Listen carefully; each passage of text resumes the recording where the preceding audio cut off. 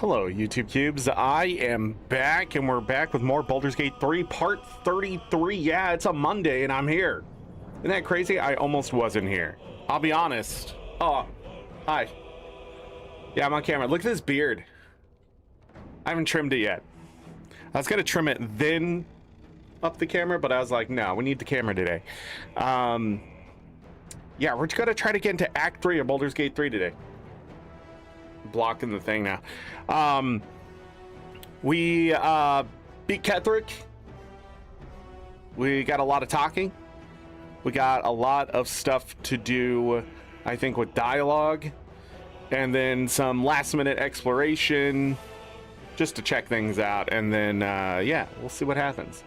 But the reason why I wasn't almost here today is because this weekend my wife and I took it upon us to take in a dog. We're not 100% on this dog, but we sort of are. Wasn't our plan, but last Friday there was some discussion about this dog. We have no idea. There's just so much blank information about her. Well, good, she's sleeping. Let me grab her.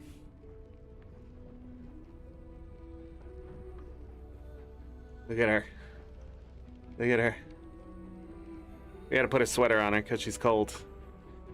We have a lot of doing and undoing for her. But this is Paisley. She's 4 or 5 years old. 3 to 5 years old. We have no idea. But she's in pretty good shape now. She still stinks. Yeah. And she's a big cuddler. Very rage demon rat. Yes, she is a Chihuahua, but she's not 100% Chihuahua. And when she's sleeping, she looks very angry. I don't think she will be as grumpy as the Lord of the Salt Cubes Lucky, but yeah. Her home was lost, so we had to decide whether to take her in or not, and of course we took her in because she's cuddly, and so far she's pooed and peed everywhere, not purposely, and puked, but she's going through a little bit of withdrawal, but yeah, she's starting to figure it all out. Bo has been taking care of her and making sure she knows when to eat, when to sleep, and when to go outside. Which is all the time. She's here. But, yeah, this is the calmest she's been all day. But, yeah. She finally ate some food last night. We've had her since Saturday afternoon. So she was going through the ringer Saturday and Sunday. Pretty sure she's used to human food. Yeah, I got you all tired now. But yeah, she's white, fluffy. She gets her hair everywhere. We brushed her out. We got her unmatted, all cleaned up. She'll get another bath this week. She'll go see the vet this week. She'll get some shots. She may not even had her shots since like the first year she was born. As far as we can tell, we don't know. So we're gonna take her to the vet and get her all figured out. She also has a lot of allergy stuff going on right now, or she's sick or something.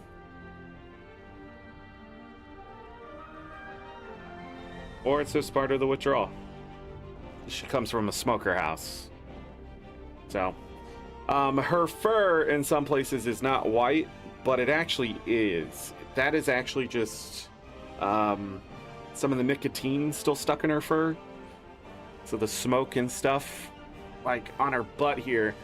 So she's got to get a little bit more whiter than this. If I move her fur, you can actually see that it starts out pretty white. I don't think this is actually, because as we've cut it off, like it used to be all brown down here, as we've cut it off, it's just stained. So we're expecting that she does have some tan but she's mostly white. And she just likes to cuddle. All right. I'm going to put you back in the bed. Yes, I am. Can you do that? Can you do that thing? Do you want to sniff it? Can you do that thing where you go and then you sound like a duck? You go quack. No? She is like very disinterested. As soon as I set her down, she's gonna turn around and she's gonna do this dance where she puts her, she like dances. All right, good girl. She's like, are you showing me off? Yeah. Paisley. Are you being a good girl? Yeah, you too, Bobo. Lay down. No. No. Lay down. Come on. Lay down. Good girl. She likes to get her belly rubbed all the time. But yeah, that's Paisley. She's like 5 pounds. She's lighter than Lucky was. Her fur makes her look really big. She also has much longer legs than Bo. So she stands taller than Bo, but she's not as thick as he is. She does need a little bit of weight, though. I'm guessing she's supposed to be 6.5-ish pounds. So I have about a pound to put on her, which is going to be easy now that she's eating food. But yeah, we're gonna take her to the doctor or to the vet, and then more likely she's gonna have to get a tooth extracted from what I can tell, and she might have a spider bite and that kind of thing to take care of. But other than that, she's pretty healthy, and I'm gonna get her as healthy as possible. We also gotta get her to a groomer and get her cleaned up. It seems like just chunks of hair have been cut off of her, probably because it's matted up. But I brushed out all the matted stuff. Took off probably, I don't know, that much fur. It was all over us. Like, there was so much fur. Like when we were, so she was held at a family member's house, and when we went over there, we were just covered in fur. And yeah, she just hasn't been brushed out in a while. But once we got all that brushed out, her hair hasn't been too bad. And we gave her, and I just got some bougie shampoo for Bo, and so we used that on her. I had to use a crap ton of shampoo. It wouldn't lather. There was just so much stuff it could cling to. I just kept pumping. And then of course on the way home, she pooed herself.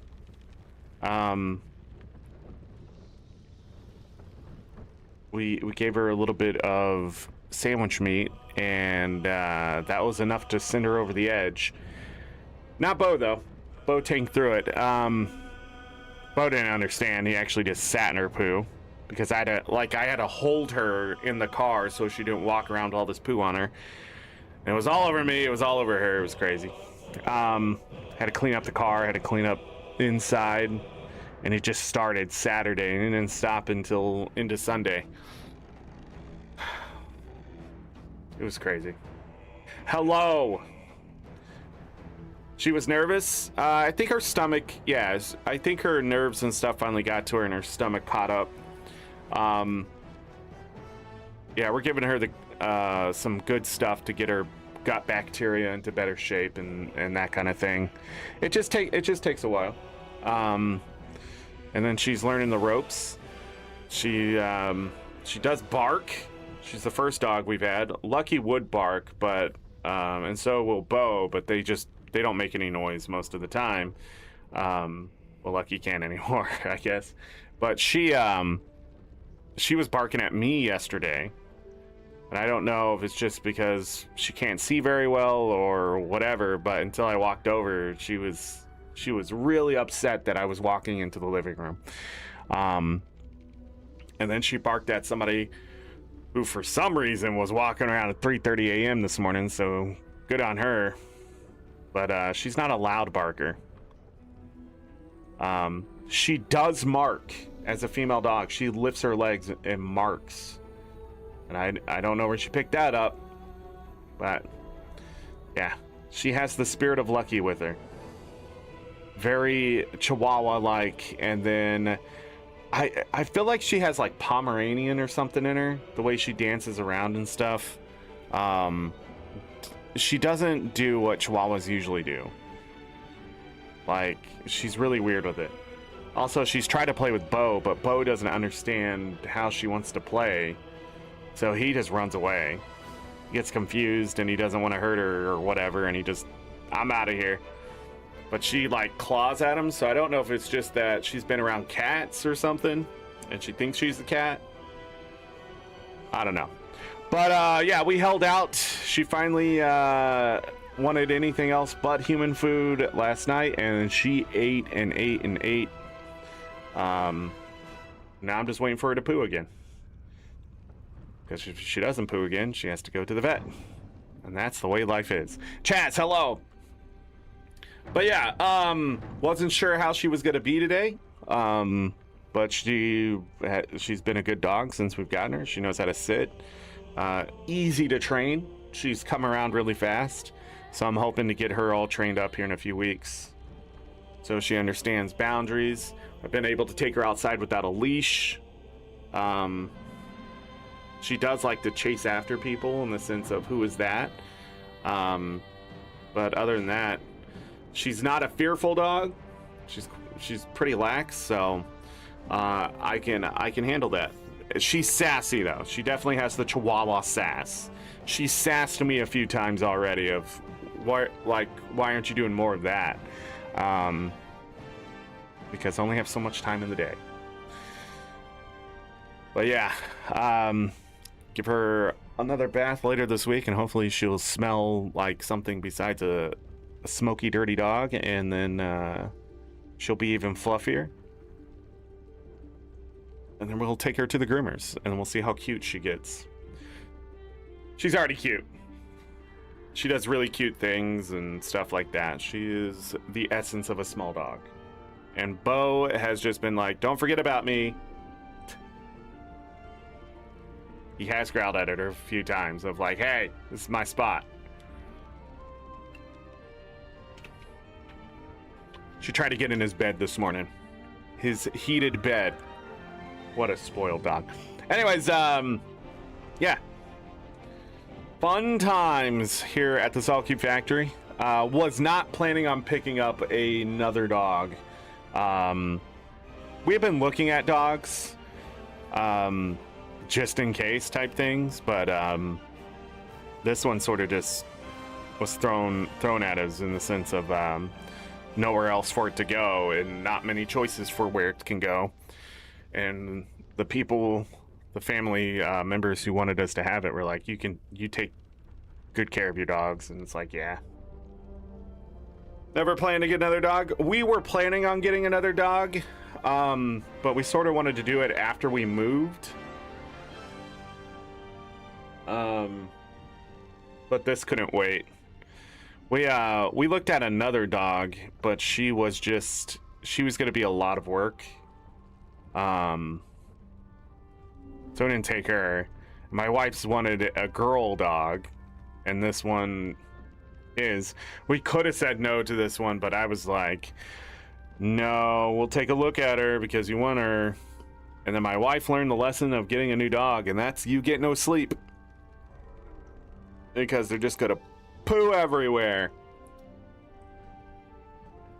But I was there. I was helping her. I did all the laundry, got all the laundry done from Friday and Saturday. It was a lot. Washed almost every blanket in the house.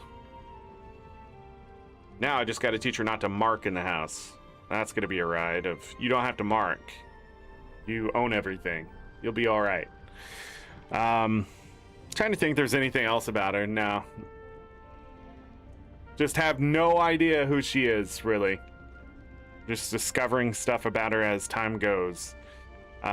Same thing happened with Lucky when we got him. He had a history of trauma and so little things would set him off and stuff like that. I don't know about her. She's just so quiet, and so like the first day she was so lethargic because she didn't feel good and stuff like that. But as she gets energy, she gets really Chihuahua-like, and then she just lays down and goes to sleep. Very Chihuahua-like. My wife is not used to a non-geriatric dog. All the dogs in her adulthood have been old. So Paisley will jump up to the top of the couch to lay up on the top of the couch like Chihuahuas do. Lucky used to do that too, but he got older and he stopped. But the first time she did that, she was like, she panicked because if Lucky did that, crazy. And then Bo's too scared to do it. And I'm like, no, she's going to do that. She's going to jump up onto places. She's going to jump down from places. She's got to get up into things. She's young, technically. We know that she's not like 10 years old. So, and her friend already pointed that out to her, and I thought it was funny. I was like, yeah, I know what to do. Just let the dog be a dog. Anyways. My camera up here? Nah, good. I can move this microphone closer to me so I don't have to lean forward. Well, there's no reason for her not to be on the top of the couch. She can't fall anywhere but onto the couch. She was going to jump from the top of the couch onto the other one yesterday. That's a no-no. Because I don't know if she can make the jump. And I don't want to test it right now until she actually has some muscle. Bobo's getting some muscle. If you guys could see his front legs, oh man, we're getting him into shape. But yeah, I like to make sure they're healthy. He's getting his teeth brushed today, so hers, I'm gonna wait a moment. Her front teeth look really good. Her back teeth, ugh. I don't know if she can chew on anything or that, but when we get her to the vet, we'll take a better look at him, I guess.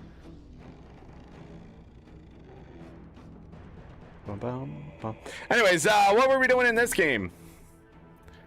So we beat Ketheric Thorm.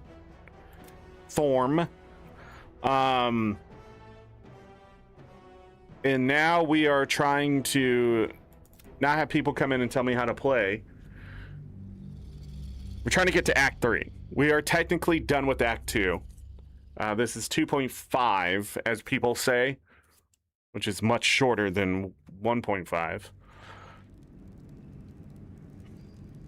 Oh, there's some noise.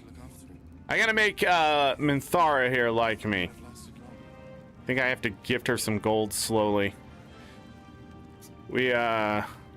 These two are doing it. This guy's gonna stay here and die. I don't think I have anything to sell. We gained another party member. We gained more people into our camp or something like that. What's it like in there? In the curse? More horrible than you can imagine. Alright, let's figure this out. Very well. We can't leave just yet. Seems this individual doesn't think very highly of you. Your offer appears to be of interest.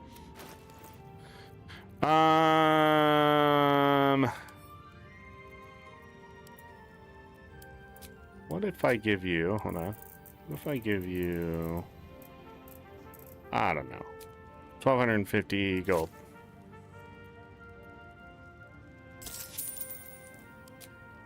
Ah, that is how it works. Huh. What if I give you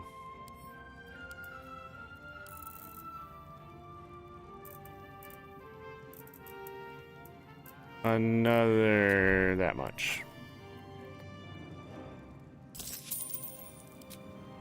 There we go. All right.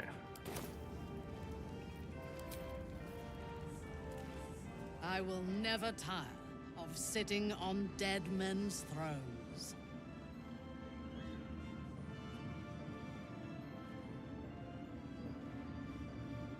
You did not care who came with? Just as much in a video game as real life? You're not wrong, but I'm going to try my best. I was told to try to get her. I don't know why. I'm going to do it. I'm going to see how many people I can fill in the camp. I don't care if there's an achievement or not. Holy crap. I had to stretch. I never tire of killing their previous occupants. It suits you. Indeed. And now we know that he was not acting alone. During my time in the cult, I came to know one of his co-conspirators all too well. Baal's bloodletter. Orin.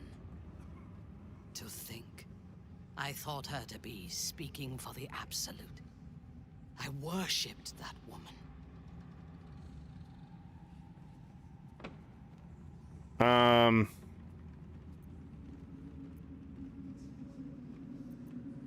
An old flame? Jealous? You needn't be. When Orin is in my hands, her agony will nourish me. Dang. She is the Iblis who indoctrinated me with the Absolute's lies.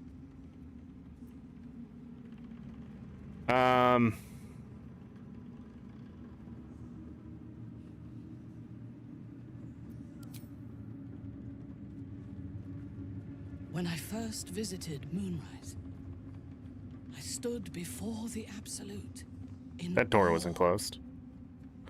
It was more of an idea than an entity. Pure love. Total power. Orin was by my side. She told me that God had chosen me to be a true soul. Blessed and adored. Now I know that those memories are lies. There was no God. Orin held me down in a cocoon of flesh, while a mind flayer forced a parasite into my brain. And she laughed at my fear. I will find her. I will murder her. And I will smile. Vengeance! Perhaps we can take her place? Wait, what? We'll be heroes. Yes! Let them think that. There is a short path from savior to ruler. A short and bloody path. I know it well, and we will walk it together. But Wait, what? Baldur's Gate is a mere bauble. We have the chance to seize something much greater. Surely you see it. In killing Ketheric, we fractured the cult's leadership. When we break the other chosen and claim their netherstones, we can take control.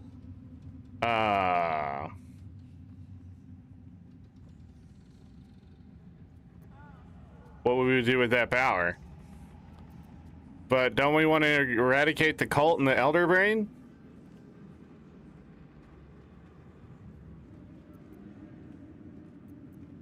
I have so many questions here. The power of the enslaved Elder Brain could reshape the world. We could reshape the world. You and Asterion would get along well.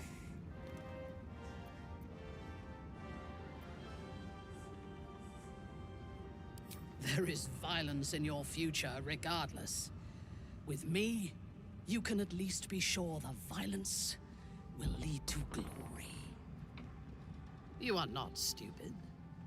When we reach Baldur's Gate and face the other chosen, you will see that my way is the right one. Maybe I'll change your mind. You're going alone! The Elder Brain is the only thing that has ever managed to change my mind. You're welcome to try. We are bound, then, to travel together, even if we do not yet agree on our ultimate purpose. Yes. There is yet one thing about you that troubles me, though. Something I need you to explain. You chose to incapacitate me rather than killing me when you eradicated my minions. Why? Because somebody told me to do it. Most people were grateful to live, not suspicious of Saber. We're simply too stubborn to die.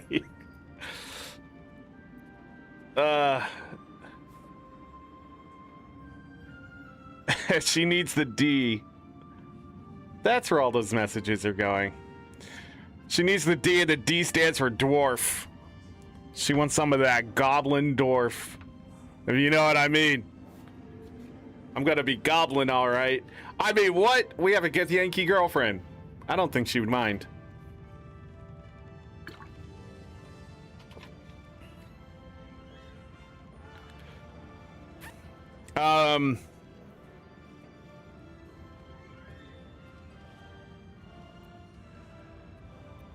So might any other true soul. And yet Gut and Ragslin do not stand with us under your protection. Sparing an enemy's life is a great risk. Even though I owe my life to the part of you that showed me mercy, it concerns me. Well, if Ketheric had ordered me to slay you to prove my worth, I would have. Or died trying. I should not lose myself in these thoughts of what might have been. I live, and I am grateful. I do have one more question, though, before we continue. I guess. Why come to Moonrise, where the cult's power is strongest? Why not walk away?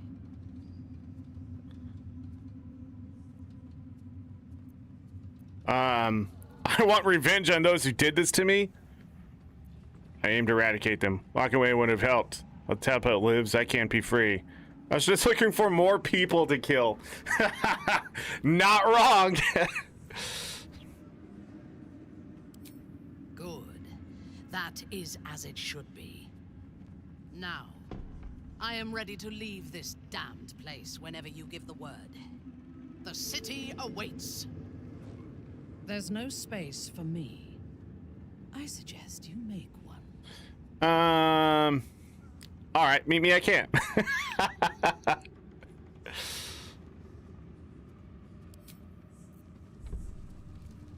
Okay.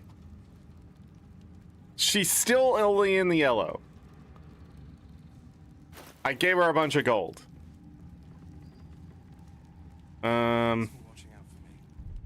Let's do a new save for the day. Bum bum ba-dum. Withers. A curse lifted.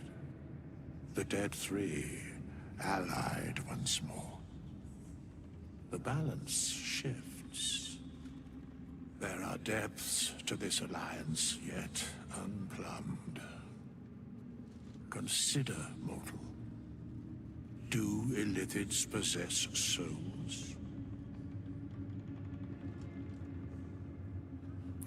Forget that. What are you doing here, Withers? These abominations are soulless, surely. I'm not sure. Don't all living things? Ha! I admit I haven't thought about it.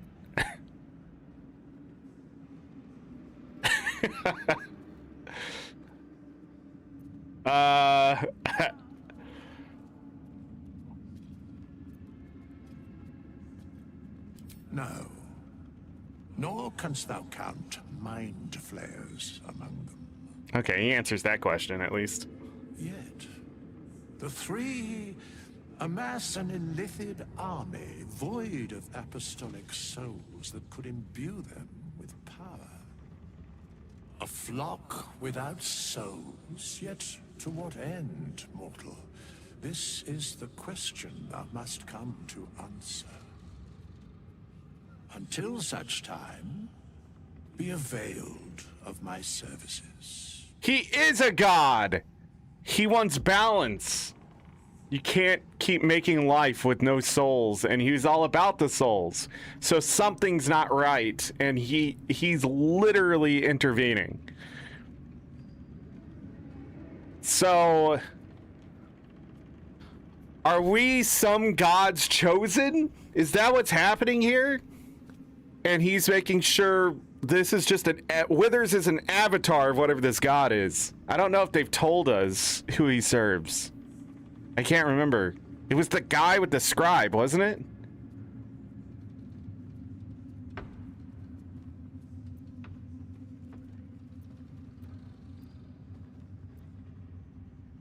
Yeah, and that's why he's so interested in the Dead 3, because they're causing imbalance, right? Where matters of balance are concerned, Yeah! I am eternally cold. He is a Reaper. So in the grand scheme of things, true Reapers, the ones that take the souls to wherever they need to go and stuff like that in stories, if you actually look further behind of what they were, they're entities not of any god, but to maintain balance of how much life and death there is. If there's too much death, they stop taking the souls. If there's not enough death, they start killing people. Or they ask people to do it or whatever. But the idea is if somebody's causing an influx, they deal with it directly. So it's the idea of, like, say an angel came from heaven and stopped letting people die on earth. The Reaper would come to kill the angel. That is their job, type of thing. So that idea has been around forever. I mean, since the dawn of man, pretty much. But the idea here in D&D is that that's why he's here. He's trying to get this all squared away. But he's not the only one. When it comes to the gods, we have the Dead 3, we've had Shar, we have Saloon, we've had whoever Withers technically is. He's obviously an avatar of that person, that god. I'm trying to think. There was another one, right? The Weave. So that god is like, we're in the middle of the battle of the gods, trying to find. So the ones that we are technically working for, so Gale directly, us sort of free agent, but not really, I guess. And we still don't know who the dream person is, which I'm guessing serves the Illithid in some way, because the way they keep talking, they're pro-Illithid, but not pro-Dead 3. Which makes me think the Elder Brain isn't in their full control. Because how could it? The Elder Brain is technically a god. I mean, it's just a hive mind of information. It has the power to literally convert almost anything into mind flayers or something worse, right? So in Act 3, where we found him, I think that god was there. If we can go back to it, we'll go look. I might have to load up a save. No. Yeah, and he can only tell me so much, because directly interfering would be against the rules. The Dead 3 are breaking the rules.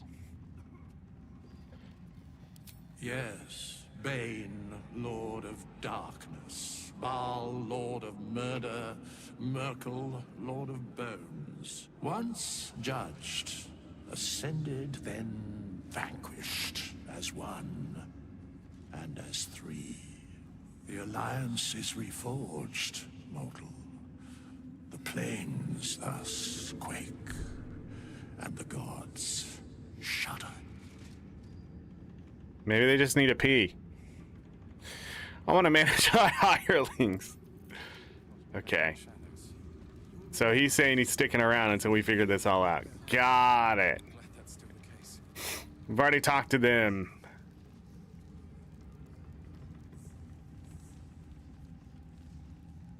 And Keep going. I don't think anything's stealing anymore.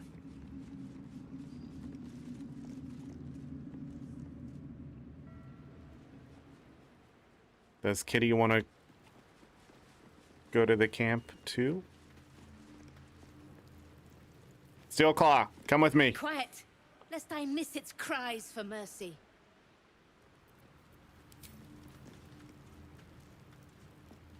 Damn. Hold on. Save. I've seen this shit go south before. I've played enough D&D to know a cat can fuck you up. That parasite was mine! Spend your days in fear, furless one, for I will return to dig my claws into your eyes and rip out your brains! At my camp?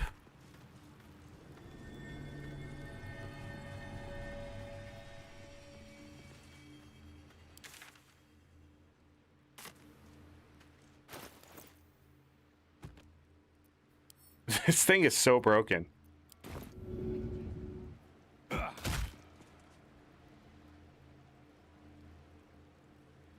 A lot of damage.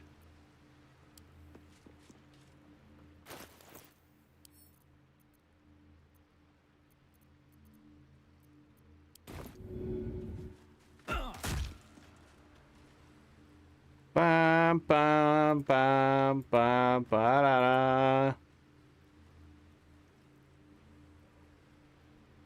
Come on, everybody. Answer this fool.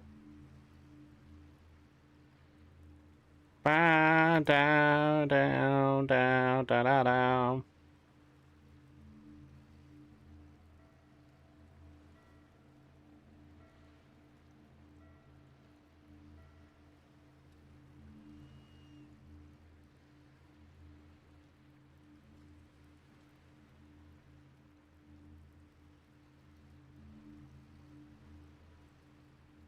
Ba-da-da.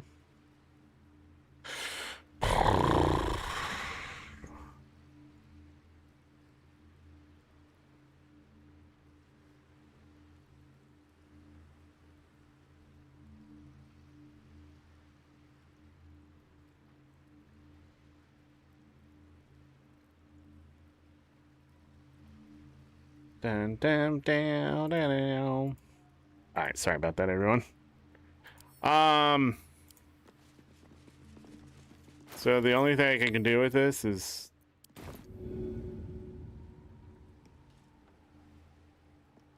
do it. Do it.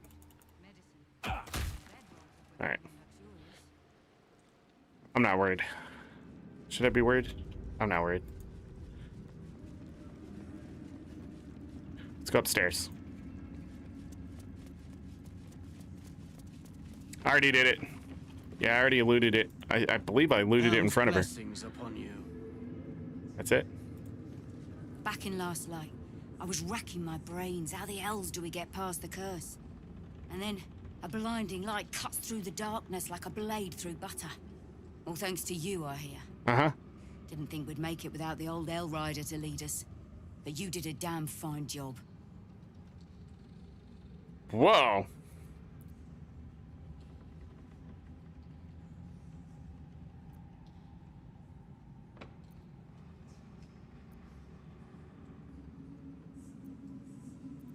People get paid for doing jobs. Cough up the coin. I would. We didn't have any fight left in him.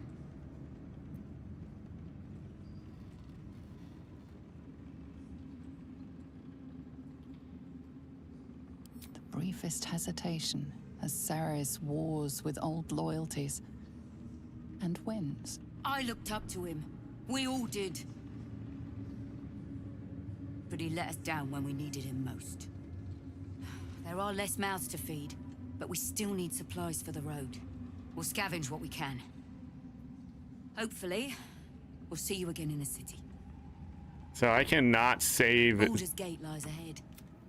I cannot save Zevlar's reputation. Oh, wow. What is she doing here? You're here. Good. That's good. I just killed an immortal, and that's all you have to say? Me? Oh, I'm fine. I'm just worried about the kids. Maul is still missing. Bye, Mark. They haven't taken it too well. I've been trying to cheer them up. We're writing a song together. But I think they're just humoring me.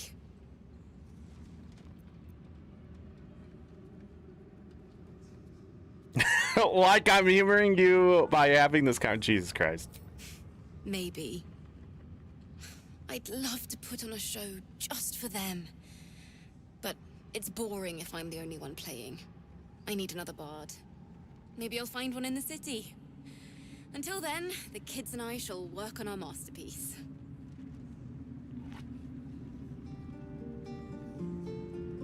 DMCA. Still here. Alfira's writing us a song. A stupid song won't bring Mole back. Tell her, won't you? Miss Alfira wants to write us a song about you fighting Ketheric. But I missed Maul. Why, yes. Once Alfira's done with this song, we will be looking for patrons. All coppers welcome, pal. What about Maul? He just sees opportunity. Don't blame the kid, though. This place is a gold mine. I'm gonna make a killing in the city.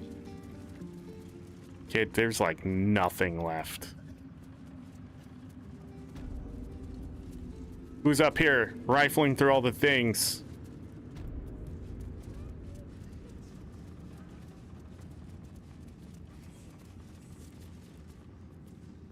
No, I'm sort of glad we didn't have to fight that.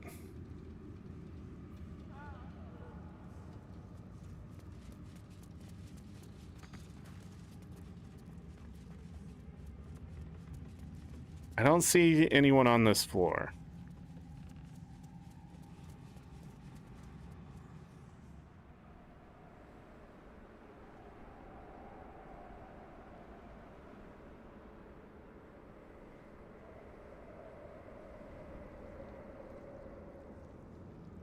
Is there anything left here?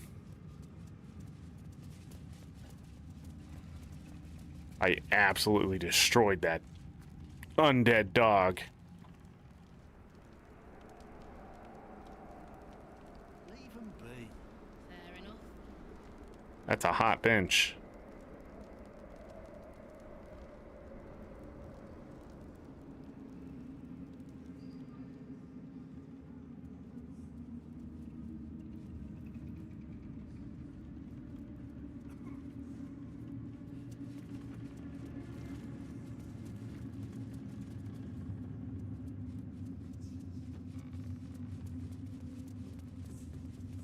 I can't imagine what it's like for them to walk through here and check all this stuff. Anything of use? Just everybody's dead.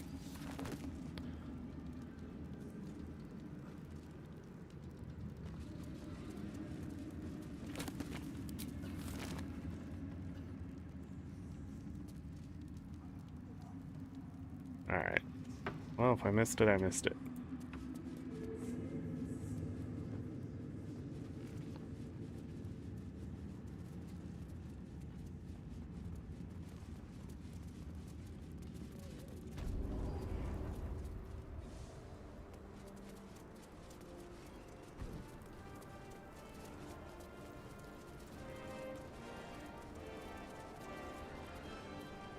It's a lot of smoke.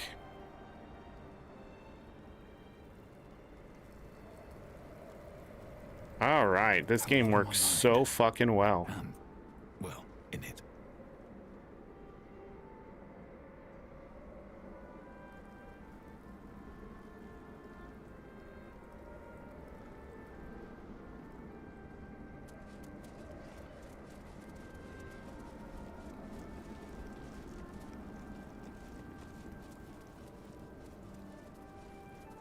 Could I jump back down? I don't know what the point of that would be, but...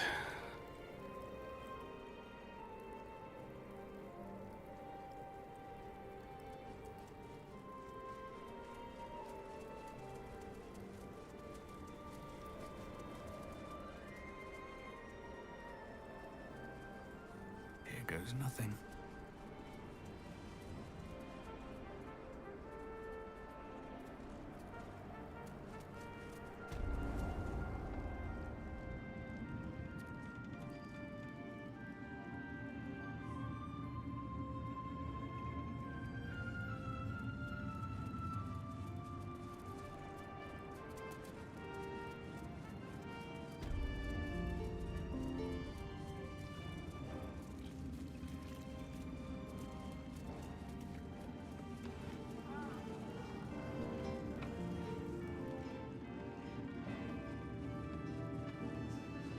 Thanks for watching out for me. I believe I have talked to everyone.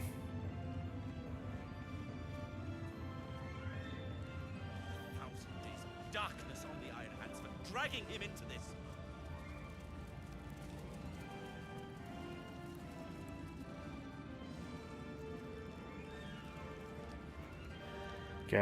What are you doing? Guess we haven't talked to this guy. It's time to fight back.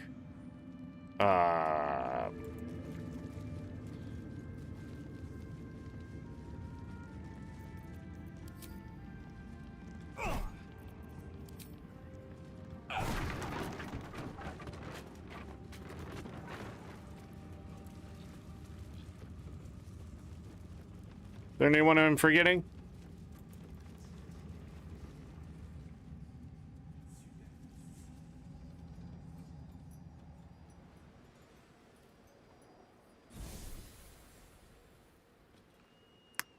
Oh, there's more people up this way, I guess.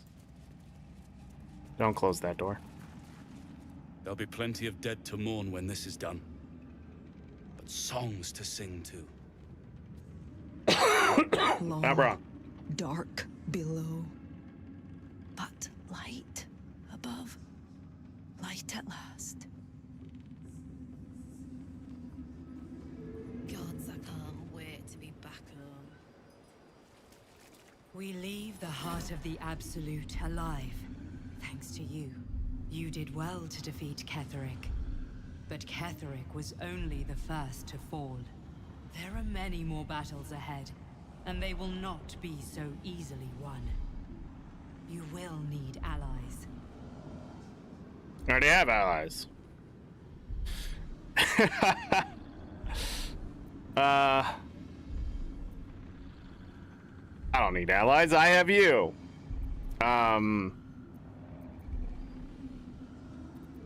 You have the makings of a leader. Your actions have already inspired those around you. Jaheira's wisdom will be an asset to you on the journey ahead. Her harpers, too. Halsin's strength and loyalty will bolster you in times of need. But if we are to succeed, we will need others.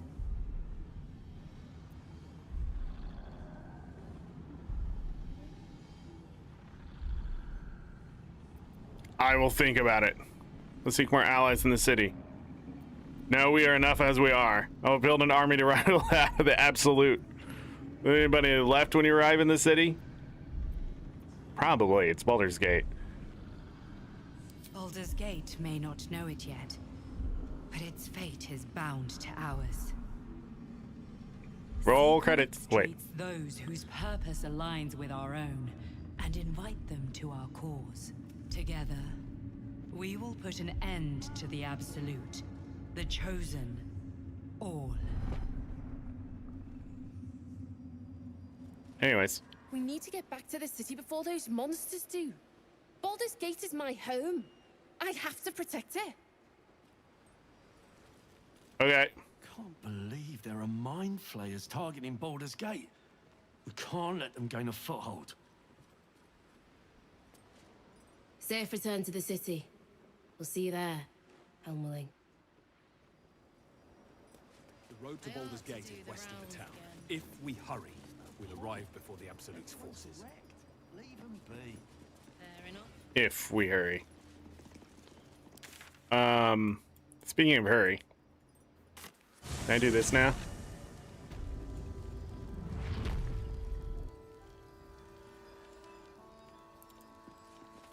Ho ho ho. Hide.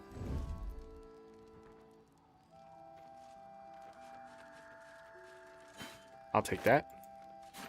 I'll take that. I will take that.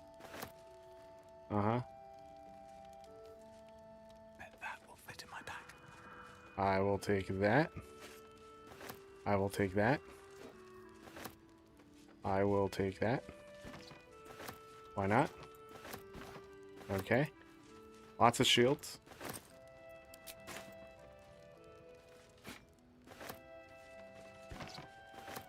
That. Oh, it's all the way on the other side. But it's mine. I will take that.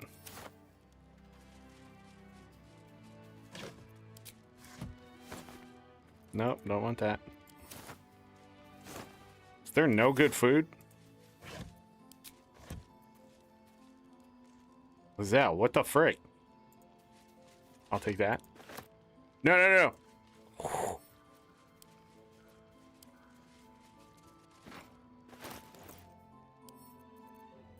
In the camp.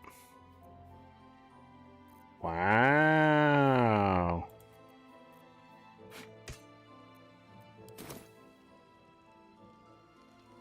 Time to press ahead. Let's have a look.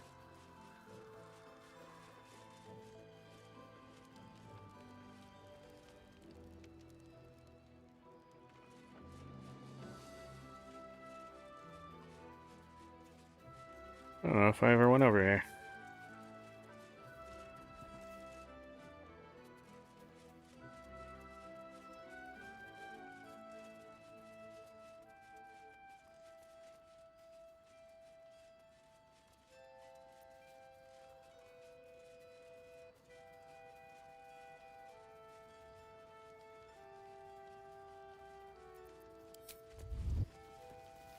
If not over, then through. I need a quick word. I just want to make it to Baldur's Gate. We've come this far, right?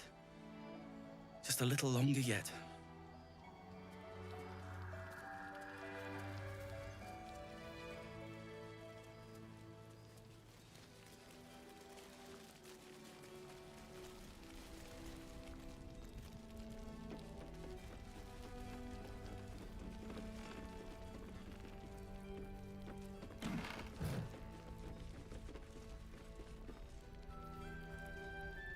The cat's gone. Stop that.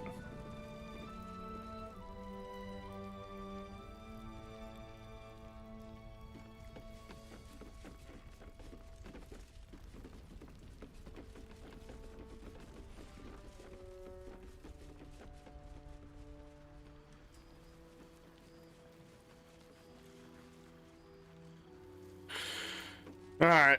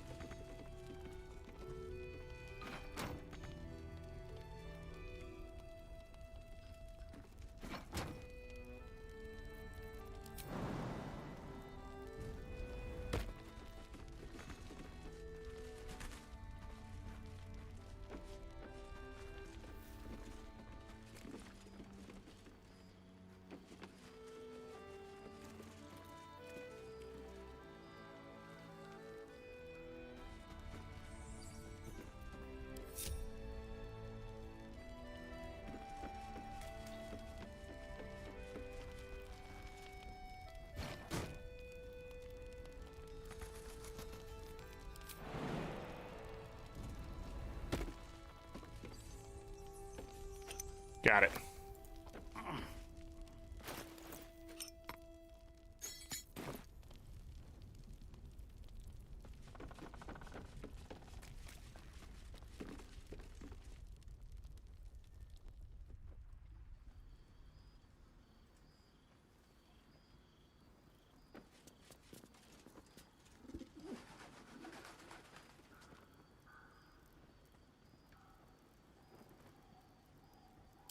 A bowl of milk.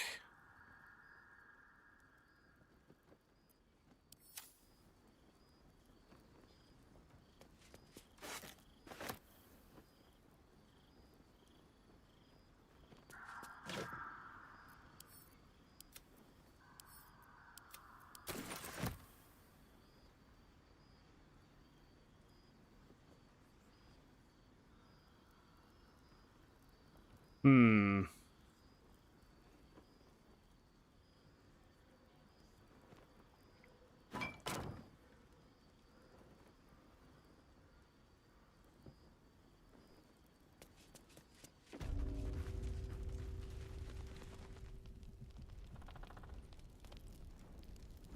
Okay. What crap do I have in here?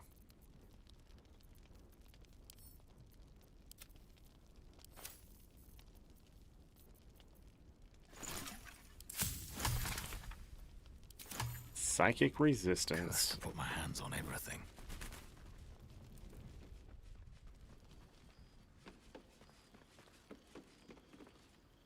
I'm pretty sure I went through all of this.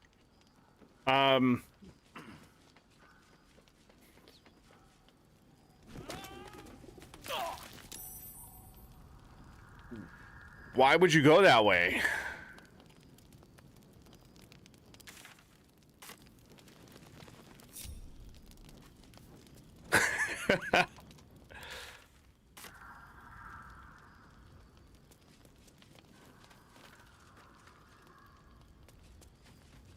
He's not here?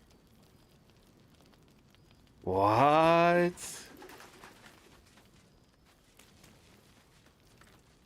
Why is that guy still here? He's like the only one still here.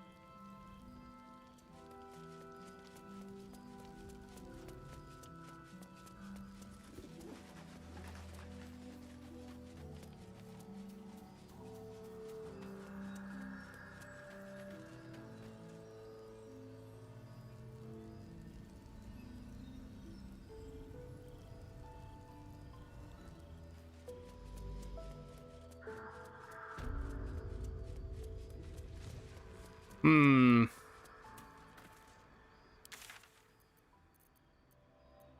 We cannot leave this place. We can go to camp, though.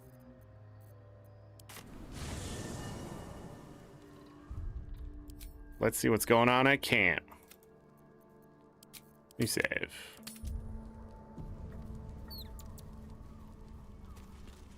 The curse is broken and the shadows are lifting. In time, these lands will heal. Hmm.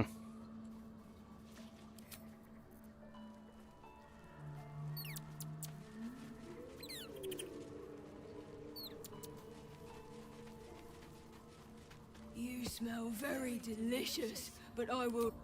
Ooh, more. Hope you're keeping well, friend.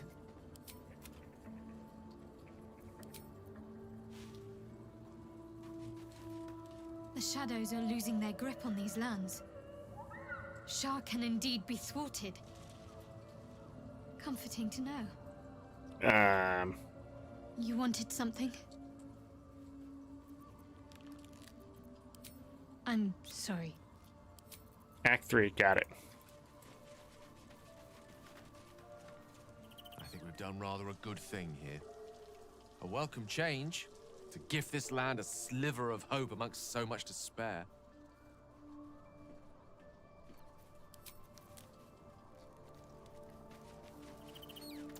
I never saw myself as a banisher of shadows before. I was always more of a lurker-in, historically.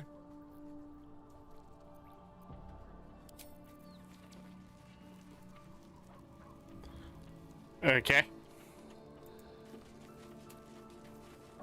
Oh, there's conversations to be had. You saw Gortash, didn't you? What the fuck was he doing down there? Is all of this because of him? The tadpole, the absolute. How?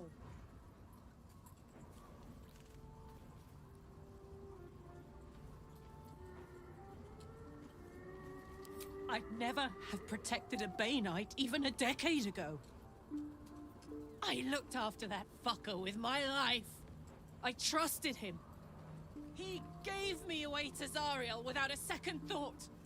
And now he's looking to ruin the entire Sword Coast. He has to die. And I'm gonna be the one who kills him. Okay.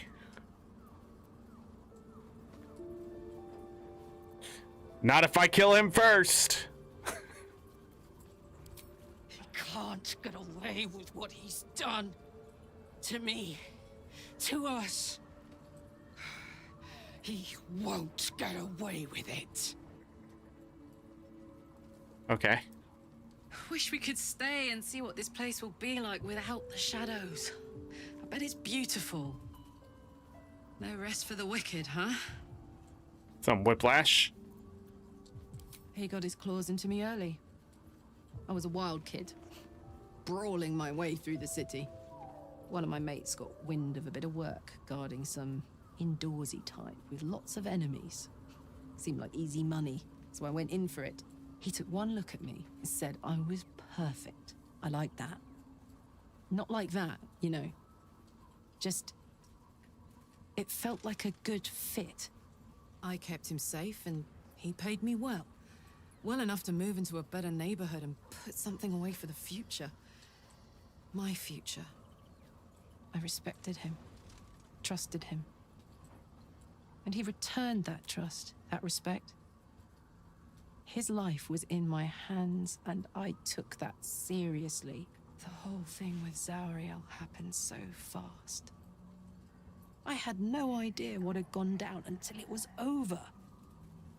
One minute I was in Baldur's Gate, a happy, healthy, not quite kid. The next, I was burning up in Avernus with an engine for a heart. Zariel laughed. Said she paid him well for my services. She'd wanted to test her new machine, and he said I'd be able to handle it. He was right. Sometimes I wish he weren't. Evil, evil bastard.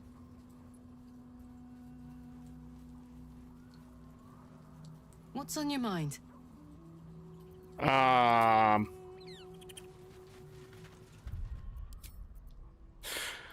Let's save. That's a lot of conversation. Next. Gods be damned. With that parasite in his brain, Father could wreak untold havoc in the Absolute's name. Should Baldur's Gate fall to the Absolute, every one of the coast cities will be ripe for the plucking. We're not just fighting for our cure. We're fighting for my father. We're fighting for the Gate. We're fighting for all of Faerun.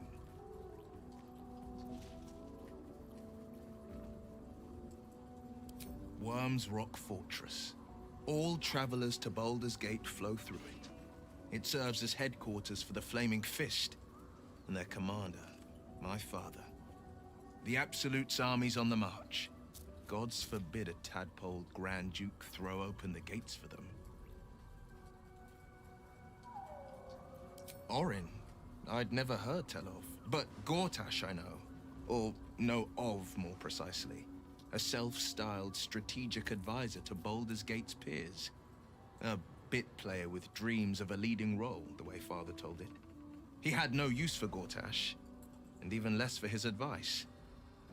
I don't remember much beyond that. But where these Chosen are concerned, I have a suspicion we're about to know more than we'd like.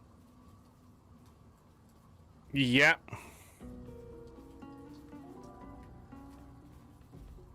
Yes, but first a question. If your home were under siege, what would you sacrifice to save it? I want to give up my soul, if that's what you're getting at. The place could burn. As would I. And more. I was 17. Father, older Ravengard, had just been named a Grand Duke and was called away to Elturel to help settle a dispute. That's when the cult of the dragon made its move.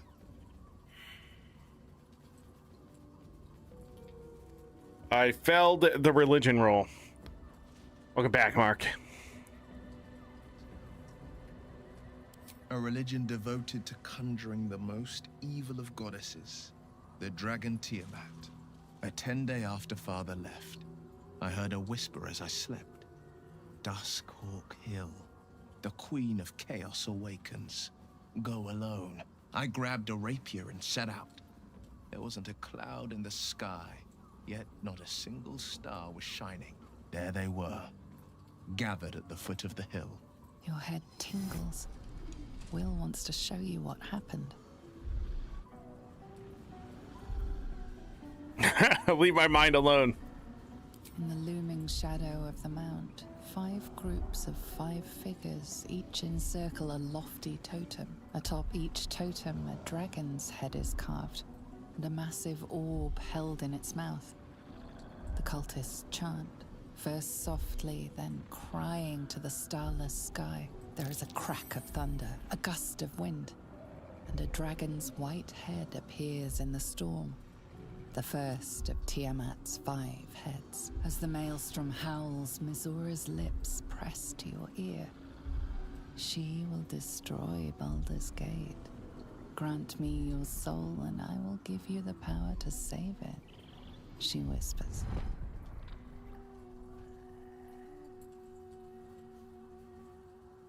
She read the terms while 2 devils stood witness, and I said yes.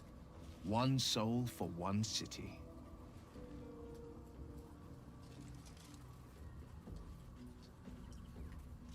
She didn't care. Why she would want to save it? Brave choice and a frightening one. Took on 25 cultists on your own. I find that hard to believe. What about your father, the Grand Duke? She didn't. She came on order of her mistress, Zariel. Tiamat made a play for power. Zariel had other plans.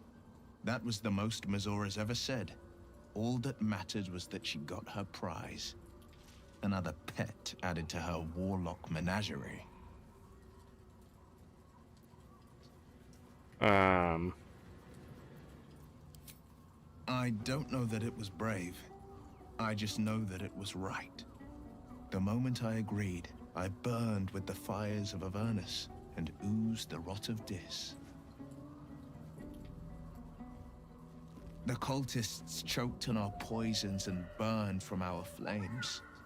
And when we were done, all that remained were 5 grayed orbs atop a pile of ash. My soul was bound, and my lips were sealed.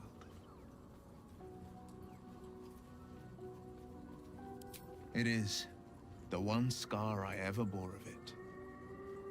Mizora replaced it with a sending stone. She uses it to track my location and speak from a distance. I could flee to the spine of the world, or the depths of the lower dark, and still never shake her. He returned to an unsuspecting city and a wayward son with a smirking devil at his side. I tried to tell him the truth, but my mouth couldn't form the words. I'd led him to the battlefield, but Mizora had swept it clean. I showed him my stone eye, but he only turned away. After, he said only one word. Go. So I did. I understand.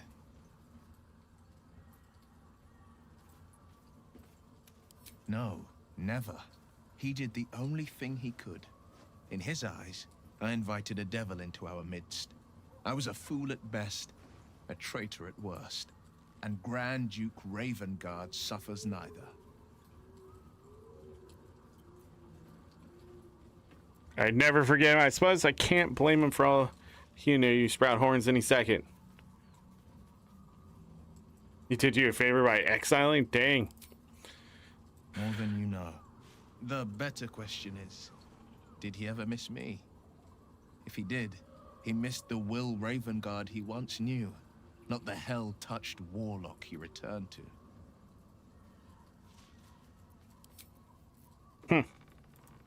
The shadows are lifted. Finally, we can breathe free. Okay.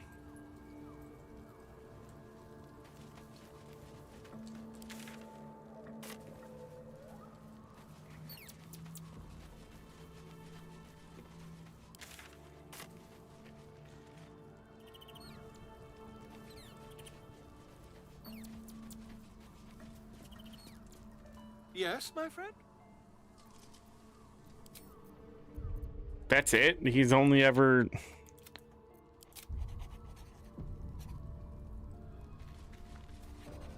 I can't believe it. I can't believe Aelin is here. And my father. I heard what happened. What he'd become. By killing him. You set him free. You set Aelin free. And me.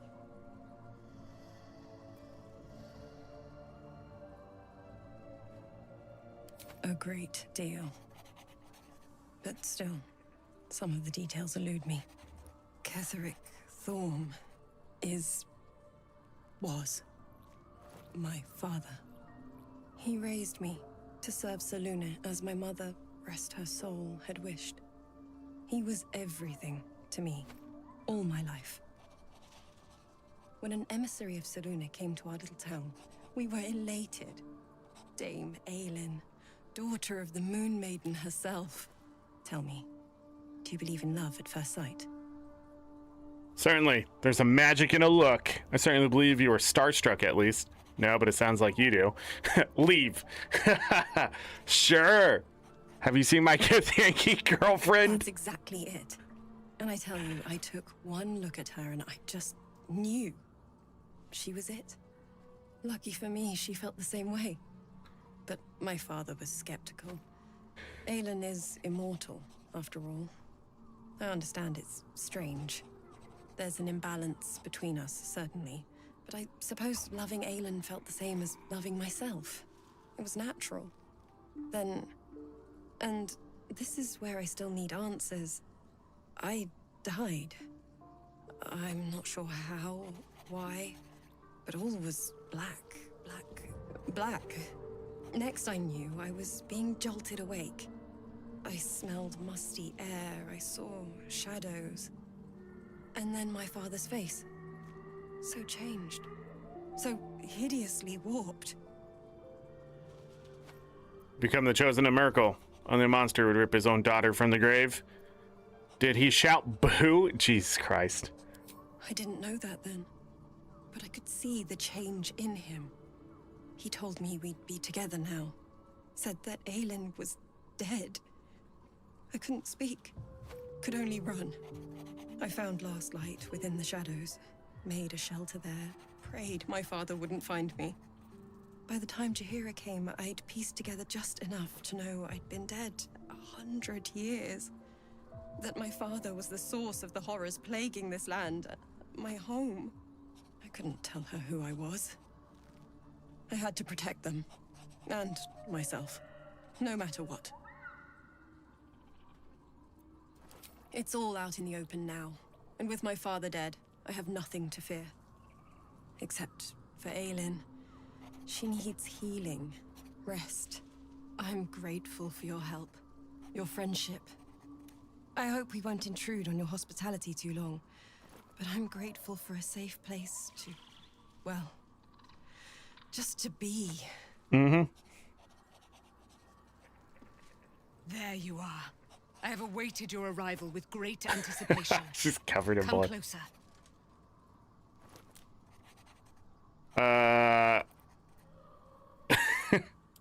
Feel my voice rattle your bones as I proclaim our victory. Is that healthy? Moon Maiden Selûne, hear me. Ketheric Thorm, traitor, apostle of Myrkul, is dead at last. My mate, Most High, darling Isabel, is safe and well. Safe and well and return to my embrace. Blessings upon the slayer of the wicked one. I have taken gold over a prayer. Where's silver light? The moon magic.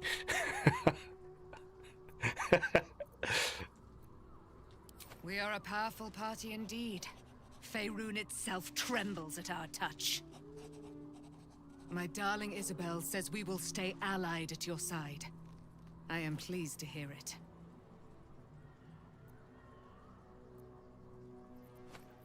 Pray, ask, and I will tell. Do I not radiate with my mother's brightness, her glory? There can be no doubt. I am of her silvered flesh, her celestial womb. Why, she already has. She has brought her sword to your side, Dame Aelin. So mighty are her wonders, her great wisdom. Together, we will set this fair land free of tyranny and murder. Okay.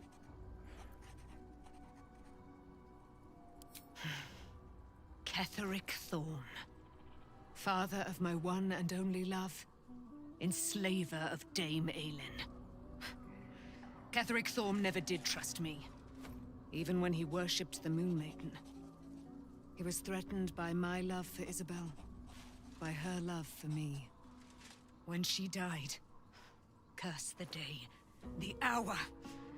We each of us mourned bitterly. But Ketheric's pain could be touched by no aid, no boundary. He turned to wretched Shah, the Lady of Loss, for relief. And she whispered into his ear, poisoning his mind. He and his loathsome advisor, Balthazar, lured me into the Shadowfell, claimed they'd found someone in need of my aid. There, they trapped me in their infernal cage. I was killed, murdered, made dead over and over and over by justiciars of every make and kind. I was reborn, for it is my nature. And Ketheric fed upon my immortality all the while. But lo, the brute is dead, and we live! She is not okay. Begone, friend. I have a darling to adore.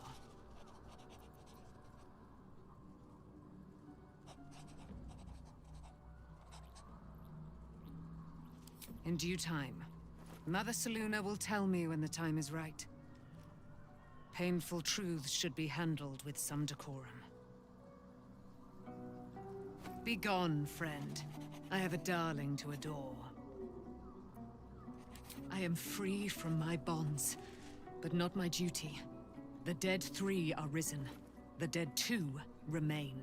You must face them. I will help. Okay. Our thoughts are as one, my friend. You must face the Chosen of Bane and Baal. I will do my part to see them laid low. Pray, ask, and I will tell. Okay.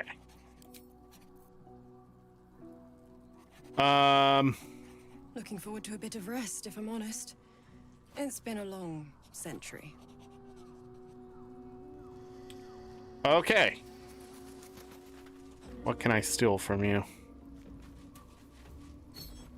Got it. Okay. Really, that's it? Wait, this isn't yours? Where's Halsin?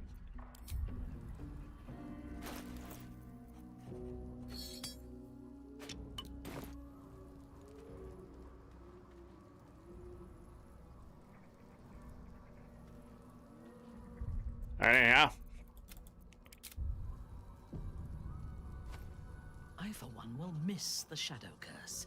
For all the pain it caused us, it did at least obscure the incessant sun. I take no pleasure in his passing. Whatever faults he may have had, Ketheric was a great leader.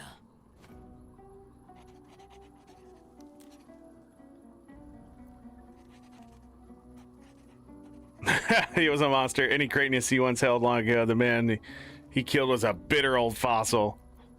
Of course. He ruled Moonrise for centuries. That in itself deserves respect. I believe he was an honorable man, but the gods used him as their plaything. First, Shah and her sister, then the three behind the Absolute. I sympathize.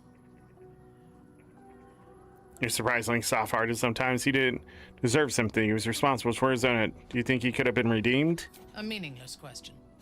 If he had killed us and conquered the Sword Coast, I would envy him. As it is, he lost, and I pity him. But I will never forgive him for handing me to Orin. For that, I hope Merkel hollows out his bones and lets them be dust.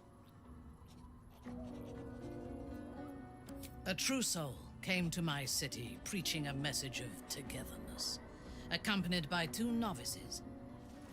Menzoberranzan is not fertile ground for such messages. I killed them and hanged their bodies in my garden.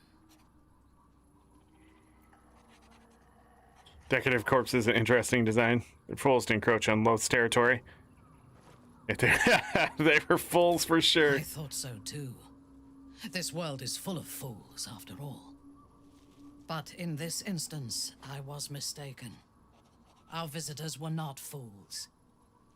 They were bait. Even as the flesh sagged and sloughed away from their eyeless skulls, their audacity infuriated me.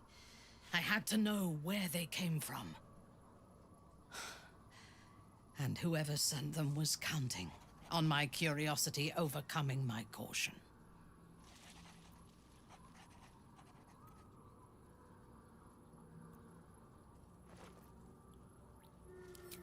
Indeed. A man you know all too well. General Ketheric Thorm. The dead cough up their secrets just as well as the living. All it took was a simple act of necromancy, and the corpses told me where I needed to strike. Moonrise Towers.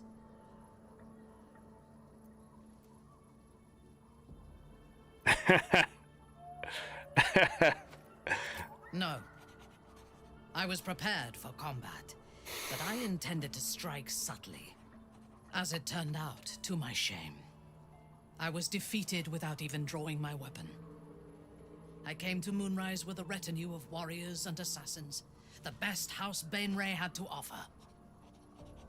I expected a battle, but found a fully laden feast table and a welcome befitting a house matron. Ketheric expected us, expected me, and I fell for his flattery.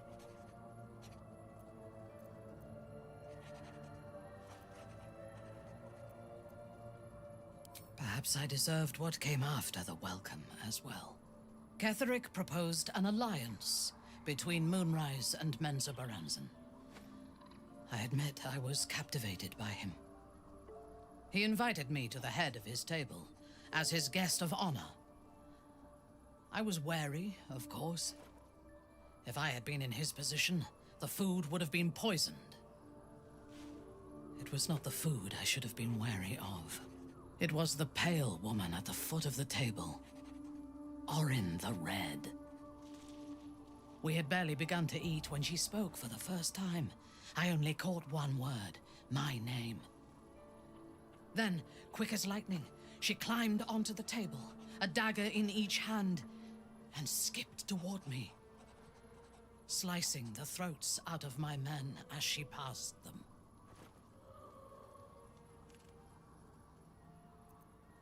She sounds delightful. That must have been terrifying. Few things frighten me. Orin is one of them. Ketheric held me still. His hand on my shoulder, the grip tight enough to crack the bone. When Orin stood before me, she touched the dagger to my eye, drawing out a tear of blood. I want this one, she said. Ketheric nodded his permission, and I was taken below. You've seen the horrors of the colony. Orin kept me there for days. She forced me to watch as my men were processed. Some for food, others as thralls. And then she placed the tadpole in my eye herself. Nobody deserves what you went through. You'll have your revenge. That is certain. Yeah! You know the rest as well as I do. There were massacres before the Grove. Religious communities mostly. Those who refused to convert. Then there was you, and now there is freedom. Soon there will be vengeance. There will always be vengeance. You wish to consult me? Okay, that's it. Where's Halson? And Jaheira? Are they in the house?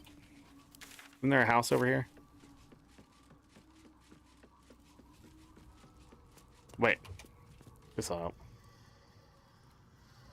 That way?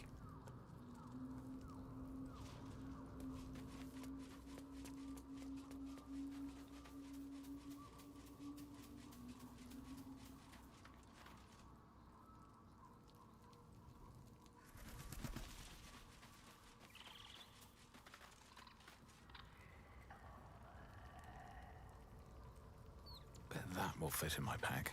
Wheat.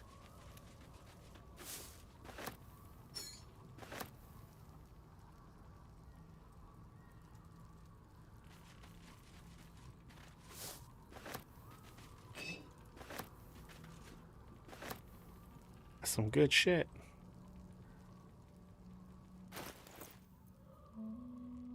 No, wheat is definitely not worth taking. We'll find a place to sell it. I would not linger in this land over long. But whatever your business, I will aid you if I can.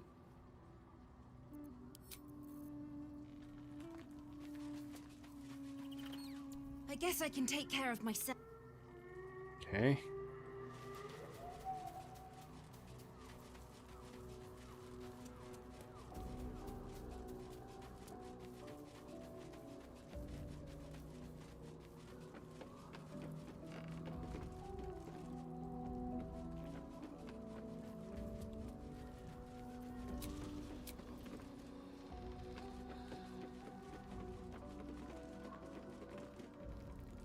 I swear, I can already feel a change in the air. I can't say for certain, but we'll see it come to pass long before this place recedes behind us. Don't worry. All is at hand. We can depart whenever you're ready. Okay. You did it. Ketheric Thorm is no more. The Shadow's grip is broken. Soon, the land shall heal.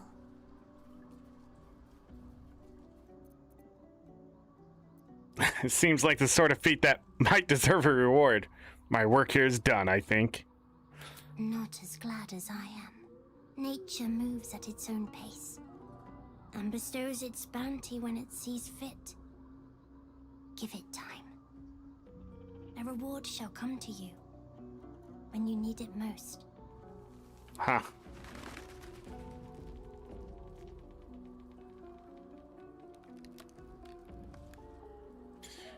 Okay.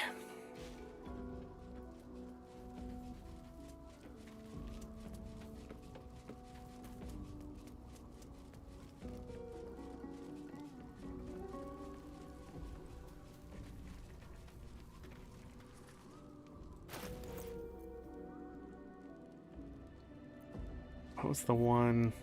Blackets will be done. Elixir of Cloud Giant Strength. Got it.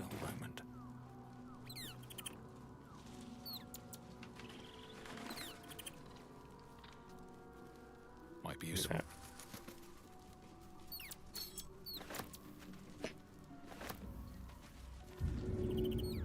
Dump.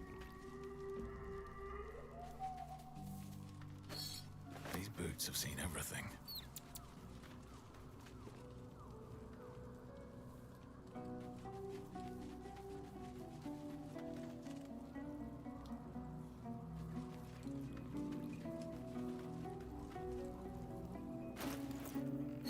Alright, I'm gonna go sell this stuff.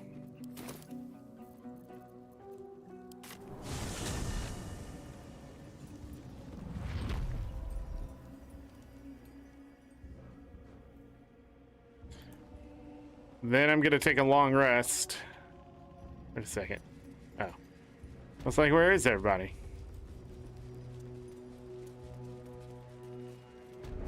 Go home, Marcus, he says. What's up for discussion?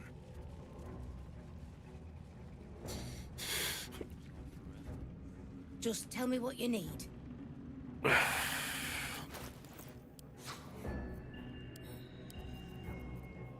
I need to sell this shit. I don't know where this stuff came from. She still has a shit ton of money, but there's no way I'm gonna be able to steal that.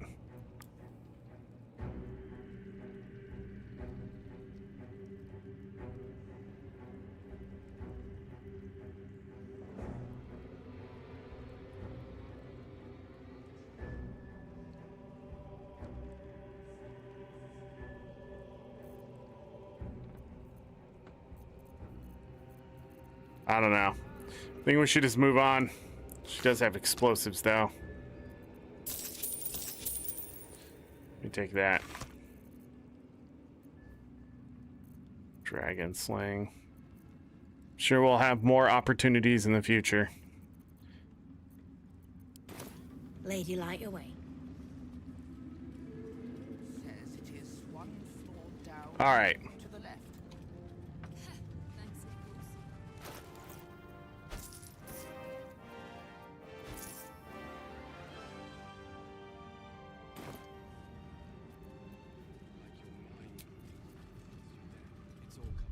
Let me save just in case. Long rest.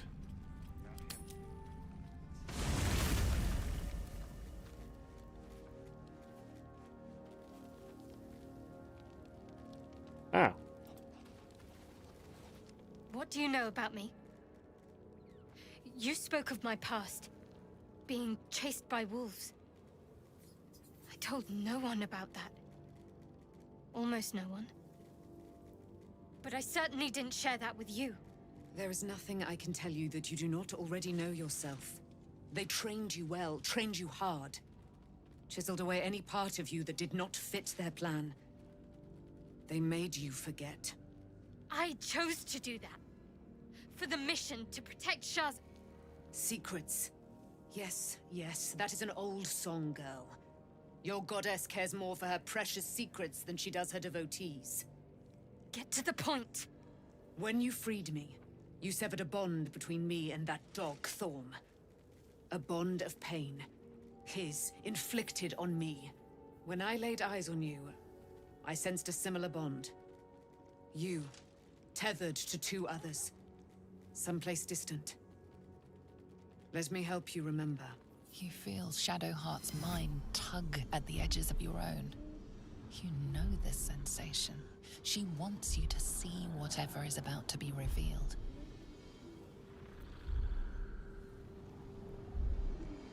Your mind joins with Shadowheart's. Something pulls at you both, bringing you elsewhere.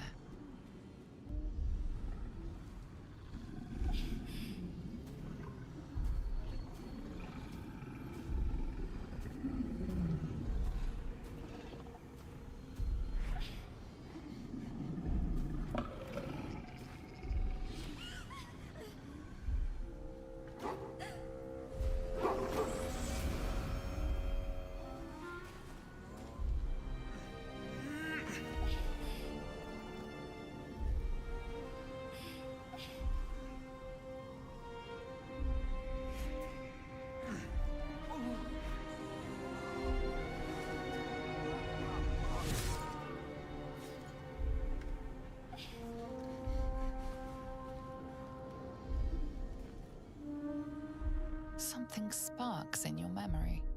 Teachings about Selûnite rites of passage, about how they would abandon their children out in the wilds and force them to find their way home. It seems that one child never came back. She was taken. What? Who was that man? You already know. Did you not see yourself in him? Do you not recognize your own blood? My father. That was him. That is him. He lives still. And your mother, too. No. It can't be. I'm an orphan. And who told you that? Your adoptive family?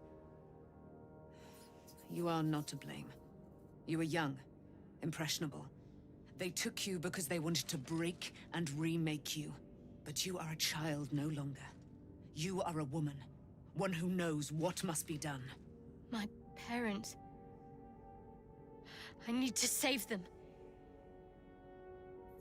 Perhaps this isn't a good idea. We've got other concerns. Does this mean you're a Selûnite? Your parents are with your abductors. You will need to return to their lair. But be warned. You may have once thought of them as comrades, mentors, friends, even lovers. They will all be enemies now. You have been forewarned for what is to come, but not yet forearmed. Spear of Night, I thought that was casted to Shadowfell. Observe silently.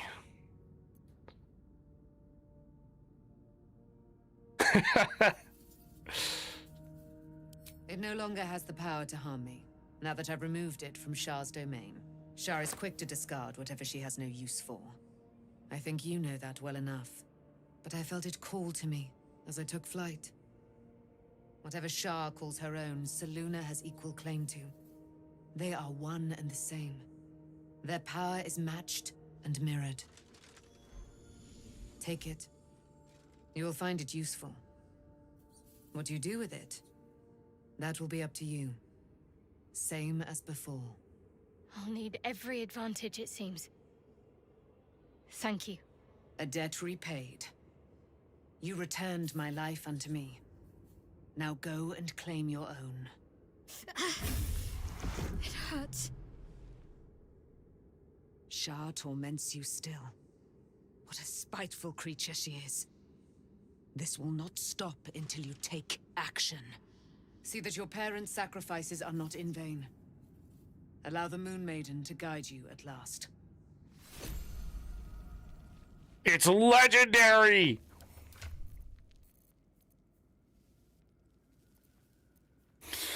All right, Selûne's Blessing, gain advantage on wisdom saving throws and perception checks. You can see in the dark up to 40 feet. Weapon enchantment +3. Moonbeam. 3d10 radiant. Call down a beam of light that damages any creature that enters the beam or starts its turn in the light. You can use an action to move the beam 60 feet. Lasts for 10 turns. Moon Moat. Moonlight the movement difficult for enemies and bolster. What? And bolster your allies' damage. Start of their turn, each hostile creature within the light must succeed a wisdom saving throw. Or they must treat the lighted area as difficult terrain. Each ally within the light deals initial 1d4 damage on hit with melee attacks. More radiant damage. It's versatile. She can put this on right away. And it works with what we're trying to do with her build. The other thing is... Yeah.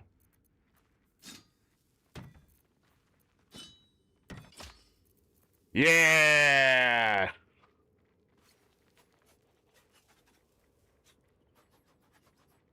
Nine to 14 damage. How much was the hammer? 8 to 14? That's a +3 on there too.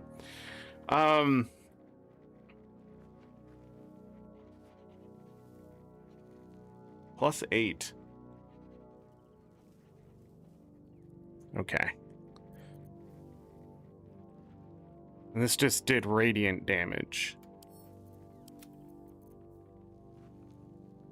She can still do radiant damage, it's just different now. Moonbeam.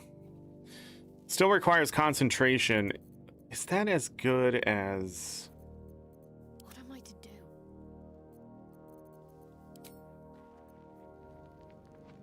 It's better. Okay.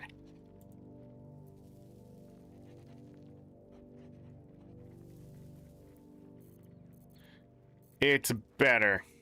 Still alive. So that's progress. Just ever so slightly better, but it's still better. And I can move it. So she doesn't have to be in it. So she does damage that way. Doesn't that mean... Let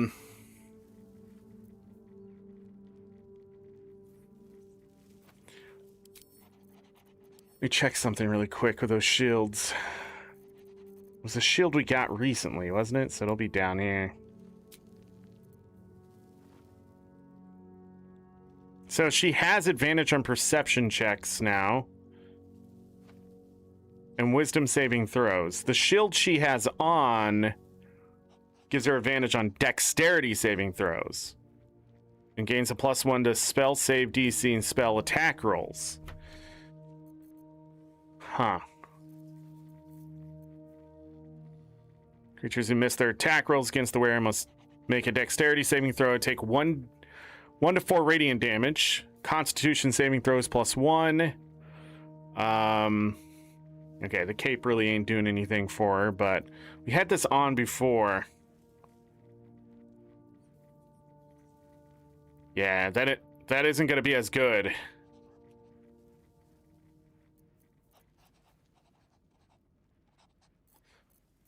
What's this one do?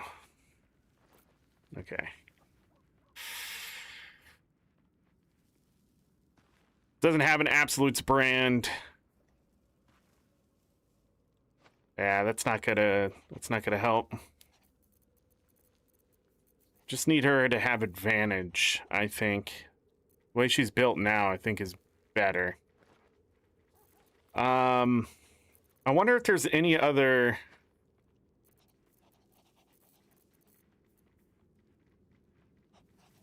So I'm willing to give up her cape.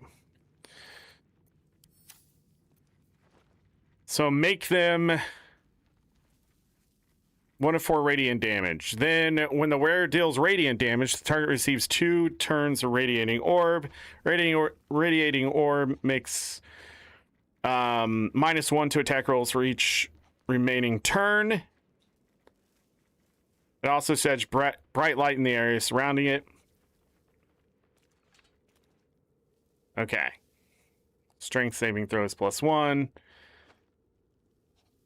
We could give up the boots, I think.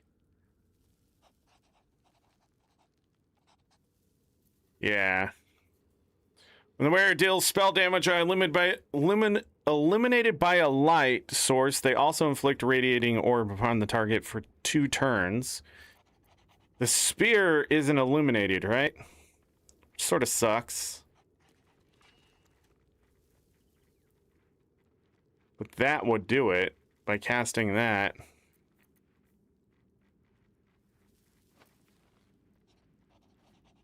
Huh. Yeah, then deals 2 additional damage on creatures that are eliminated, and that's what the radiating orb does. Store spell slot, invisibility. I wonder if there's something I can stack on her now.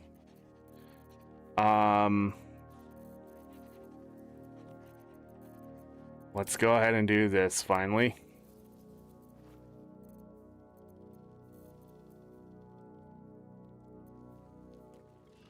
What bow does she have on?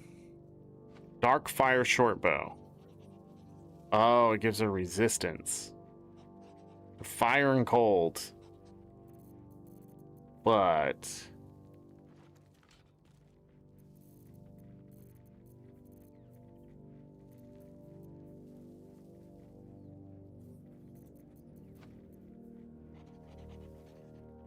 look in here.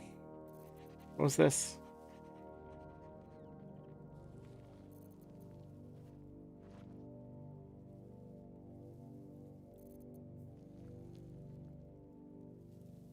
I did really like this staff. A cold build is completely doable.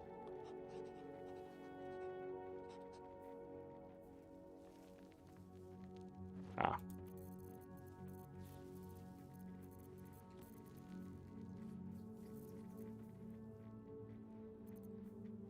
There are so many like interesting weapons, but yeah, I don't know.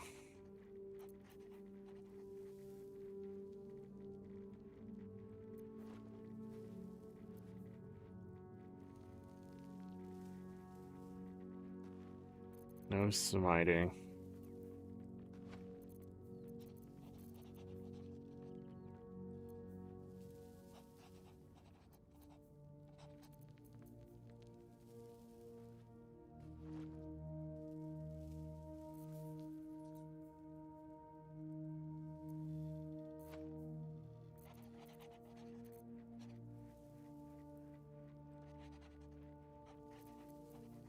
I need something to cast light on her all the time, right? Why is that there?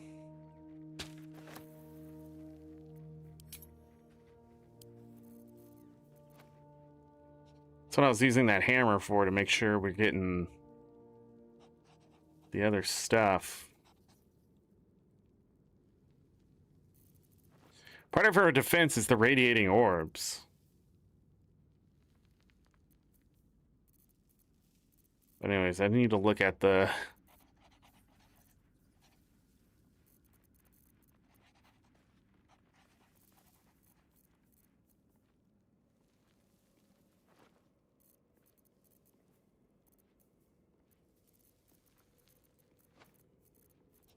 Look at all this.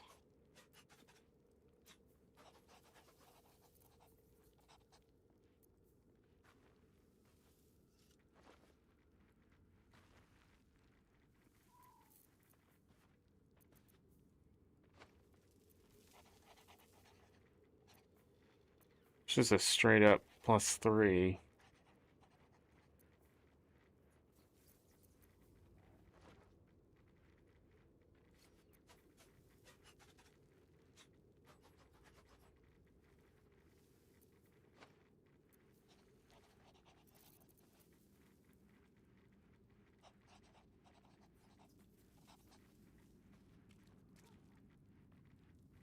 Huh.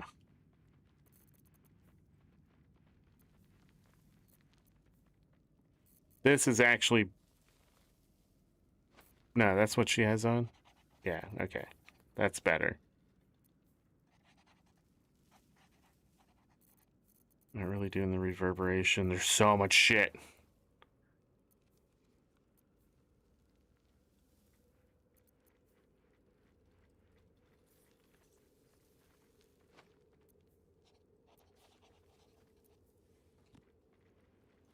Restore Bardic Inspiration. Don't want to give up her gloves.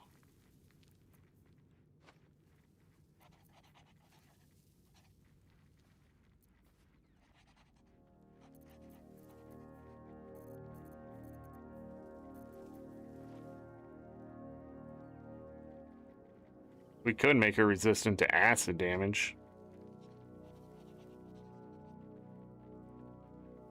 Or just give her straight up 8 temporary hit points from doing a concentration, which is everything that she has. This is for a long rest.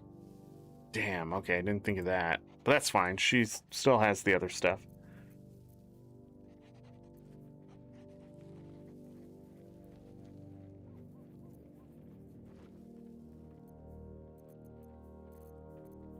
I need better boots.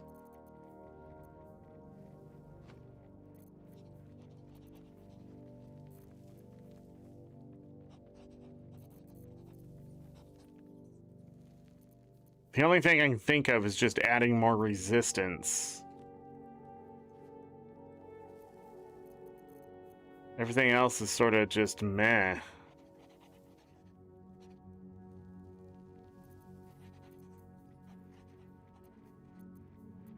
The frick game.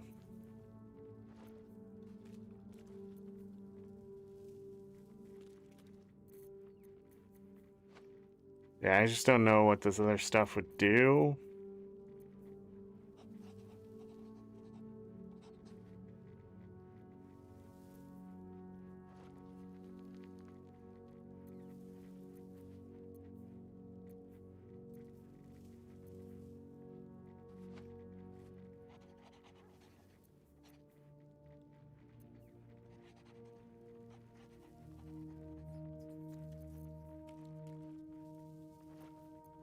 Oh yeah, we gotta figure out what that is.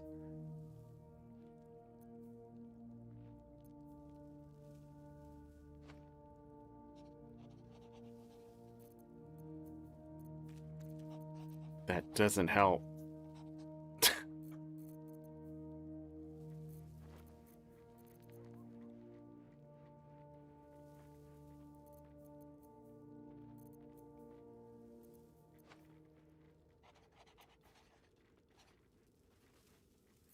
So I need more radiant stuff.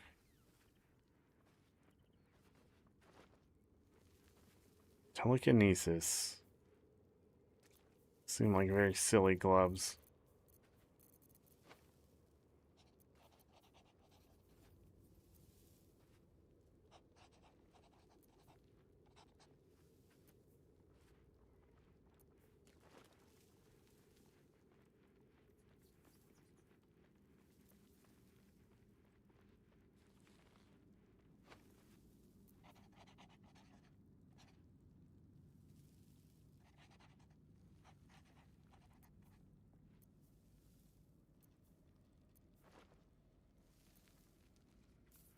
Light.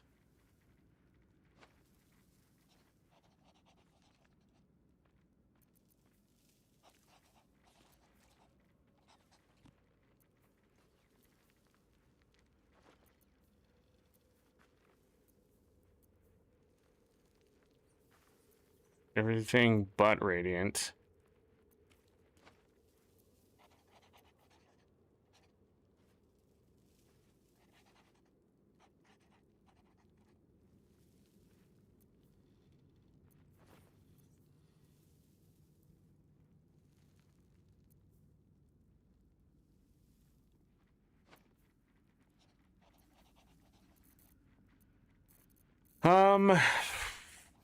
Well,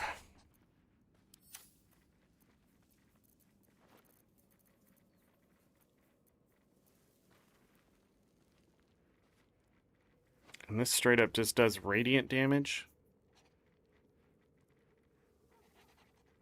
And it does have the light.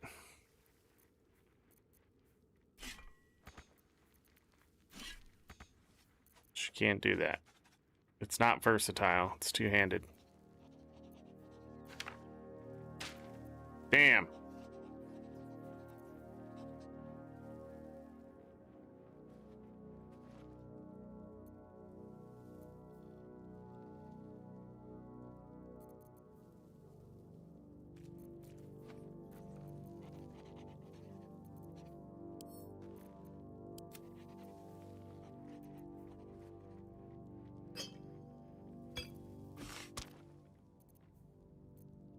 What will he ever do?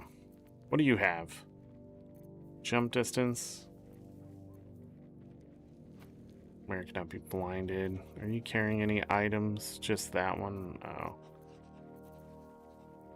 I mean... no extra equipment.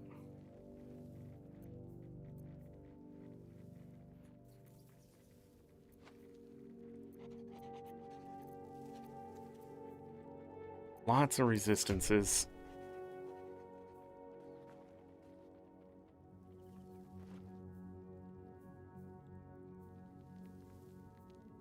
She's about to lose all this stuff, right? Yeah. That's fine.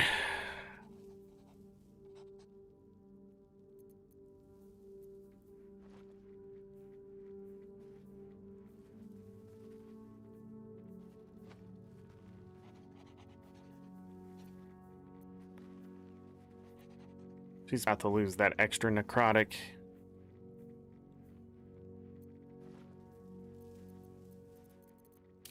That's saving throws. She has a plus 12 to wisdom saving throws. Plus 8 right now because she's boosted. I'm gonna boost her again.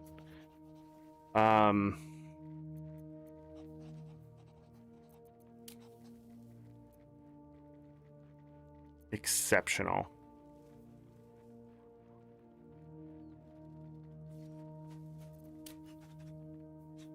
I mean, he doesn't hate me.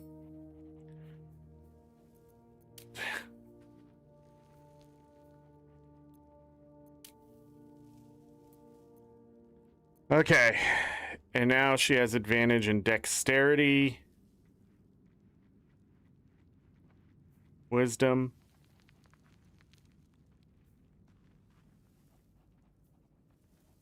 All right.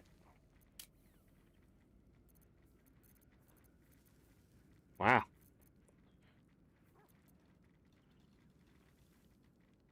She only has a +6 in perception. She has like the only thing she has is athletics, acrobatics. Nice.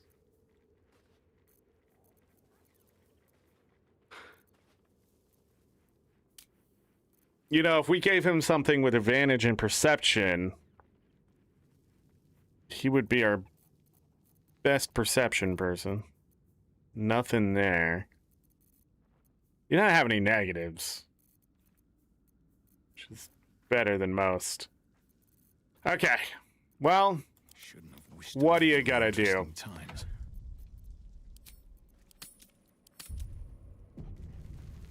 Be gone, friend. I have a darling to adore.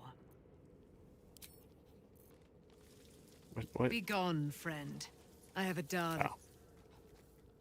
Looking forward to a bit of... Okay. All's well, I hope, aside from the obvious. Maybe I should make her eat the noble stock. Fine. What's on your mind? How are you holding up? Don't be so modest. I can't remember the last time I met someone like you. Perhaps I never did. And never will again. Damn! We best friends. So, it's a quest to free Shadowheart's parents, is it? And here I was, worried I'd be the only one with a difficult family reunion waiting in the city. I don't think they're your family. Pet the owlbear. Smell very delicious. Ooh, more. Hope you're keeping well, friend.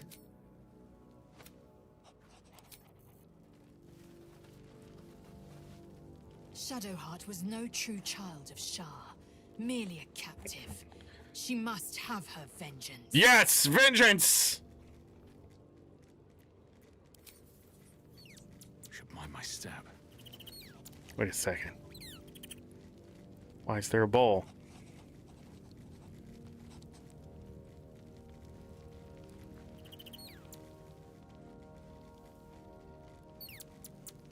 Have it. We gotta go. I got enough money. Let's talk to everyone. Nice. Taken from the light to be raised in darkness. Yeah, we knew it. The truth is finally dawning. Shadowheart can follow its light, or she can retreat back into dusk.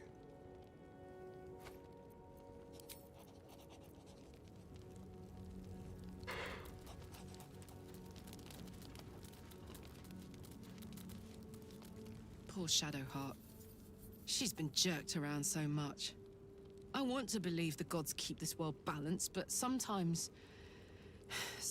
I wonder.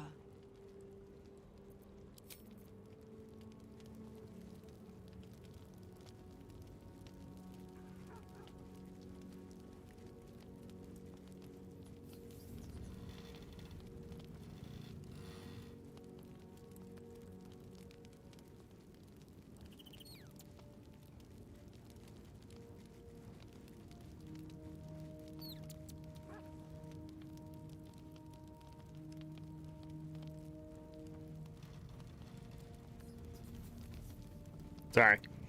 Your path leads away from me, I sense. Be safe. Perhaps one day you will see the fruits that your victory has sown here. I swear, I can already feel it. I'm sad he doesn't have more voice lines. I would not linger in this land over long. But whatever your... Alright, nothing there.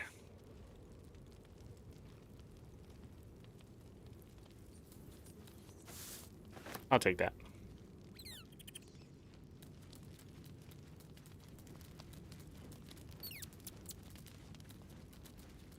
It does not surprise me that Shadowheart's faith was based on a lie. Deception is the sum of Shah's design.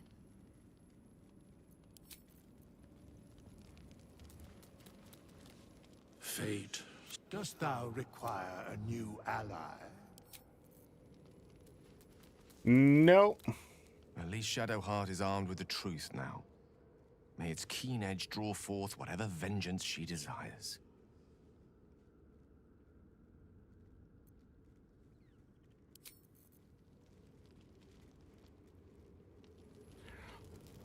Okay, I guess that's it.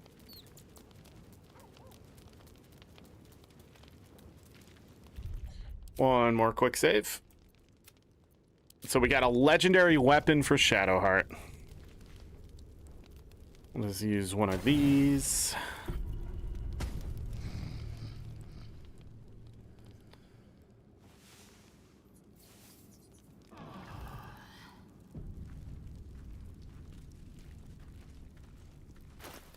Okay.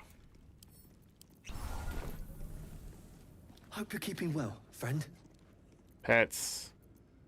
Of course. Cleaned up.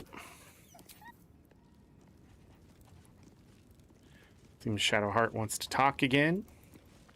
Where's the owlbear? You stuck over here. You smell very delicious. Pets. As tradition. I've been lied to. My whole life. And I was gullible enough to just believe it. Oh, yes. My parents are alive, and I have to save them. I think a part of me always knew that. A part that Shah denied to me. Dare I suggest Shar may have had her reasons? Been forced to live a lie, at least. Now the truth is starting to reveal itself. You have a lot on your mind, but we have to stay focused. The Absolute is still a threat.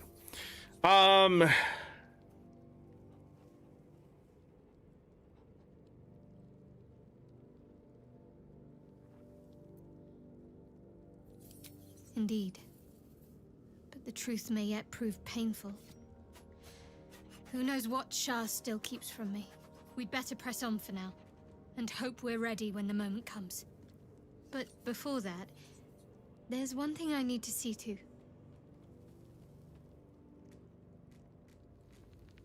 I did not feed it to her yet. I don't know, I'm just keeping it. We did use it. I did see what would happen when you use it, and she got one of her memories back about a friend.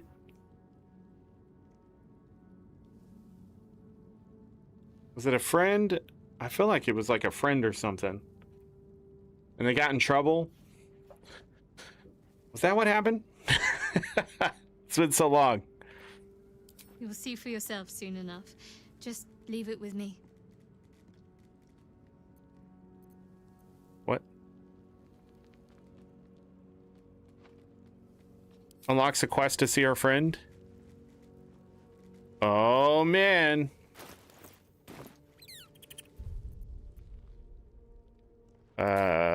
It auto-saved, right? Be gone, friend.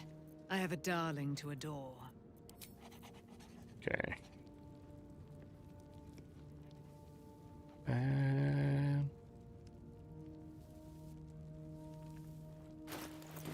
All right, I want to...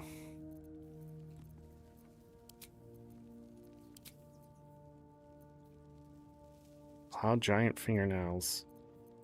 I want to use the this.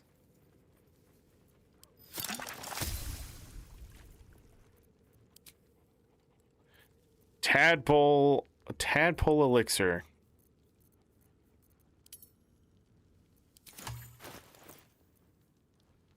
Until long rest.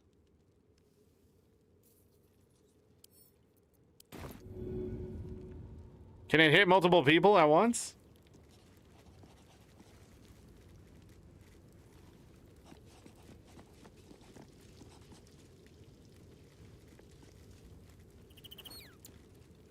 We'll have to test it. If it can, then I need to stop wasting them the way I'm wasting them.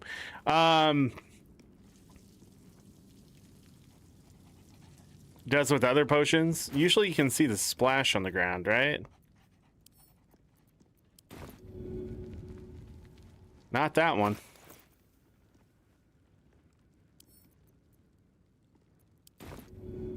Yeah, see the splash? This one doesn't show that, right? Scratch, please. I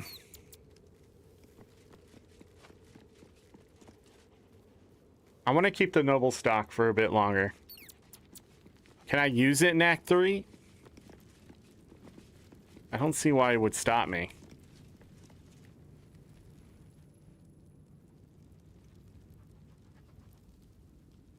Right?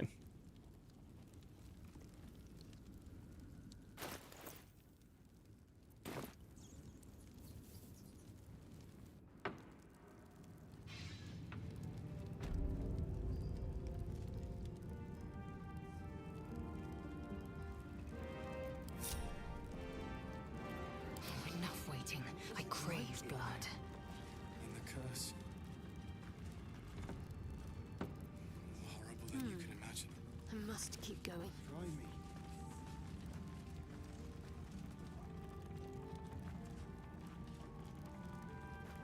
I gotta get them all close in. Can't give up now. Let's do a hard save.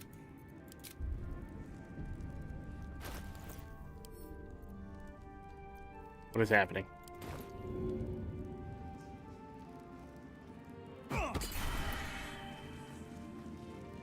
I can hit everyone? Oh, it's only for 10 turns.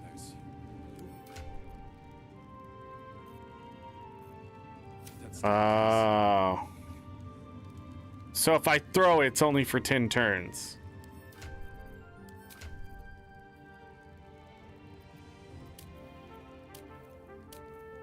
Look at those.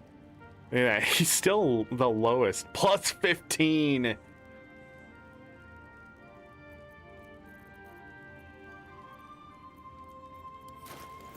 can all carry everything.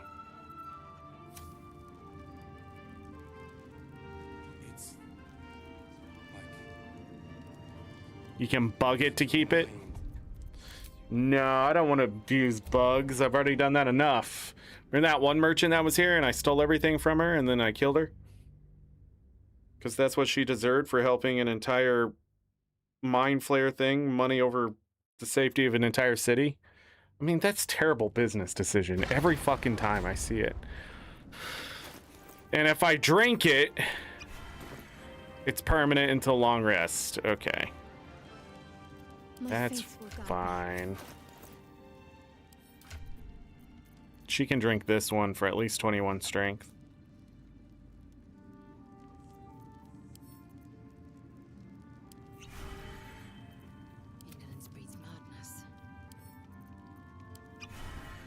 Yeah, we'll see if we'll find some more of those. Or at least the ingredients or something.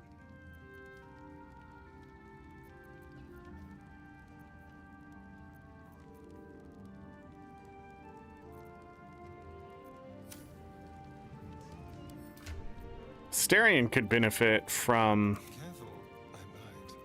it as well. There's lots of vendors in Act 3. Yeah.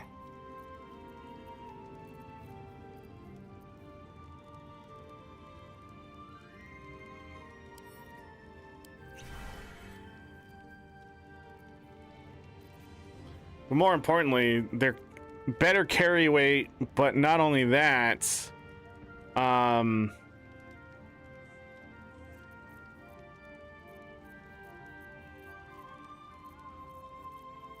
they all can jump the same distance, or at least further, which is a huge problem a lot of the time.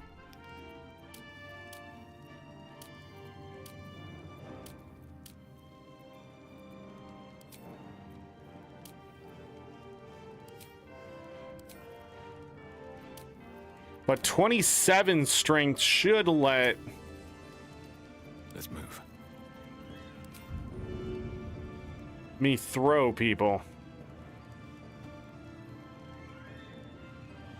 Except her, who cannot be moved by force. Yeah. How much farther can I go? Alright, let's go. On the assassin types. It just has a...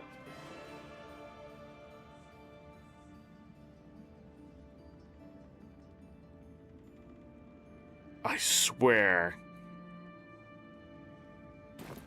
Oh yeah, if you kill someone is what it is.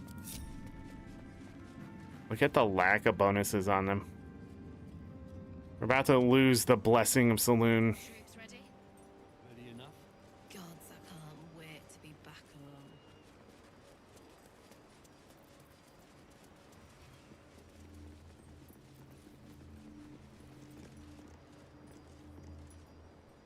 Bum bum bum ba-dum. I wish they increased the radius of this.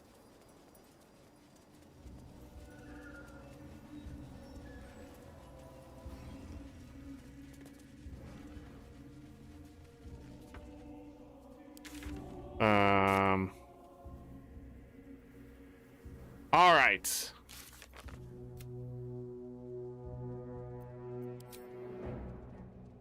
Wow. Some things that may have been finished.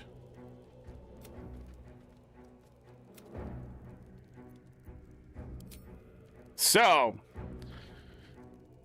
Shadowheart needs to save her parents. We need to save Karlach, but kill Gortash. We need to break the contract here still, somehow. We need to go against her god. She's with us. We need to free him from the master of vampires. And we need to either have him blow up or find a different way. That is our goals.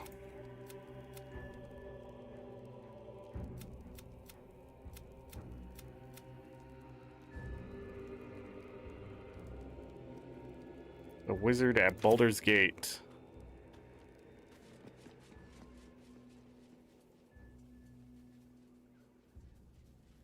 The road to Baldur's Gate is up ahead.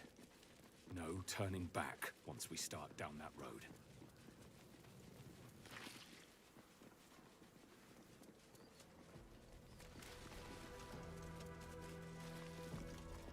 The Shadow Curse will soon be forgotten, thanks to us.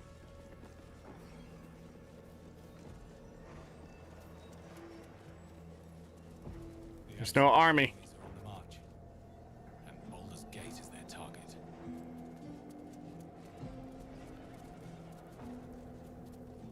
There's something over here I wanted to look at. Oh yeah, I shut off the torches. Let's turn them back on.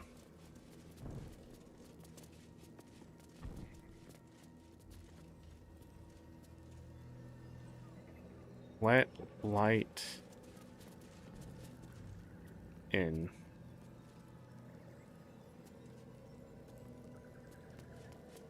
Ba, ba, ba. All right. One final save.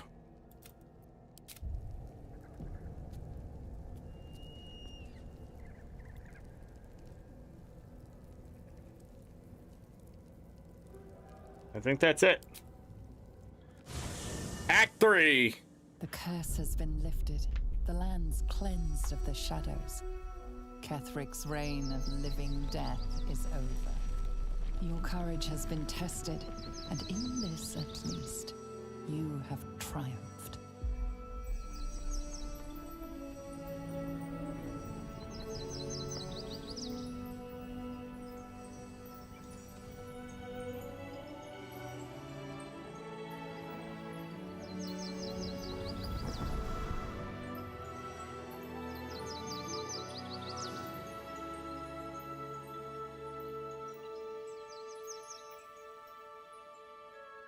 No more Shadowfell.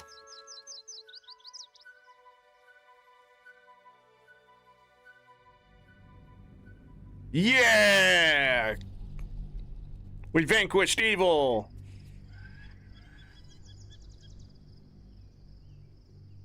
Because no one else can open the portal? Well, sucks for him.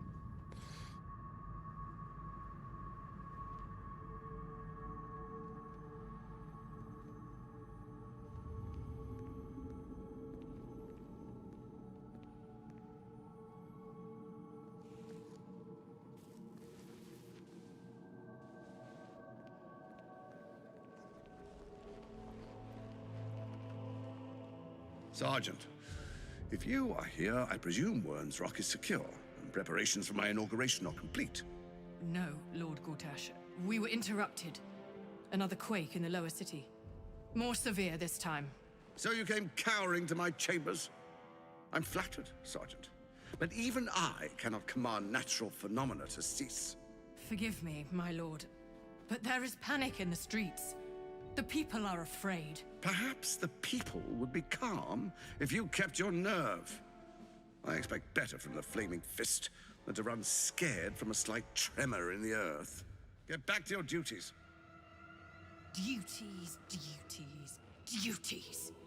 Patrolling and saluting and following and bowing and scraping. Yes, sir. No, sir. Rip and cut your throat, sir. Your plan is falling apart, lordling. Give me a reason not to cut you to ribbons. Control yourself, Orin. We need to focus on reuniting the stones or the brain will break free.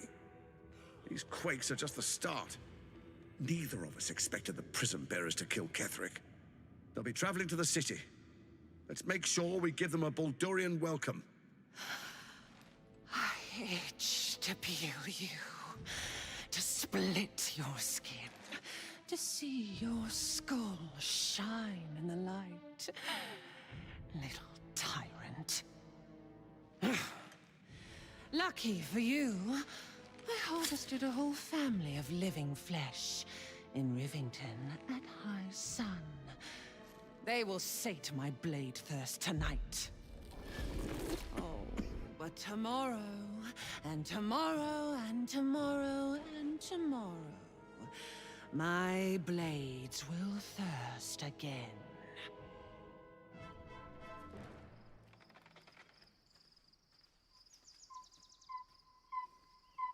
Am I about to lose my potions?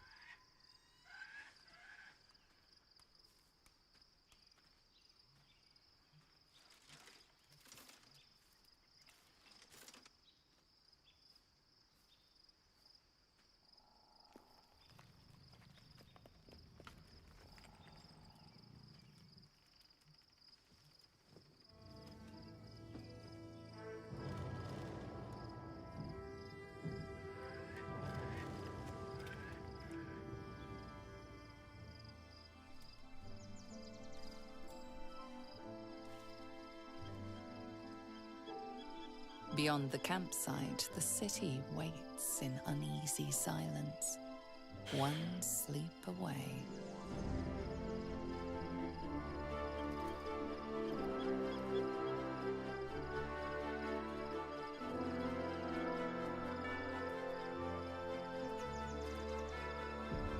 Yeah! I'm about to lose my potions. More for me.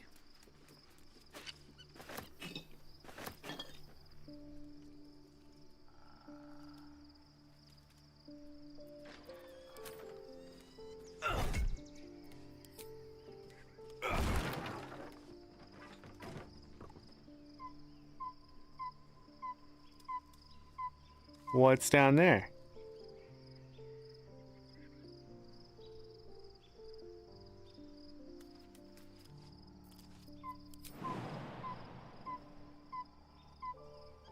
Nothing, I guess.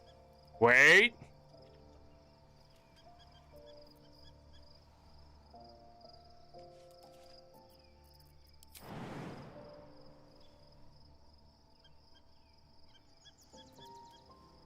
Now we'll see if we can go in some other way.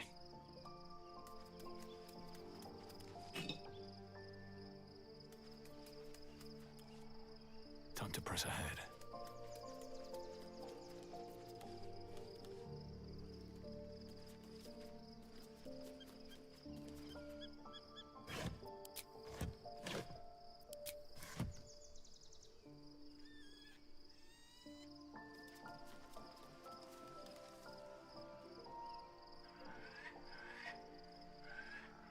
There is a chest.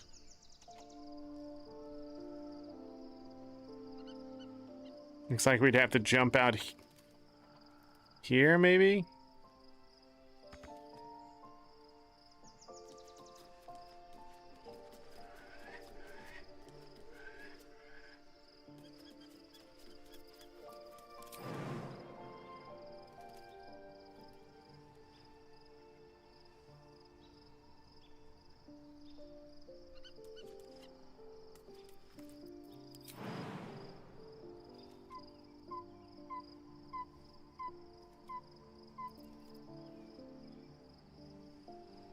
Oh, there it is.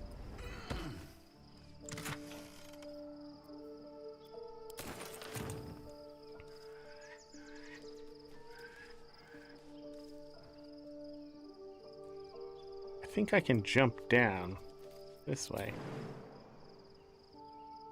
Nope, I lie. Oh my goodness.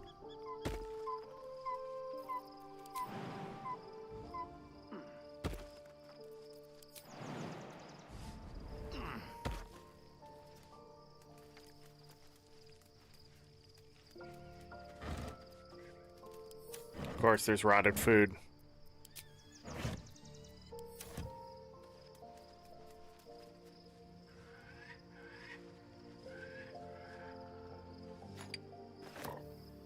Another wooden chest.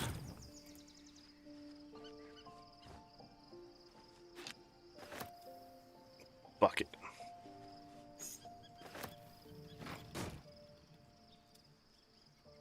No traps, please.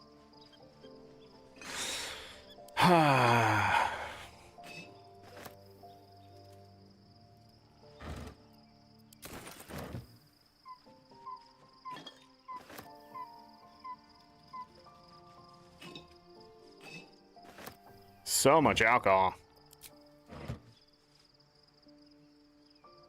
Oh, I say that and then I can't pick up this crap.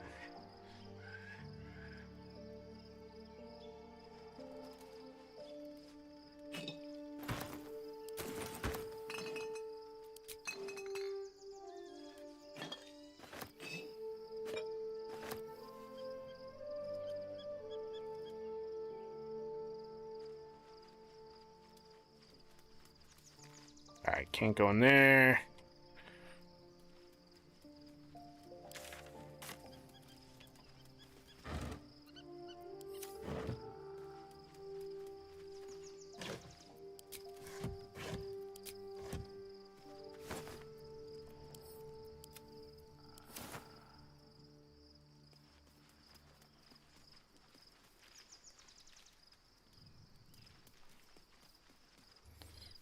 Pretty.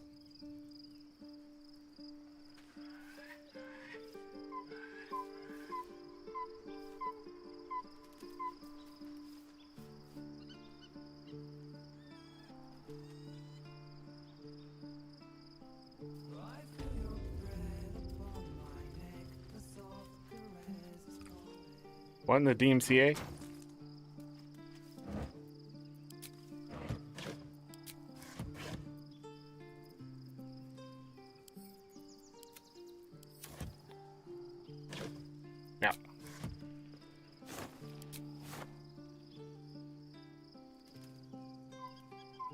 painful truths have been thrust upon Shadowheart.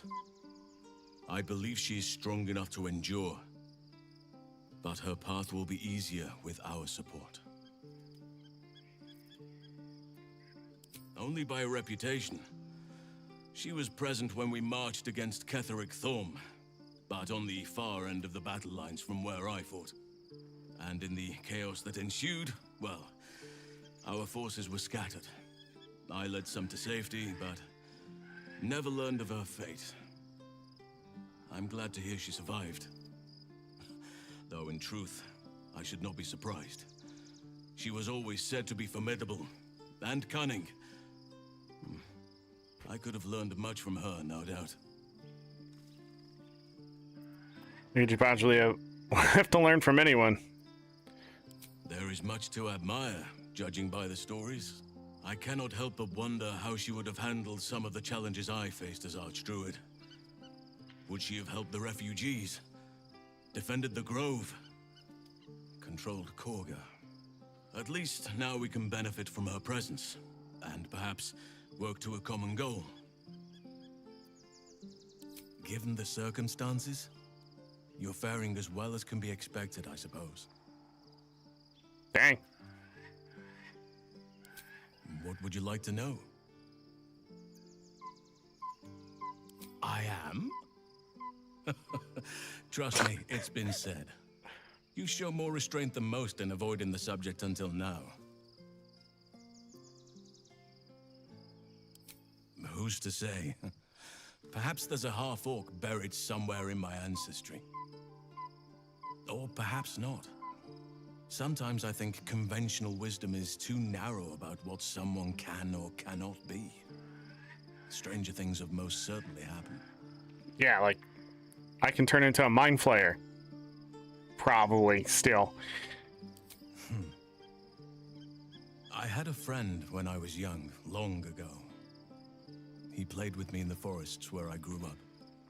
But eventually, I realized no one else had heard of him. It was Thaniel, of course. Nature was my very first friend. I get older, but he hasn't changed a day. I knew then that I had to be more than a companion to him. I had to be a protector.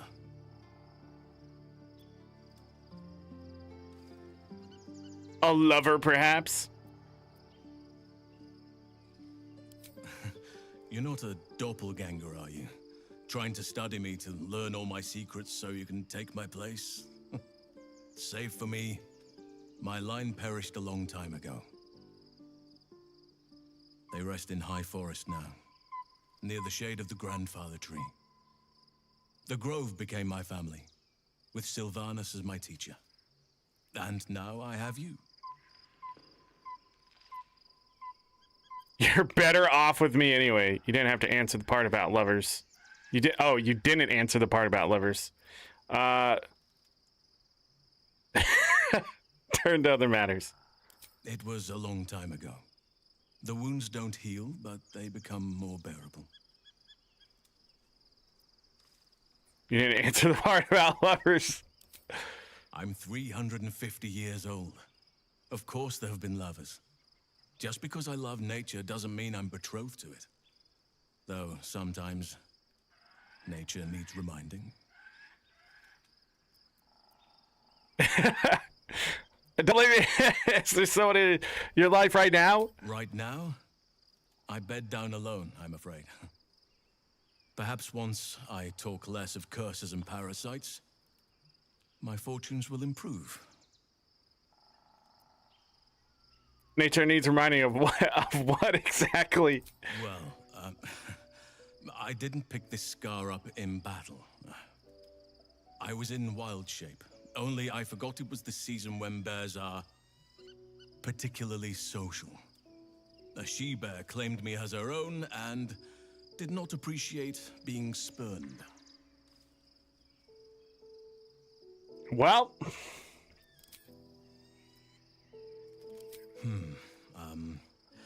I suppose you wouldn't be shocked to learn I love animals and nature? I know, well-trodden territory. Well then, let's see. I whittle in my spare time, and I've something of a sweet tooth. Although everyone's very amused when I say I like honey. Whittling, what do you make? Ornaments, utensils, and ducks. I like ducks. What? I like what I like. Once you get to my age, you realize there's little point in denying yourself, so long as others aren't affected. Thank me by returning the favor, why don't you? Come on. I'm sure you've something better than carving wooden ducks. I live in mortal fear of krakens. Though I've never actually seen one. Well, they are fierce creatures from what I understand.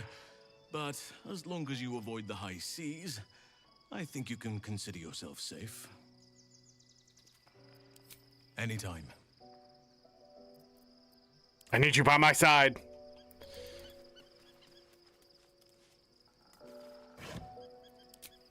Oh, she is definitely an ally now. Okay. Nice. Give me that incense. Give me that. Give me that.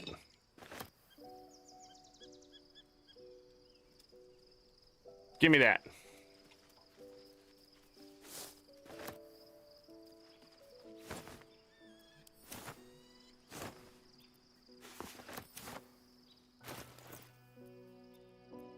Garbage.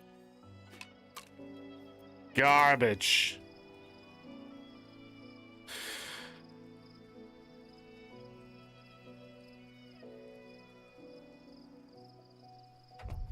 Let's do a new save. Oh, I think it auto-saved. Yeah. We might lose our potions. That's fine. I should Shadowheart have has known. found a little bit of herself again. Seluna cannot take all of the credit. She may have lit the way, but it is the cleric who took this step. That speaks well of your taste. I've heard my share of bad ballads about things I never did. If you have questions, ask. Just don't expect my answers to rhyme. It was Baal alone we faced in our time.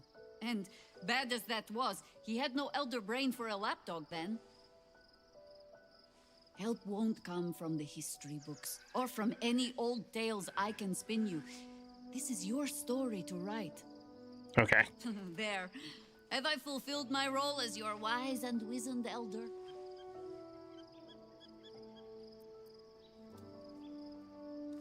You're only one of those things. You're not that old, are you? You seem reluctant. Don't tell me which.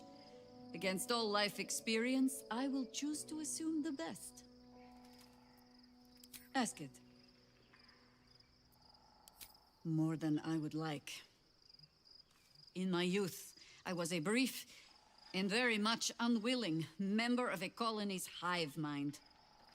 I felt the way they think, saw the world as they do. Foul, unnatural creatures who find the foulness in us and twist it to their will. But then, who am I speaking to? You have far more experience than I. Who are you speaking to? Maybe I'm the parasite puppeting this body.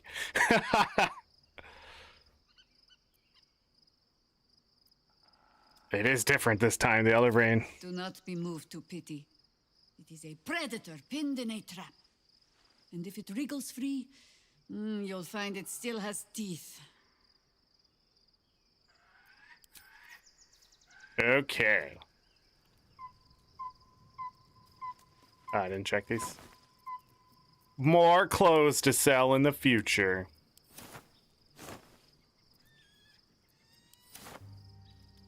They really like to give you rotten stuff. Whoa, that was crazy.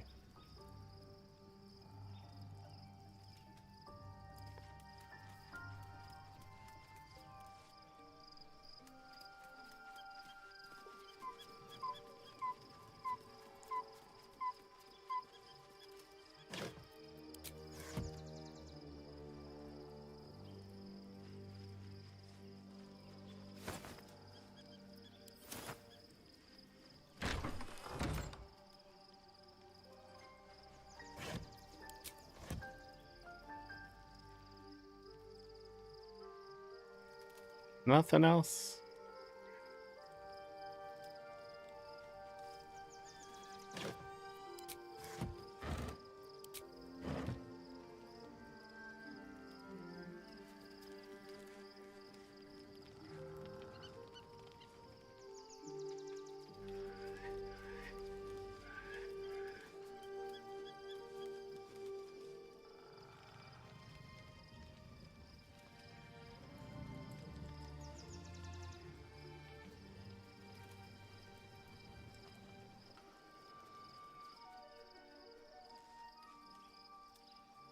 All right.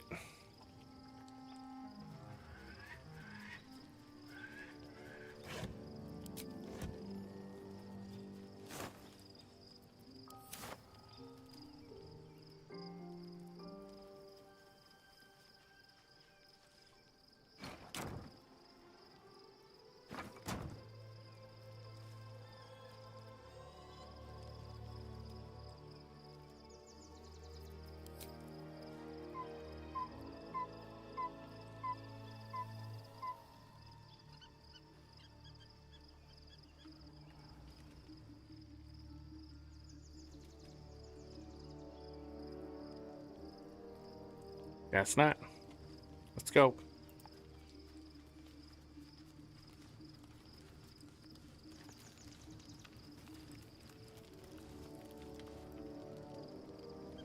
Well, I'm gonna need to take this and this. And there's something else you always have, but I miss. I'm pretty sure. I'll take the metal fork.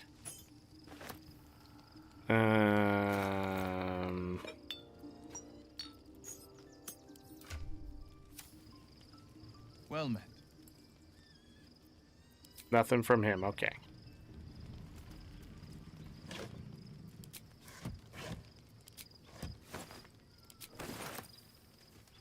Tons of crap to Goblin.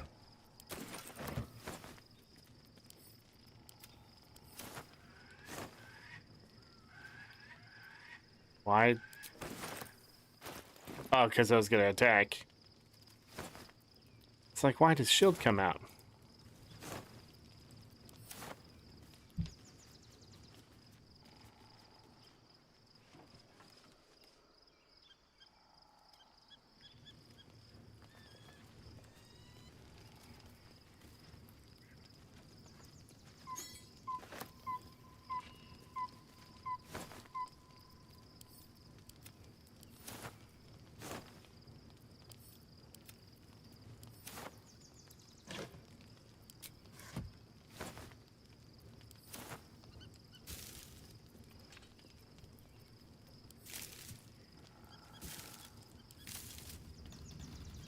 Don't take the basket.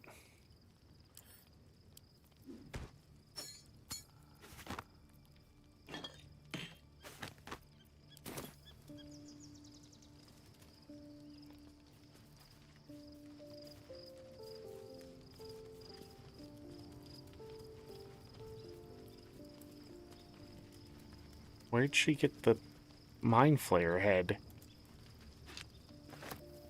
I mean, we have killed some. Did she always have that? And I just noticed now? After 130 hours?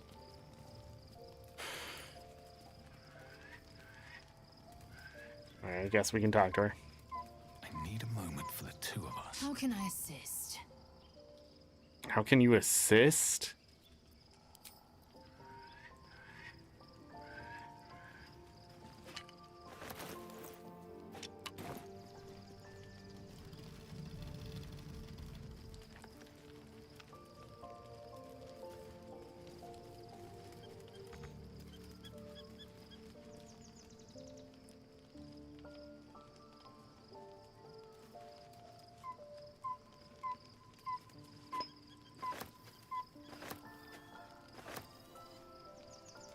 When characters leave, do they take all this stuff with them? Like their campsite is gone?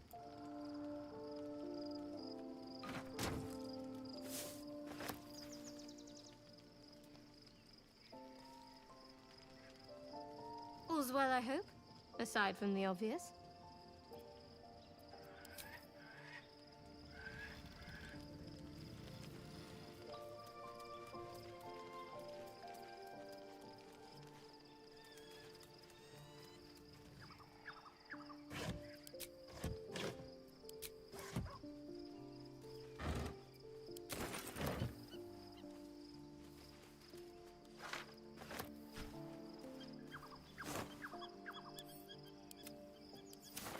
Volo left a note.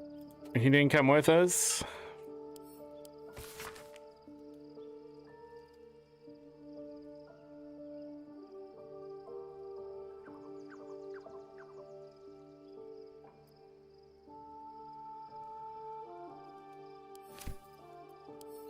So he's gonna get into some trouble.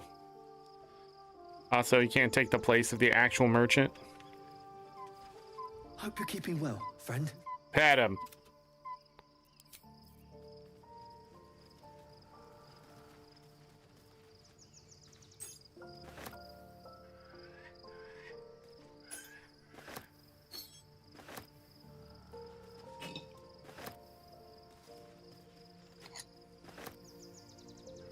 We never take Clive.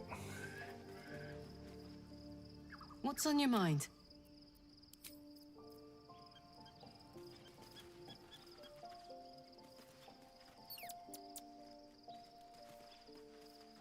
You smell very more. Nice.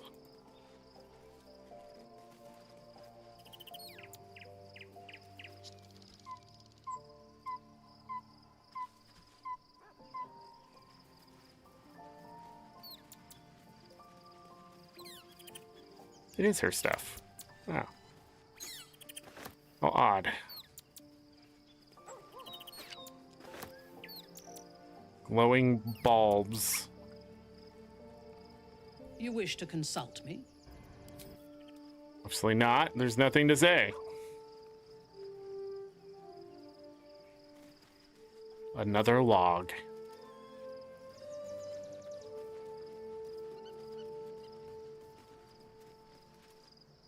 Books.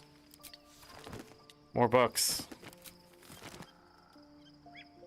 Oh, I see it, but I can't have it. Fair enough. Don't open that. Open that.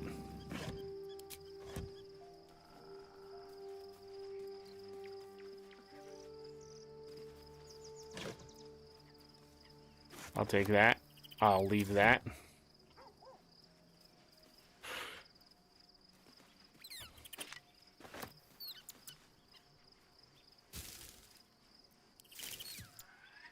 Him and his rotting mushrooms.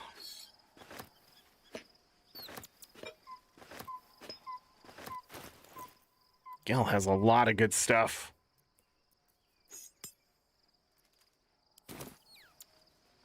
I was supposed to sacrifice myself to stop the Absolute. Yet I don't think I could have gone through with it, in truth. And I'm glad that I didn't, given what has come to light.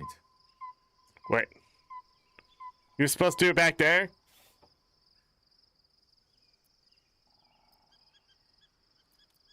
The Elder Brain. But more importantly, the crown that it wore. Even without seeing it for myself, I could sense it. Netherese magic. So pure, so complete. And I doubted what I was feeling at first. Most Netherese artifacts contain only the faintest amount of their former power. The ghost of an echo of a memory. That crown was different. I can't fathom how such a wonder survived. Surely everything of its ilk was destroyed along with Netheril itself, but no matter. It exists. I must learn more of it.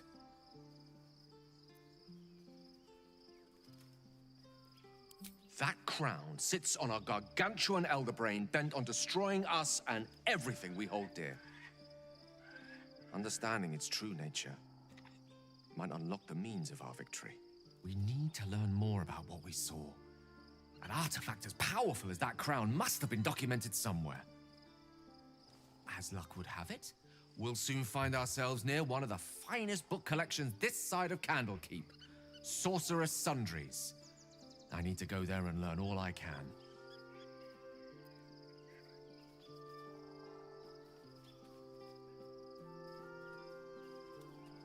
Sounds like an excellent idea. No, Gale. Sorcerer's Sundries is no mere trading post. It's been serving the arcane community for centuries. Their collection of rare tomes is unparalleled. Netherese texts are hardly commonplace, but I'm certain they'll have one or two stashed away. You'll have to forgive my eagerness, but if my suspicions prove to hold water, this could be the answer to all our problems.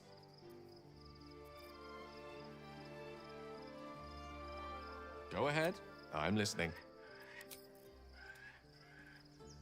So he wants to figure out what the crown do.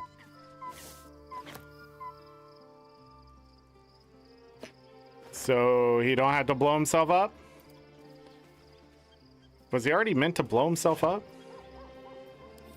And I just didn't take him along with me? I said, fuck it, I'll do it myself.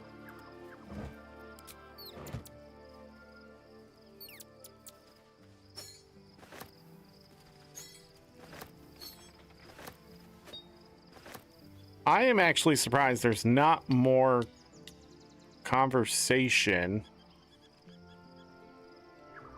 What is happening, keyboard? Hello? The gate is closed, as is Cazador. Okay. Cazador and his rite of profane ascension. An imperious soiree, attended by devils and spawn alike. A grand ceremony to honor one exalted vampiric master and elevate him to an unfathomable station. To place him in a position of such esteem, the world will yearn to kneel and offer their necks.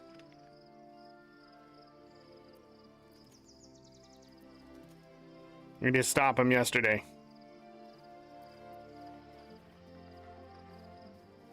We will kill him, but there's more to it. Think about it.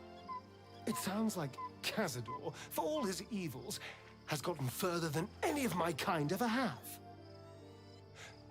He's on the verge of a miracle. If the time comes and I can stay one move ahead of him, I'll take his place before his blood can hit the floor.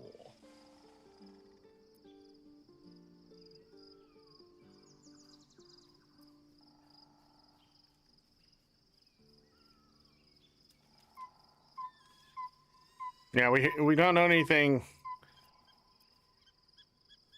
lethally diabolical. Doesn't it sound delightful? For the lucky little vampire on the winning side.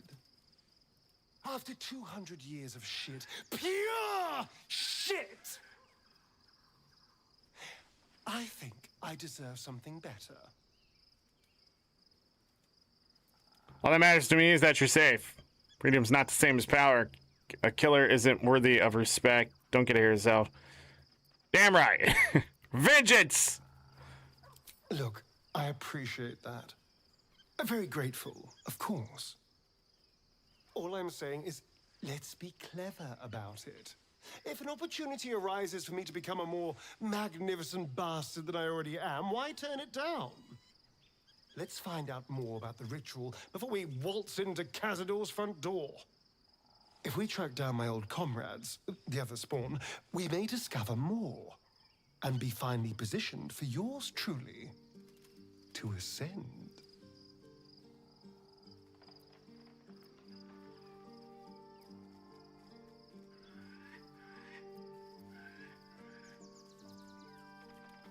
If we don't find my brethren, they'll find us, likely with bared fangs. We should get to them first. Then we can make their pretty tongues talk. Unless Cazador's changed their orders, they'll be in the dens of this town, seeking prey.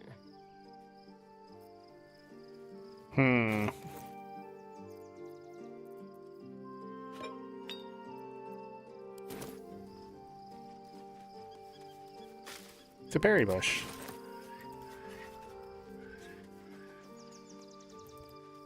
Where's this go?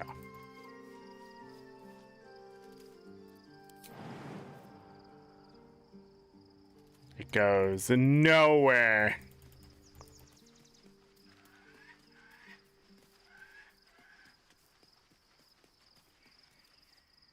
Oh, berry bush.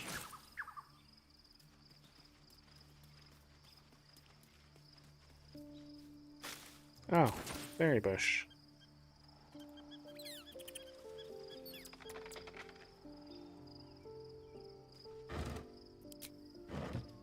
Be gone, friend. I have a darling to... Looking forward to a...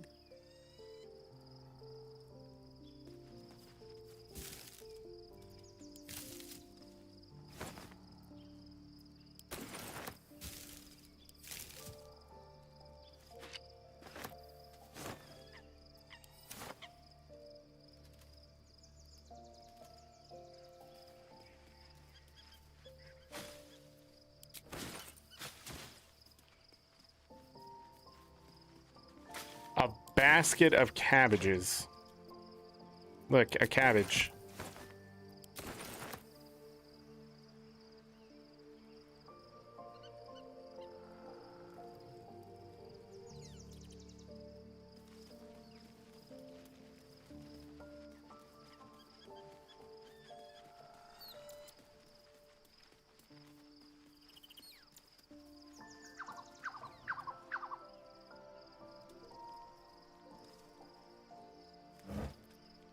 My cabbages.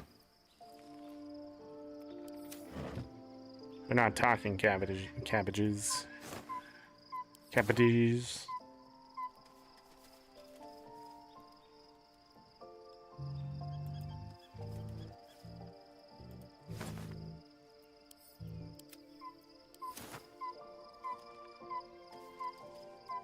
Fate, dost thou require a new ally?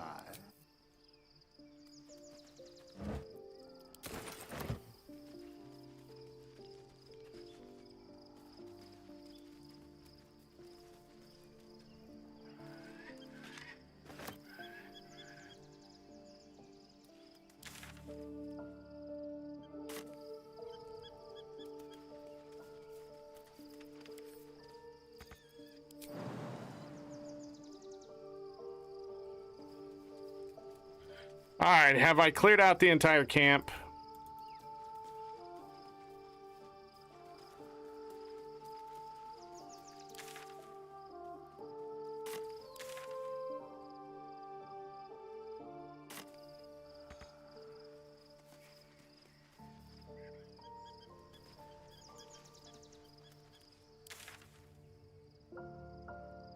Is this the edge of the map or not? Oh, there's like a path behind?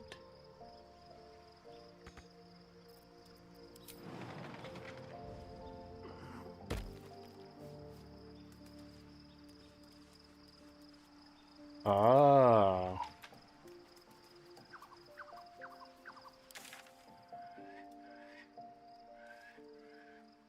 I think that's everything.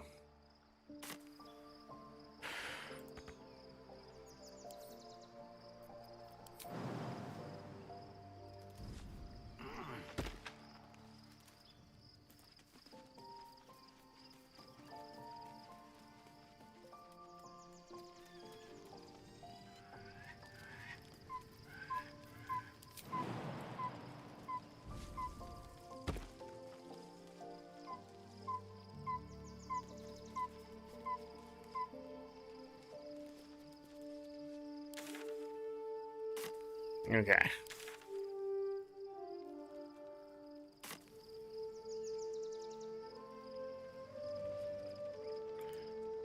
Well, off to Baldur's Gate.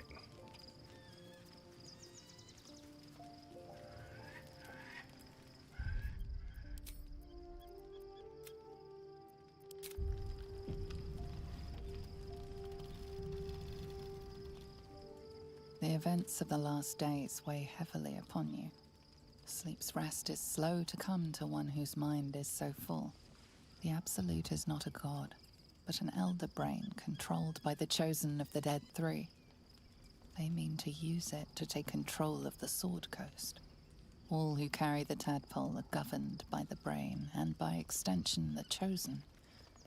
It will take but one order to transform them into an army of mind flayers. This would have been your fate too, were it not for the astral prison and the mysterious visitor inside of it. With her help, you have uncovered the cult for what it really is. A plan of conquest orchestrated by the gods of death themselves. Together, you have the power to thwart the Dead Three. If you follow this path to its end, the Elder Brain will not answer to the Chosen. It will answer to you.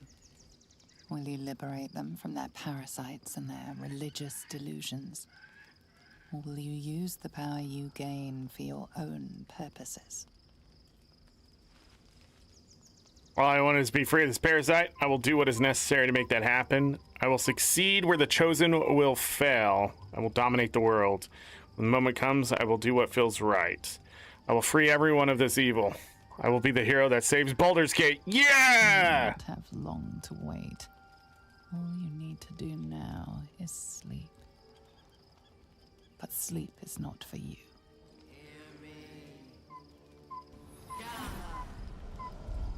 The reckoning is upon us!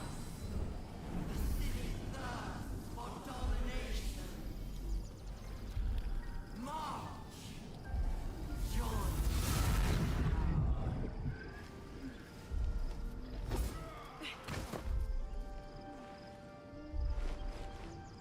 You're under attack. Fight your way to the portal. I need your help. 3 turns. All right, we got to get to the portal in 3 turns. Got it. I'll be right back. I gotta use the restroom really quick. And it looks like Bo needs to go outside. Oh, I need to feed him. I'll be right back. 5 to 8 minutes. BRB.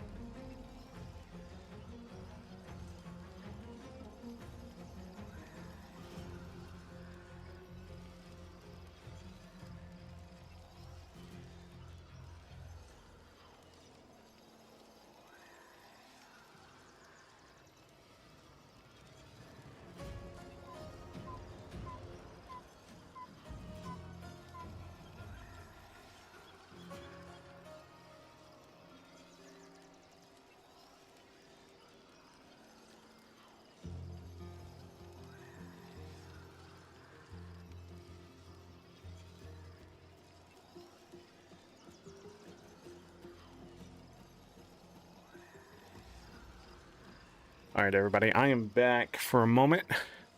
I may have to get up again. I may have to get up again because Paisley's eating some food.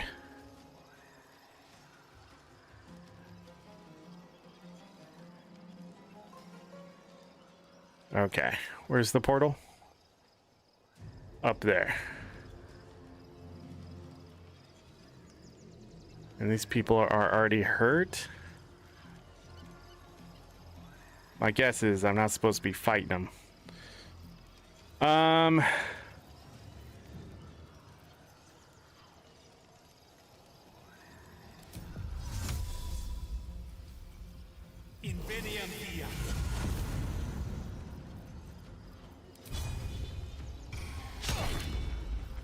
Why would I miss?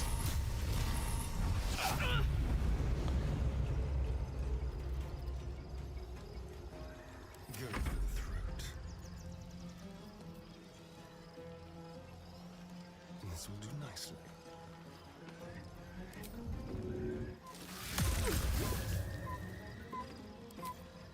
Stabby stab.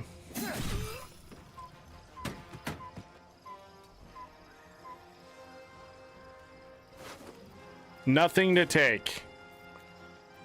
Victory awaits.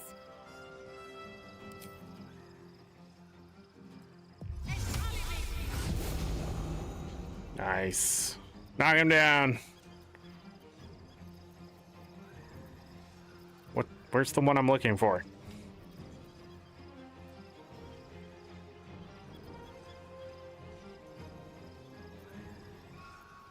This one.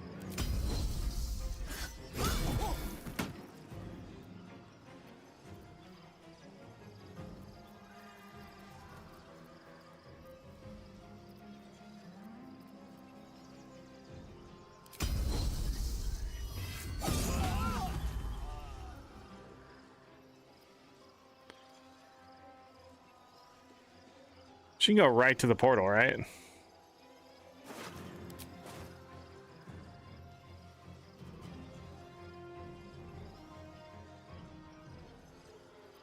Got to concentrate.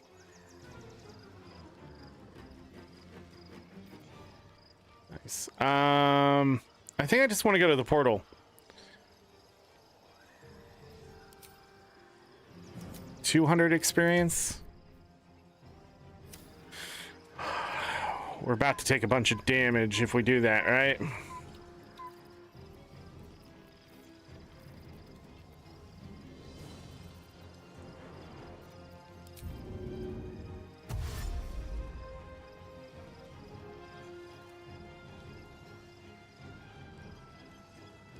Got to press on.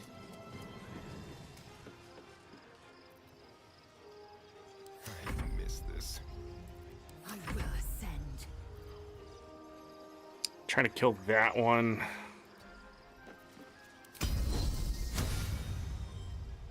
Hi. Come here. Did you finish your food? Oh.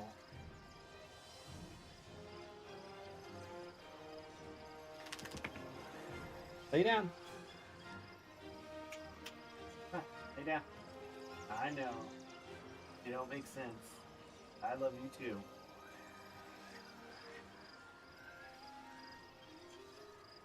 She pooed outside. She came in at 8. I don't know. I couldn't ask for more. Damn. Try again. Damn. Ow.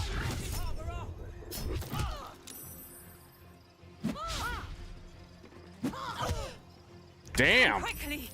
I can't do this without you.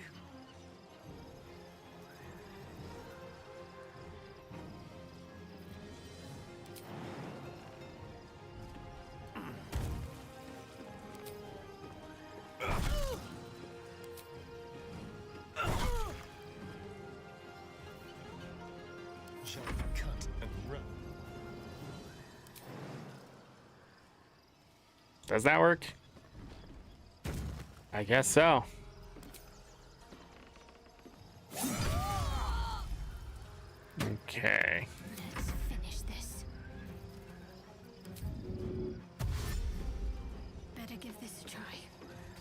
Is that another one right there? Just hit the portal.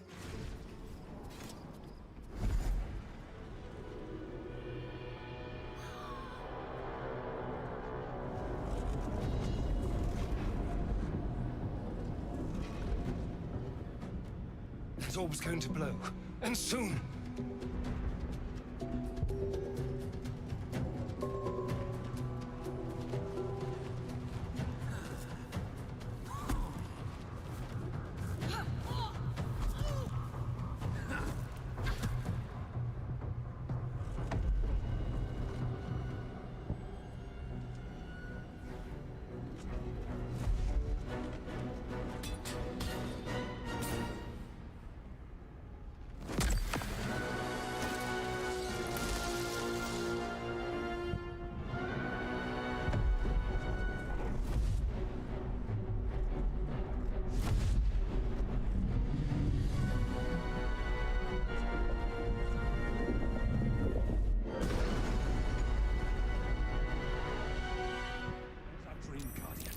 I'm here.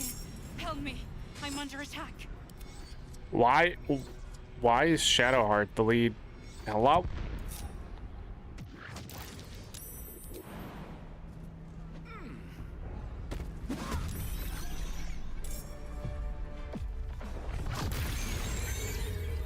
The hell? There's no time to waste.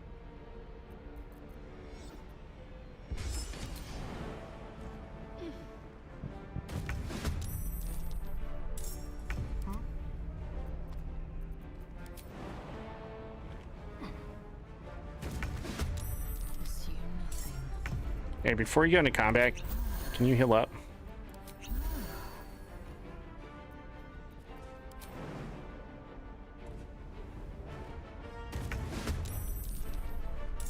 Well, so much for peace. These are friendly intellect devourers. Can't slow down.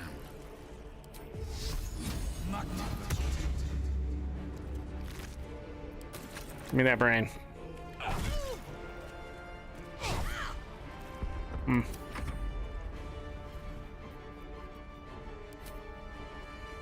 Spill some blood.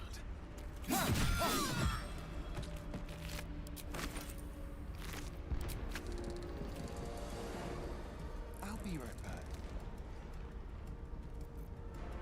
Let's end this.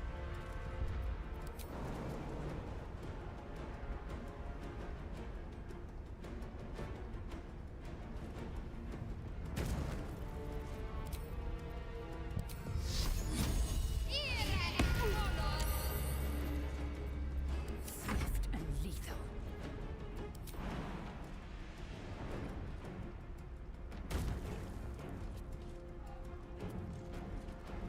It's not over. Come to the skull.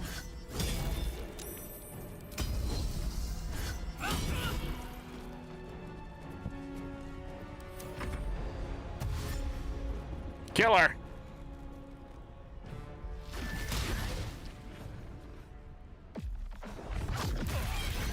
Are you fucking kidding? Well, did they have a brain? One did. That one did.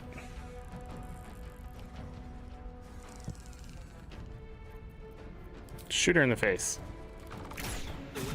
It's not over. Come to the skull.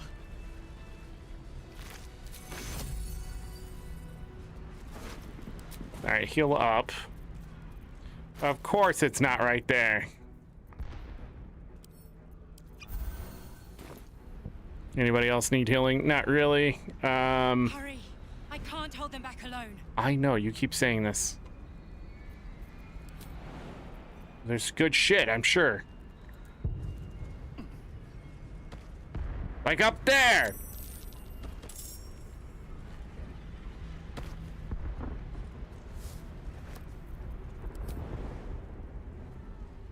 What just happened?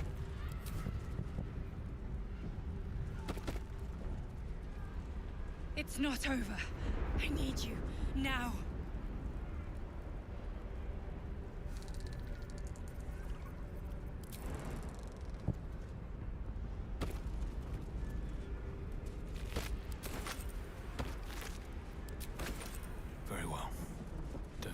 if I do.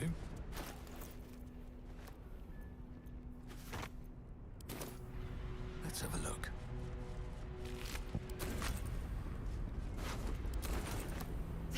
Smoke powder bomb.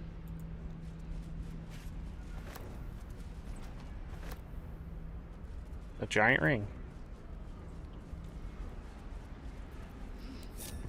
One second. Okay.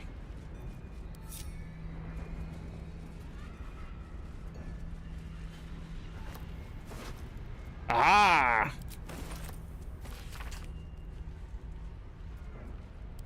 Help me!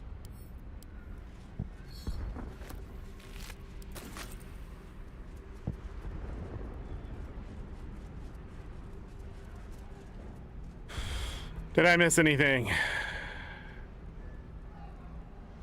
Oh my god, I did.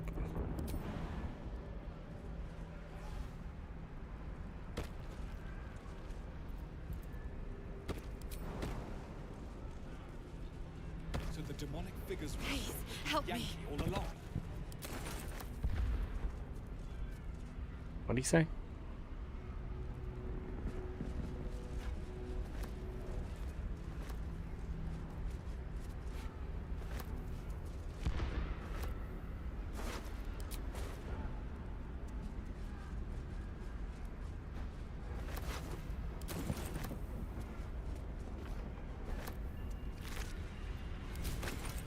I can't hold them off much longer.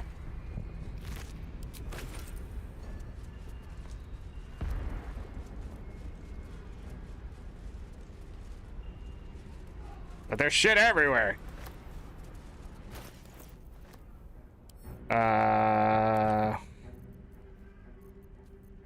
Syndicate. Smoke bomb, just put it there.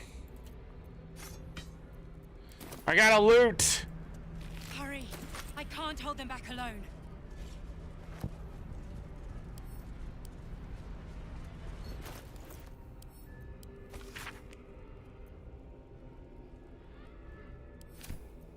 Huh?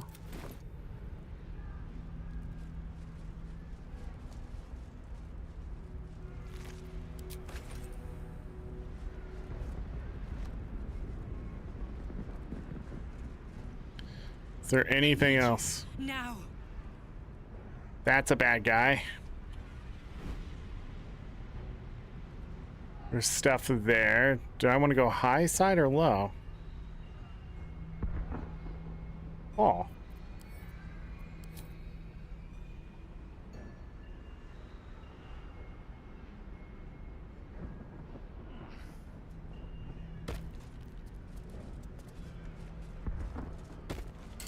The skull. Come to the skull. I know where I need to go.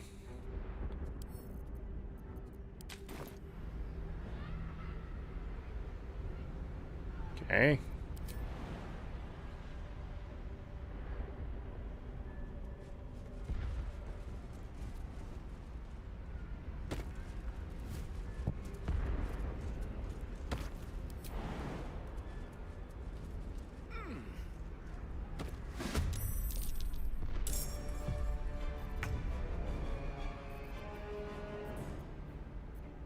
Let's get on with it. Indolence breeds madness.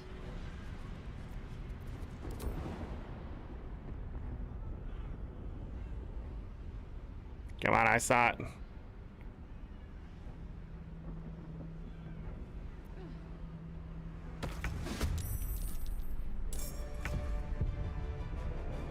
But she doesn't. She does. Where the hell is he? He couldn't jump across? Okay.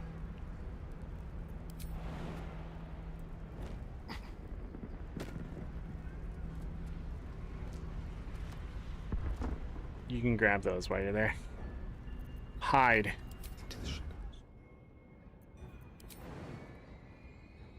What do you mean too high?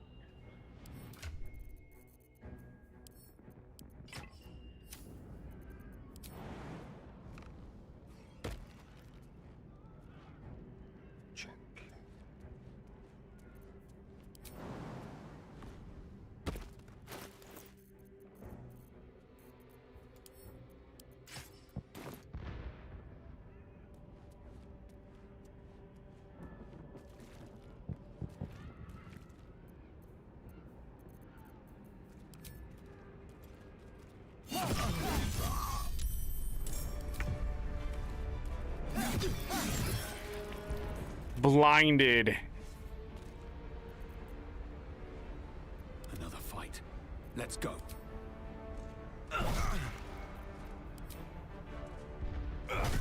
It's not over. Come to the skull. Help me!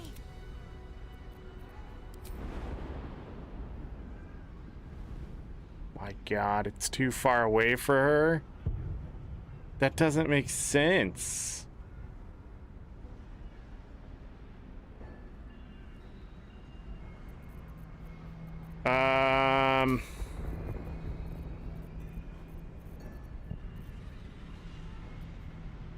I can make her fly. Is there like a potion or something I have?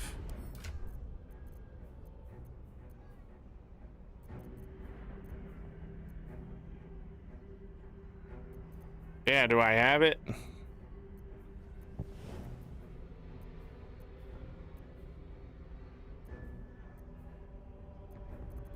Or I just have her drink the last one of those.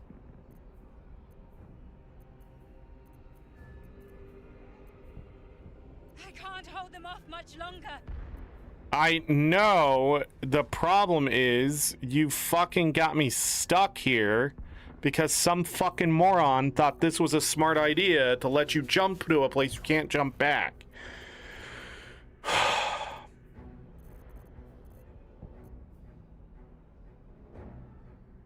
Glorious faulting? Oh. I thought it was a rare or a uncommon one. Hurry! I can't hold them back alone.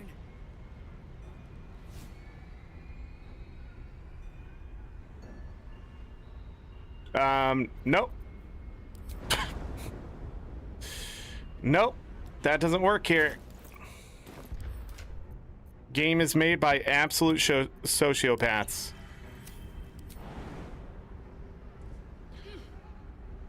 Fucking test it. That's all they had to do was test it. I need you now. What a worthless fucking just... I'm just gonna sell those. They're worthless. If everything requires me to have 20 plus strength, then what's the fucking point? Maybe I need more pockets. Game of the year, everyone. Can't slow down.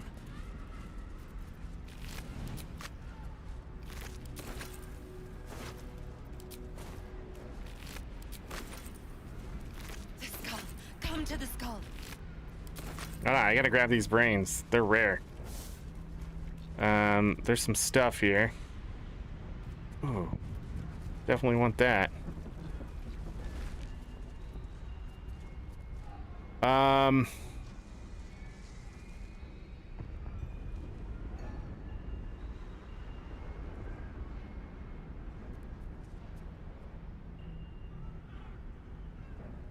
Help me. I feel like might have missed something.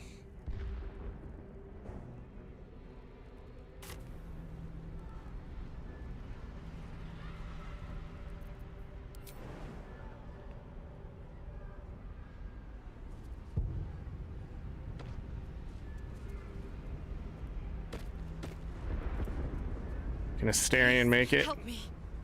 No. We'll leave him behind for a moment.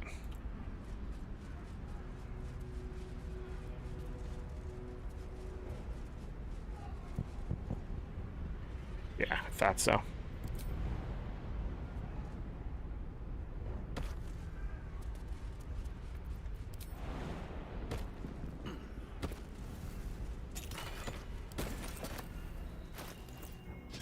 I can't hold them off much longer. Yes, you can.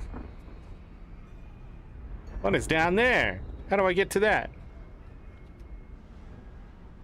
I can't. It's pretty obvious.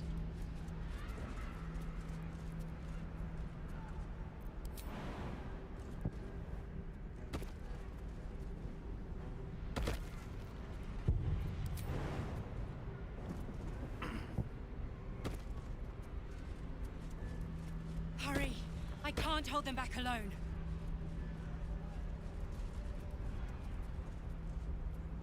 I think that's it.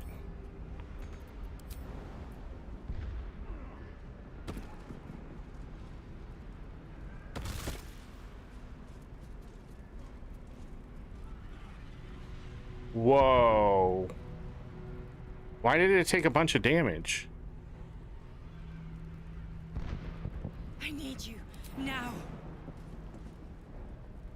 I've heard that before.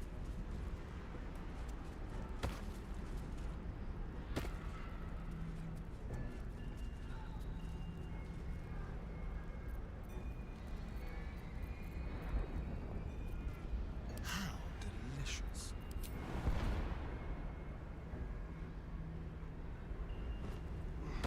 So they can do that. The skull. Come to the skull.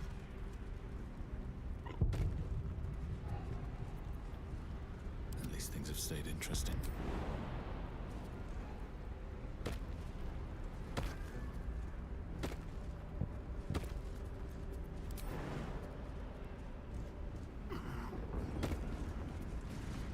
I am. Easy path.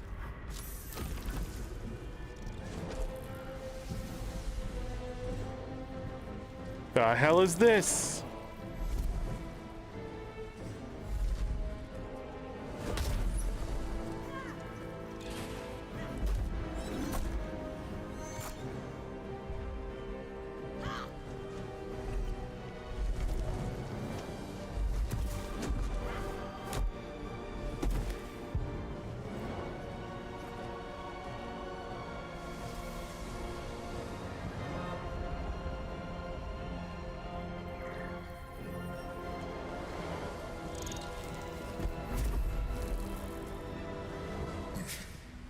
Before you do anything, I am your ally. We are in danger. Gate abomination. By the one true sky. What is this madness? The Githyanki is the source of our protection against the Absolute. I must subdue him, or everything we've worked towards is lost. Don't let my form deceive you. I am the one that's been protecting you.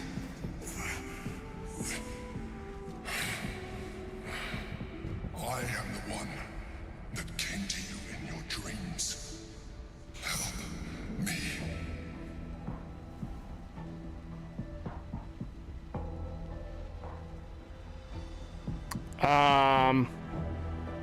Die, monster!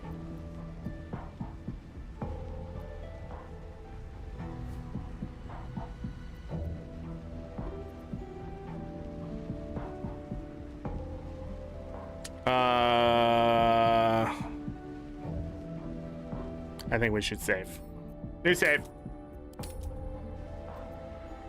You saved a child from a viper back in the Druid's Grove. You saved the Asima Night Soul from her soul cage. You let me live last time you were here, though it brought Blackheath's wrath upon you. Your continued existence as yourself, and not a mind flayer, should be all the proof you need. Now, help me.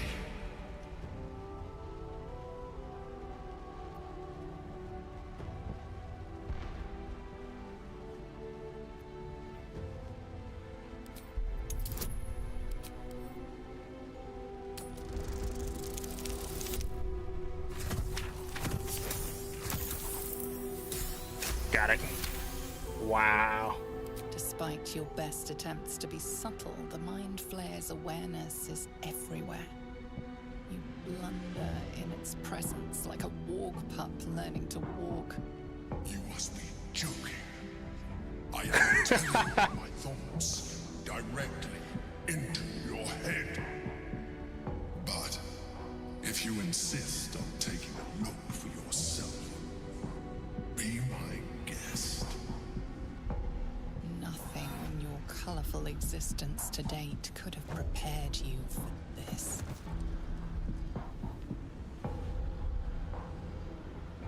As the horror subsides, you are left with only one coherent coherent thought. You must do whatever you can to subdue the Githyanki. Happy? Now, join me. Fight! Aid an illicit against Githyanki. We cannot. We must not! Your blind loyalty will be your undoing, Lae'zel. Fight with me, for your own survival. What if we say no here? Fool! Without me, you will perish.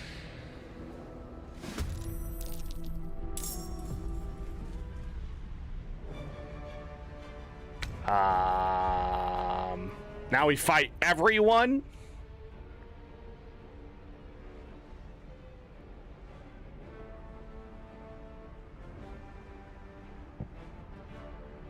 Oh shit.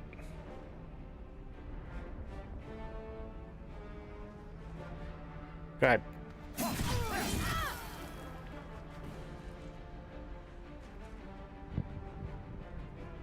Outmaneuver them.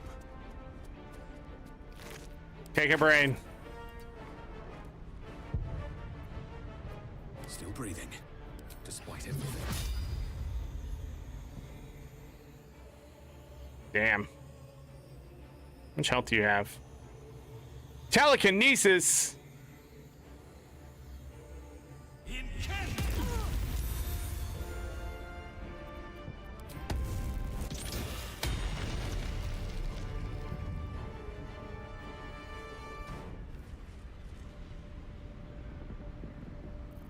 Time to kill. Ready.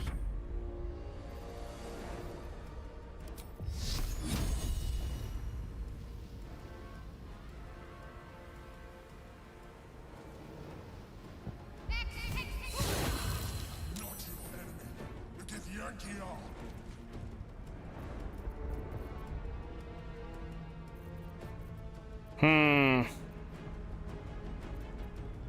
This one gets to go before.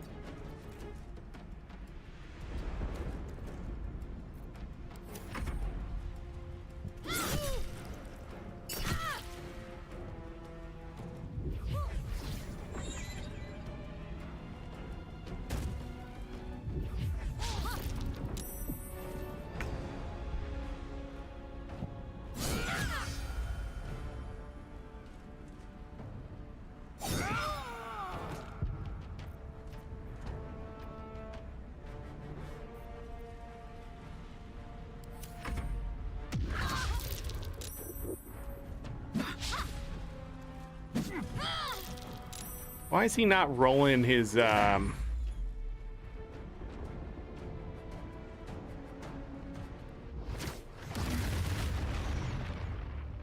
What the fuck? Orpheus? Destroy the order. Wow.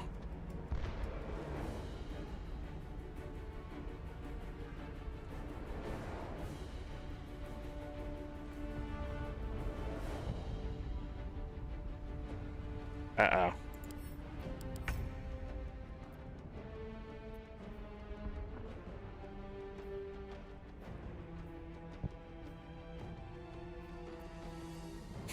Doesn't even fit on the screen.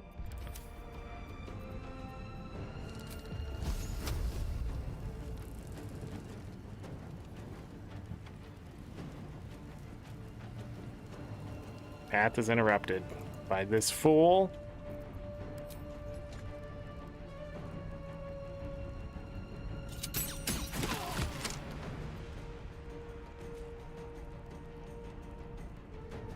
What do they have? Take it. What?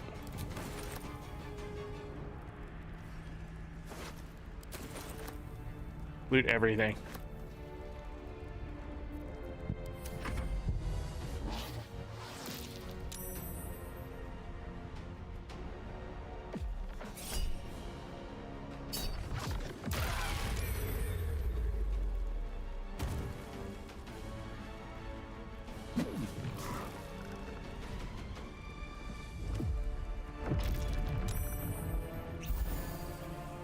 31 health.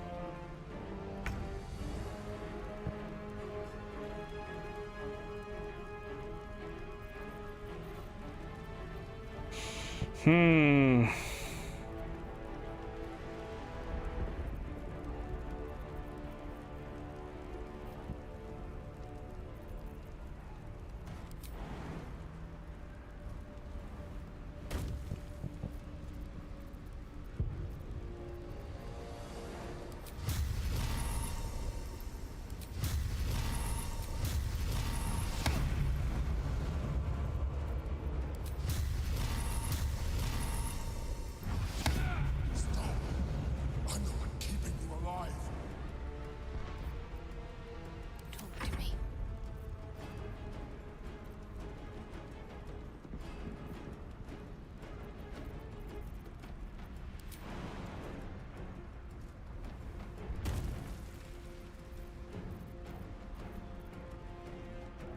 She lost concentration on that.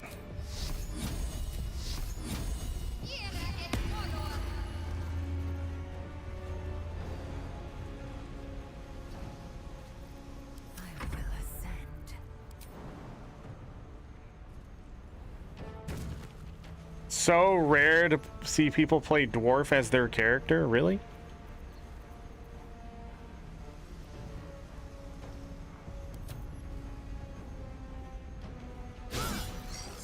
%, everybody. What are you doing? Help me.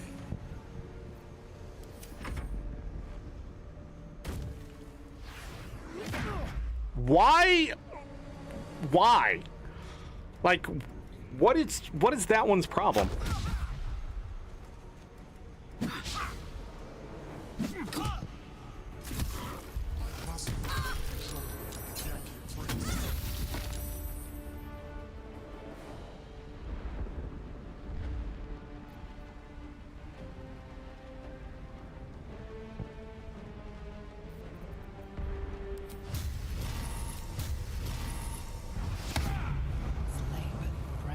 Sound like a death knell in your mind, tolling for the end of all hopes of survival and freedom. With startling clarity, you realize the Mind Flayer was telling the truth. If it dies, so do you. Get up, I'll fight with you.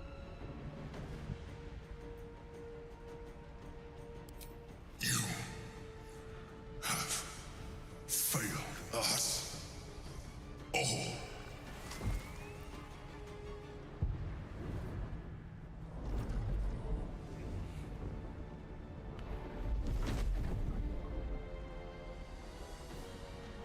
Your stomach drops, your chest constricts.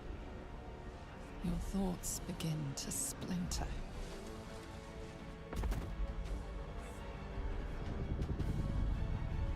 You are found. Now you hear me. Now you yield.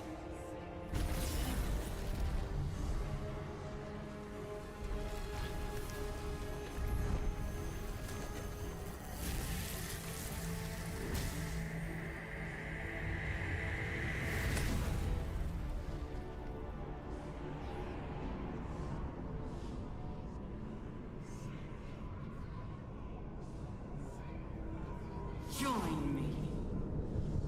Throw.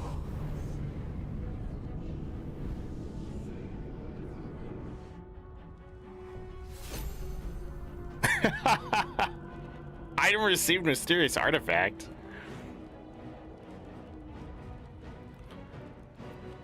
They all became Mind Flayers. Oh, you get all the abilities too.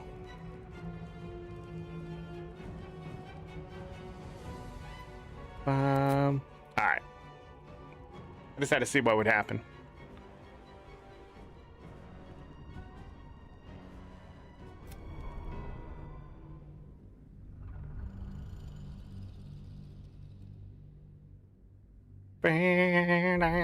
Your blind loyalty will be your undoing, Lae'zel. Fight with me for your own survival. Together, we can turn the tide. All right, so now we just have to deal with the idiots. What if we'll be allowed to loot the battlefield?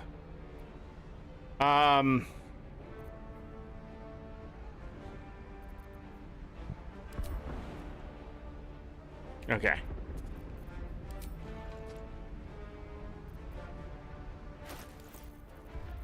Got to do this the hard way, I guess. Yeah? Yeah?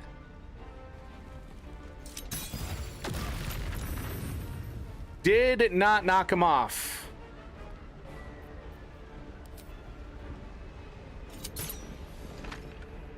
Did not do any damage. Thought I would try.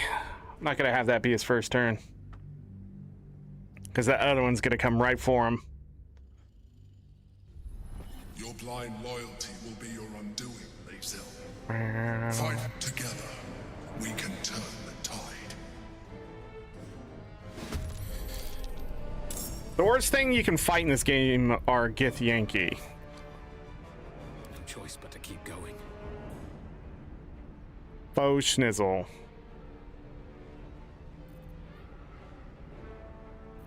Do you have this on? Excellent. Actually.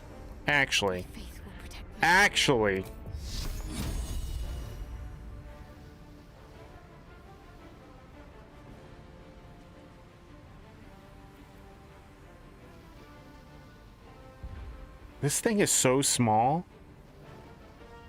I don't think it's worth it. Unless I'm fighting one dude.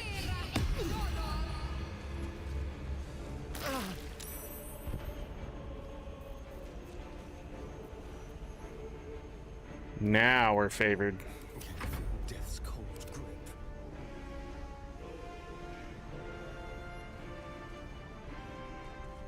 Still 65.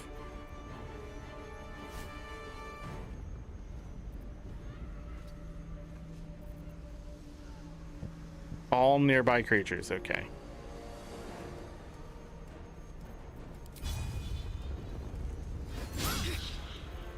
What a stupid fucking game. Hit him! Let's have some courage.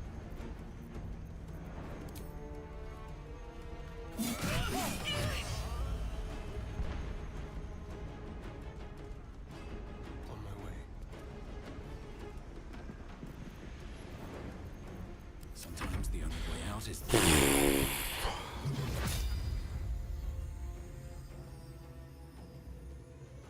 What is that? A heavy stone.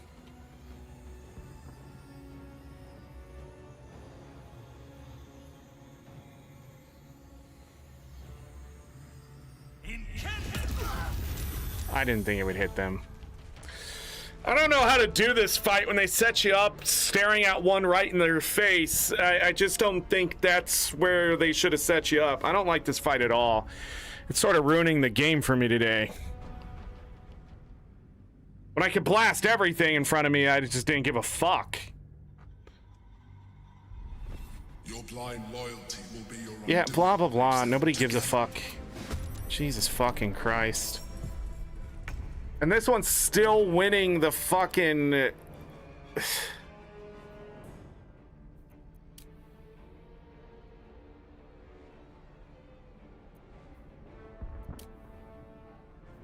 Doesn't even have alert. Must have something else in there.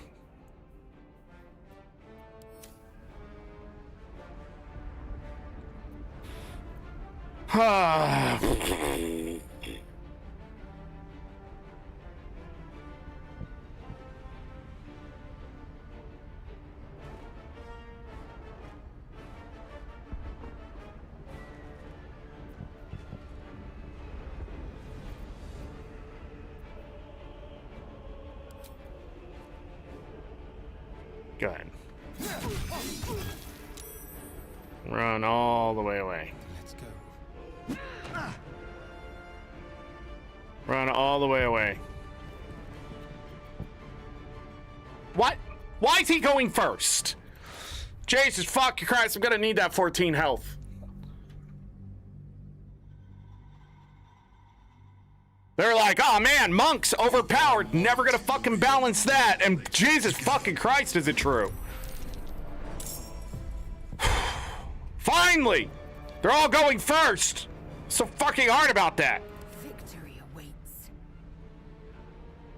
Can you go all the way around?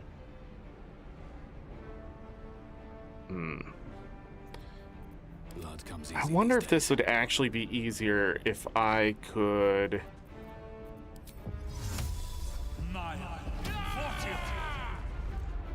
Oh, but then you can't do anything else?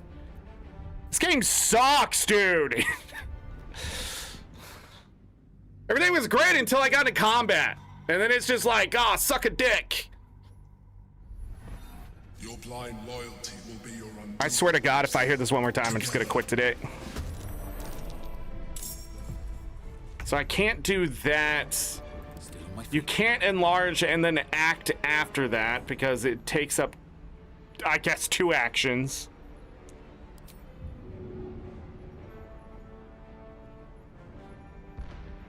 Too heavy to throw. How heavy are you? You're telling me this guy who fucking has 18 strength can't throw something that's 150 pounds.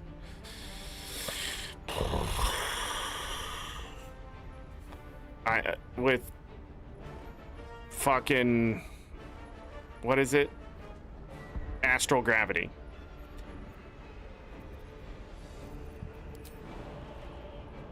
Let me jump on her.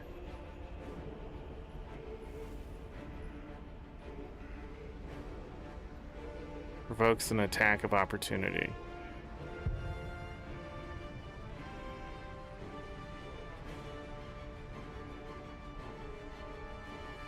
Okay.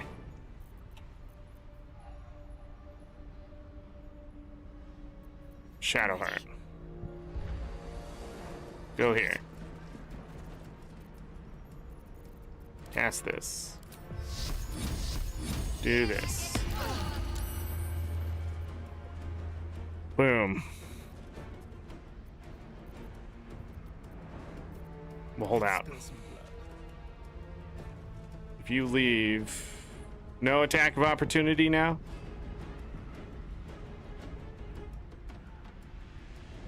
Still only 91.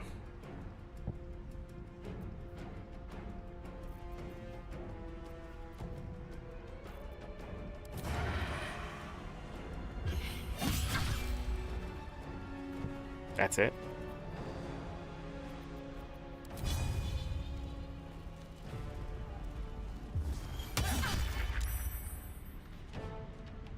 And now it... Victory awaits.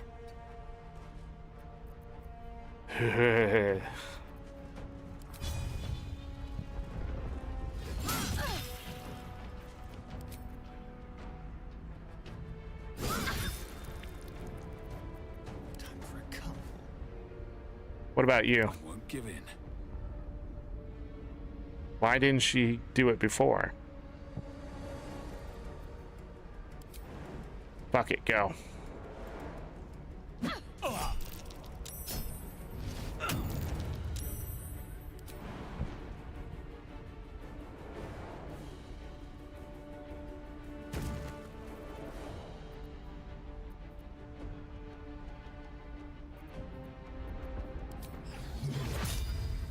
No? Can't do that? Didn't reach? Too far? Okay. Well, we tried.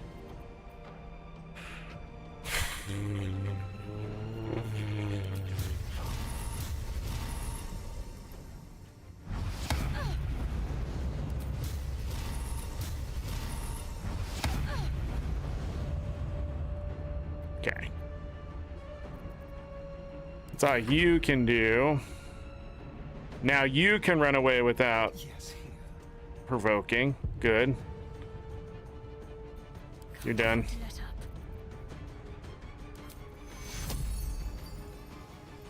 Can I hit you with it?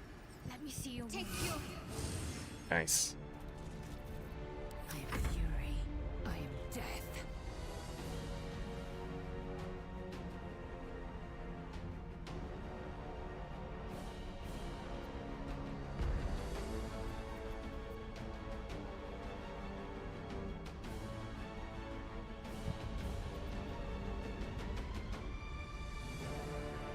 Do it.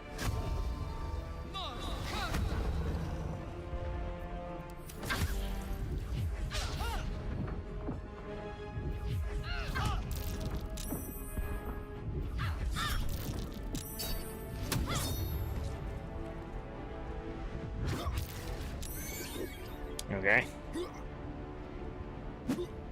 No, monks are not overpowered.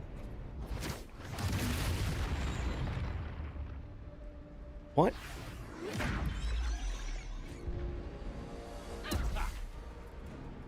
Destroy the honor guard. You're gonna do nothing in your turn, aren't you? Where are you going?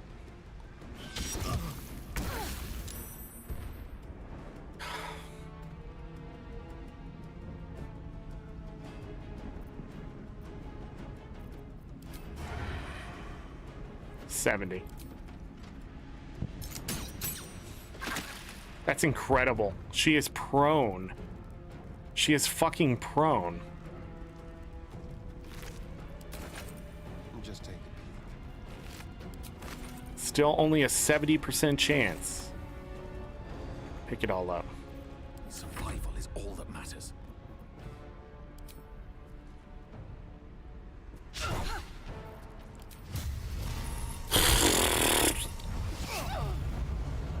Die! Jesus Christ!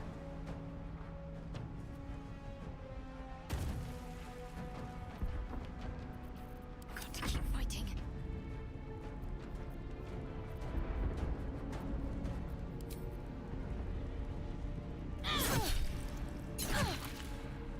Come on.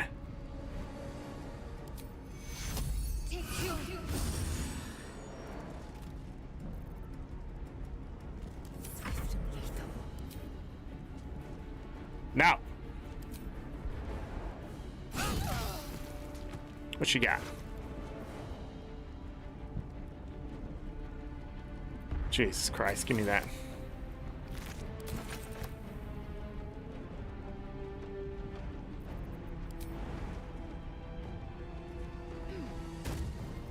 Hi.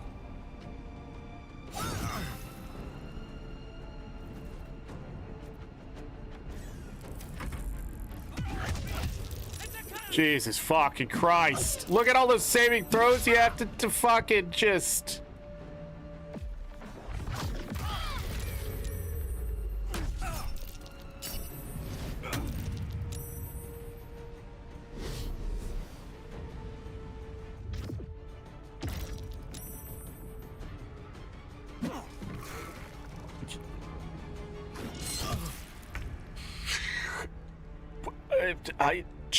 I am flabbergasted. Ooh, let's have that. A mind flayer named...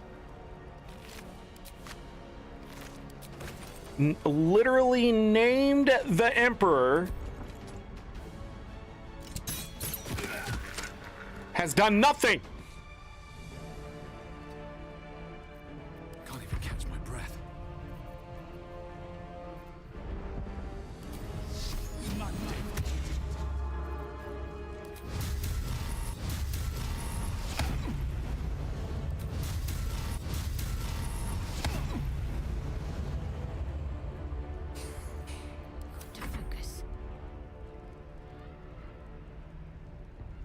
Go collect brains.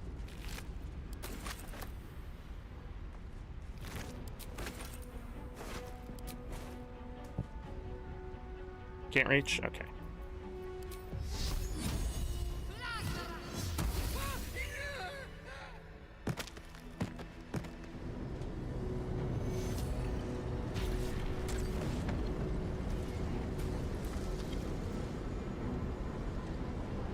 Thank you. That was too close. Don't look at me like that. I am a mind flayer. Yes. Without me, you would be a slave to the Absolute. It's obscene to owe my life to a damned geich. No more lies, no more tricks. I will have answers. Okay. Let me catch up to chat really quick. Yeah, obviously, playing this dwarf, Dwagar or whatever, Paladin is an extremely overpowered race and class. For all sorts of reasons. The resistance to poison, being able to see like 80 feet or something, and then all the Paladin stuff on top of it. I don't know. But yeah.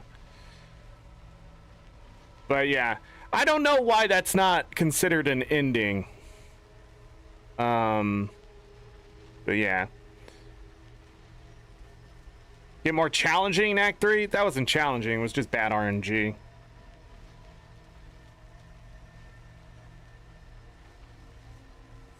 The reason why I reset is because I was trying to figure out the rules to that person standing right next to me. I guess the attack of opportunity doesn't always happen for some reason. I don't know, but other times it does. But once it's wasted, it's wasted. You always throw a haste potion at the Emperor. Yeah, so when I was fighting the Emperor, one attack stunned 4 people, did fucking 30 damage to each one, and I don't, this game just doesn't make fucking sense.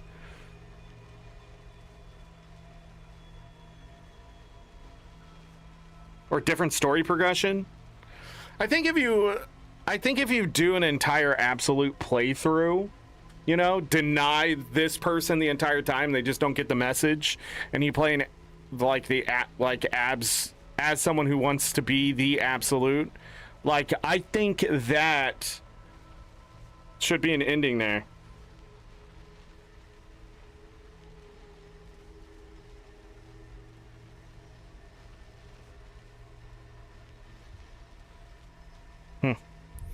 Anyways, let's save so we never have to do that fight again.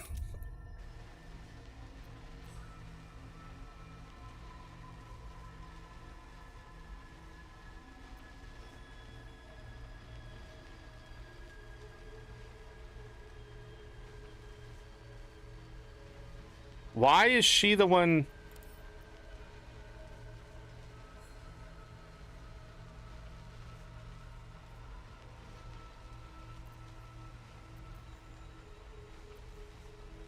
Asking the questions. I'm sure somebody will make a mod.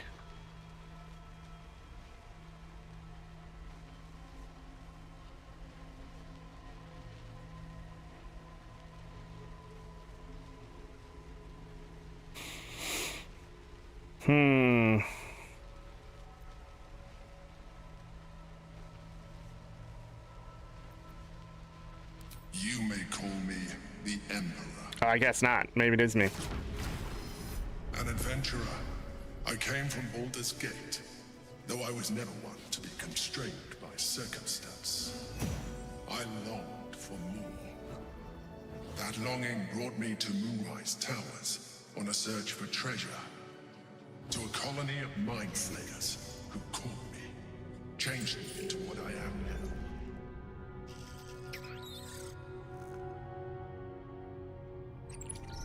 For years, I served the Elder Brain, the one you know as the Absolute. I was a thrall like any other, but I was fortunate. I broke free and started a new life in my own city. I sustained myself on criminals. Unglamorous, but there are plenty of them. Rarely missed. And they fueled me while I did my work. I had the good fortune to meet Duke Stelmane. We formed a partnership, and through her, I became the governing force behind the Knights of the Shield. The largest mercantile operation in Baldur's Gate. People referred to me as the Emperor. Such was my influence. Though of course they had no idea what I really was. My needs were sated. I was happy for a while. Until my true nature was discovered by the tyrant himself, Lord Gortash. He tore me from my home and brought me back to the Brain, where I became a slave once again. A slave he continued to call me Emperor. was intended as a slight, to remind me of the heights from which I fell. But I have grown fond of it. It encapsulates well who I've become. Dang, Mark. You must be going through it today.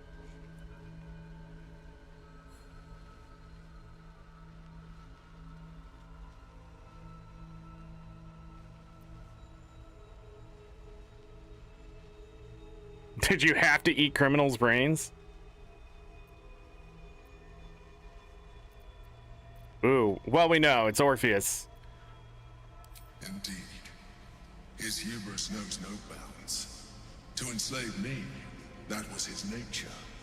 But to enslave an Elder Brain, a questionable decision. I shall look forward to sharing his downfall with you.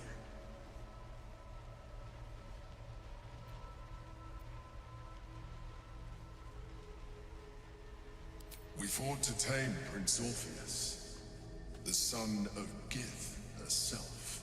Orpheus? Impossible. He was slain by Jastil Kithrak himself. Quite possible, I assure you. His power has been the source of your continued protection against the voice of the Absolute. The power to disrupt hive-mind communication. It is the same power that enabled Orpheus's mother to bring about the fall of the Elitid Empire eons ago. A power she passed on to him, and that I leveraged for you. When Orpheus's mother left, a usurper took her place. Blackith declared herself queen of the Githyanki. Blackith wanted his power, but Orpheus rose against her, and so she sealed him and his honor guard within this prison. Bound by infernal chains, Orpheus could never leave. Bound by duty, his guard never would. They were close to breaking my hold on that prince. And if they had succeeded, we would be lost. I am relieved. You have embraced your potential enough that you could help me eliminate them. Alone, Orpheus will be much easier to control.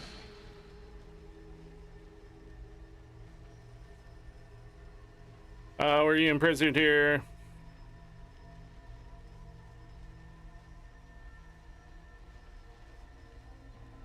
No. Gortash sent me on a mission to retrieve the astral prison. I was one of many, but the first to find it. How Gortash or the other chosen learned of its existence, I do not know. The moment I found it, I felt a change. My free will returning. I followed the feeling inside, and found Orpheus. I realized what the prison was for. Containment. While my body was within the prison's bounds, my mind was free. I could resist the Elder Brain, the Chosen. Better yet, I could plan to overthrow them. All I needed to do was subdue Orpheus and find allies in the outer world. You.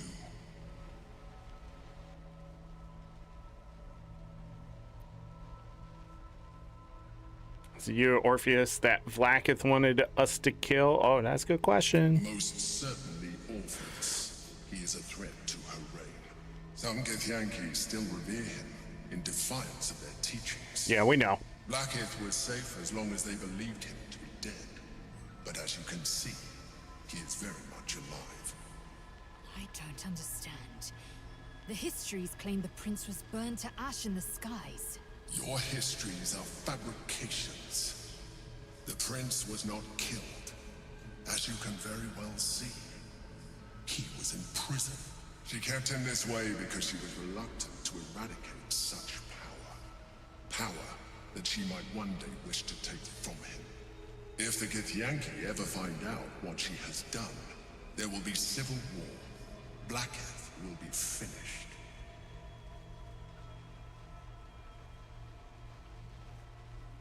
What happens if we free Orpheus? That would be a terrible idea. The moment he is free, he will attack you. Your only defense would be to kill him. And in so doing, he would doom us both. Even though he is subdued, you feel Orpheus's revulsion. A a pulsing hatred that cannot be contained. The Emperor is telling the truth. To him, you are just another wretched illithid. You carry a tadpole. As far as Orpheus is concerned, you are already a illithid. A sworn enemy, just like me. We're alike in other ways, too. The more I talk to you, the less you seem like a mind flayer. I'm nothing like you. I'm no illithid and never will be.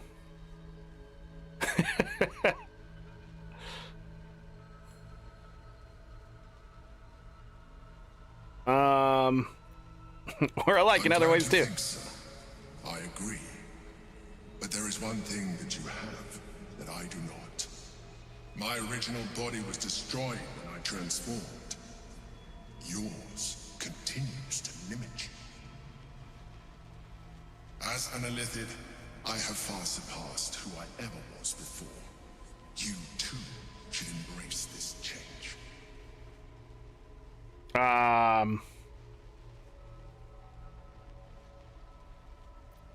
Why do you say that? I believe we'll have a better chance of defeating the Elder Brain if you embrace your latent illithid potential.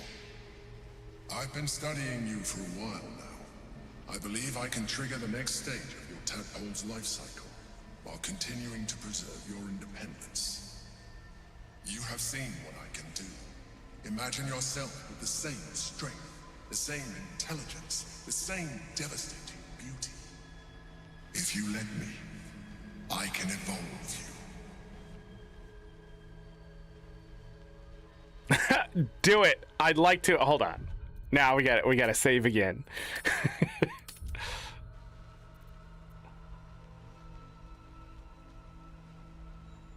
No, no way.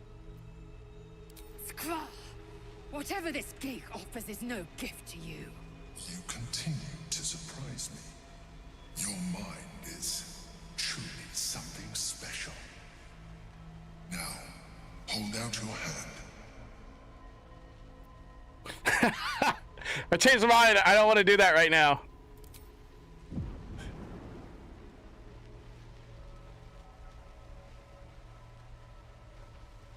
It's another worm? It wants to evolve, but it cannot do so alone. It must commune with another.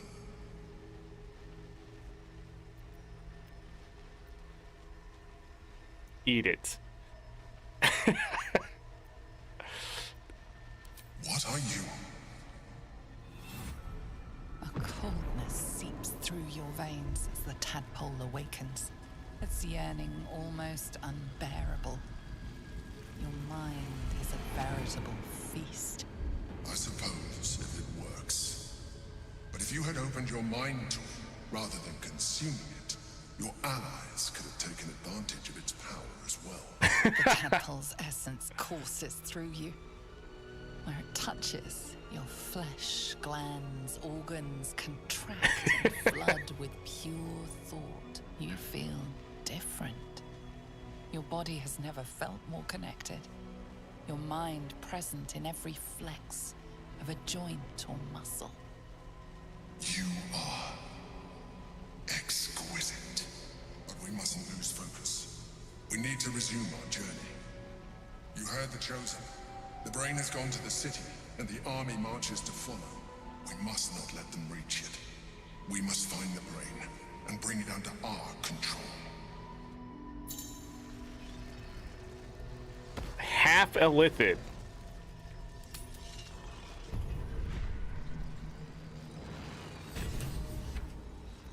What to do? Oh, it gave me all of these? You can fly.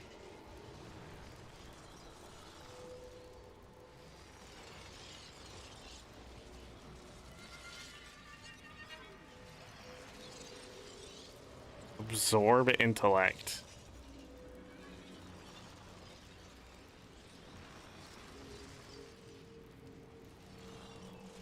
Only 85 hit points?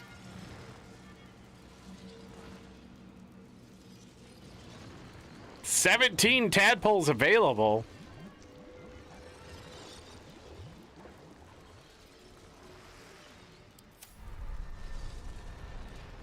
else do I get?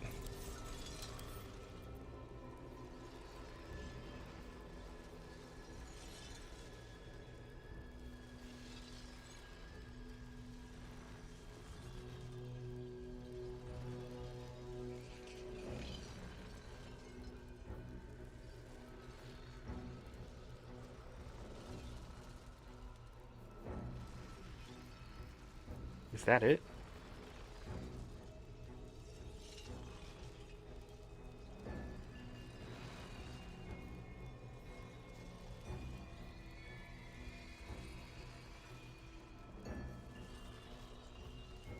I mean, how broken do you want your Wait, do you get all of them? That's not the button I wanted.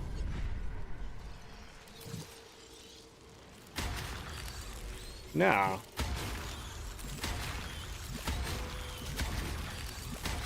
Eat them all!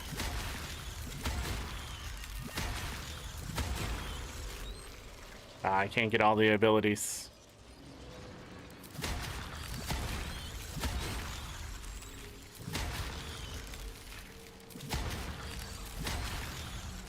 I'm short too.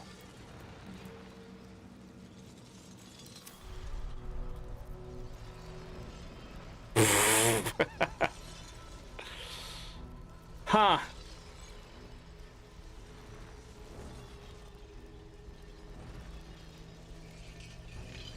Otherwise, they're blocked off. Did it make my tentacle bigger? I don't think I have any tentacles on my character here. I don't think it changed my appearance at all.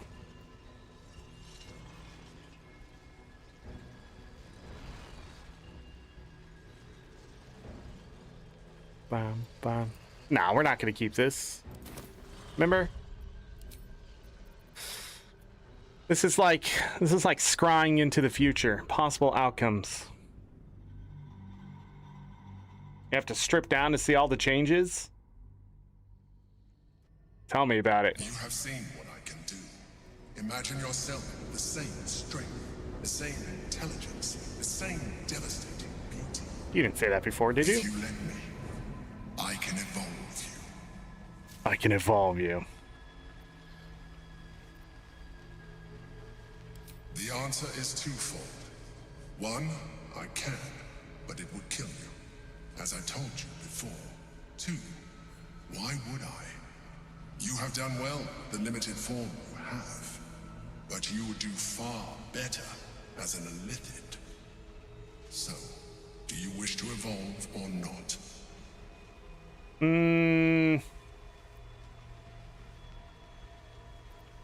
You will be able to do things you never thought were possible. There will be physical alterations, of course, but only partial. You will retain most of your current form, and you will soon see that the benefits outweigh any perceived loss. I understand. Let us hope then that your present self will be sufficient to deal with 3 gods of death and a giant magically enhanced elder brain. But in case you change your mind...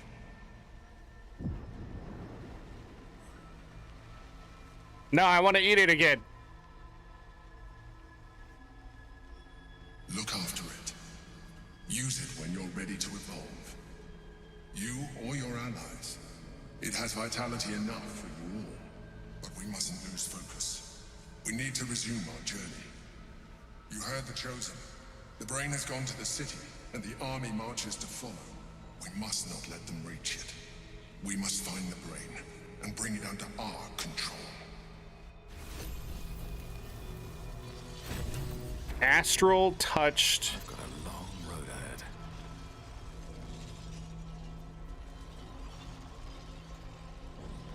What is happening to him?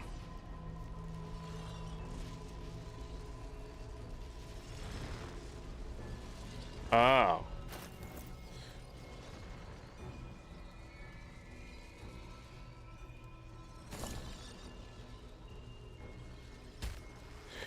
Put it in the pile.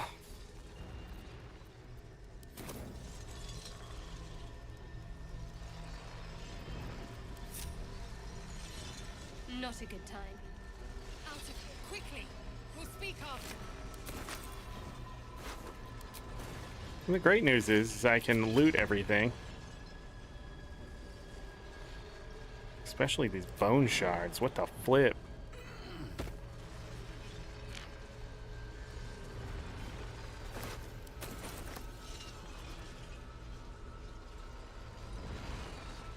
What?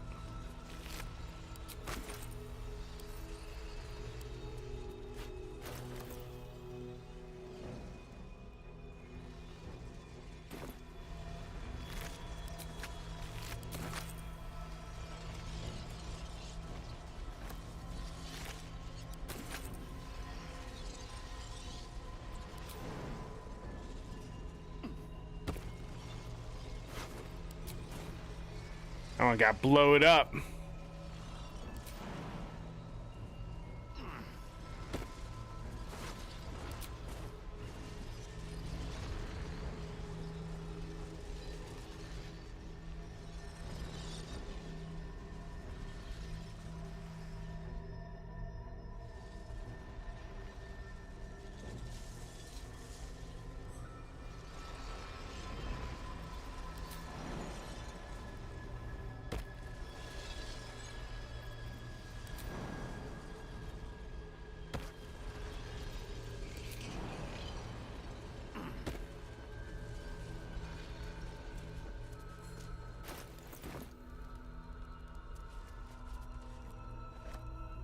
I'll take that.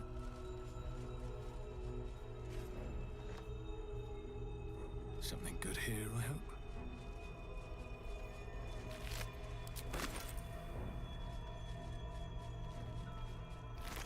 This game really wants to turn you into a tentacle monster. Moving in.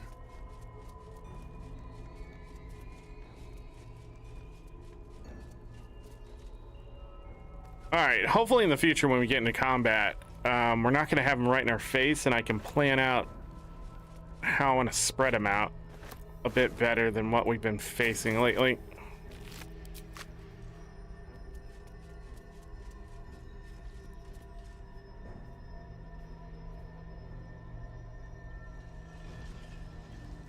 Sorry, my hand keeps cramping up, so sometimes when I'm trying to turn the camera, it's not turning. Because I'm not applying enough pressure.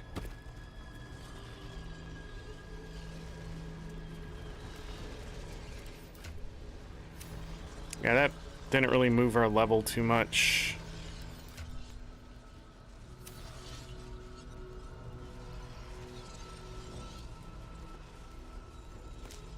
Another one. Okay.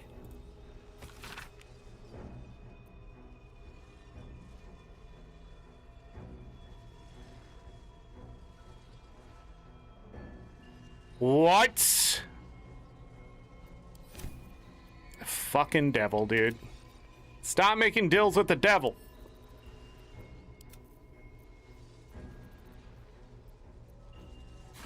This reminds me, what was that? Unchained Echoes or whatever? Everybody's making deals with that one guy.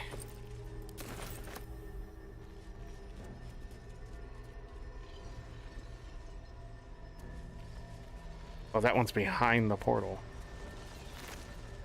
Another brain. Let's do a new save here. Consider using the tadpole. You're even. That's it? Seems simple enough. The orb hums with cerebral magic. Permeable, but impenetrable. Obviously not. Within it, the Githyanki prince is as silent as a corpse, but for the murmur of his powers being siphoned away.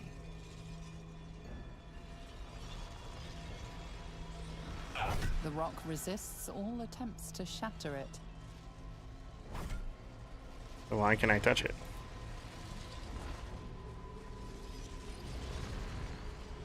The rock resists all attempts to shatter it.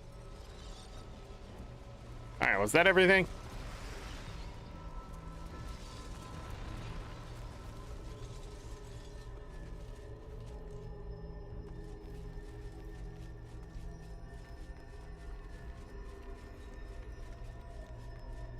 Yeah. What a mess.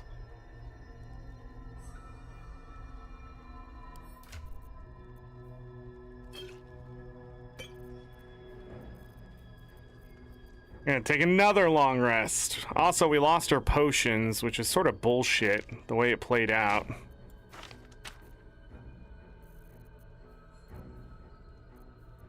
It was hard to get over here, which is also an annoying thing.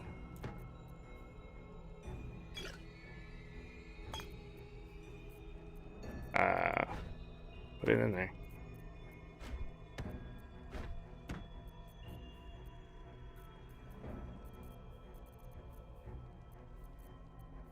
We have tons of explosives. Then we got this. If you got the right monk shit, I mean,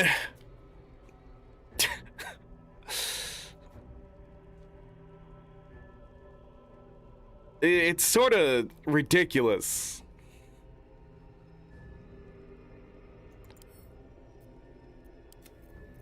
The stuff I've seen is just like punch things in the face and watch them disintegrate. They can carry 1440, huh?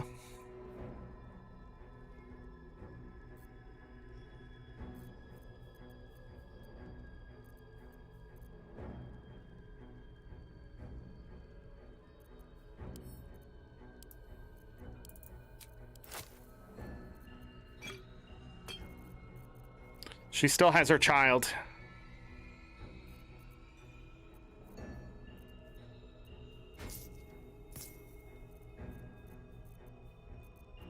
All right. What do we lose here?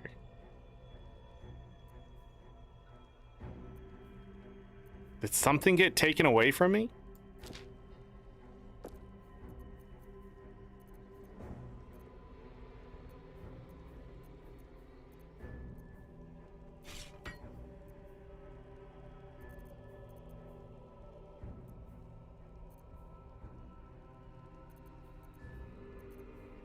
There's so much shit down there. I still haven't done this.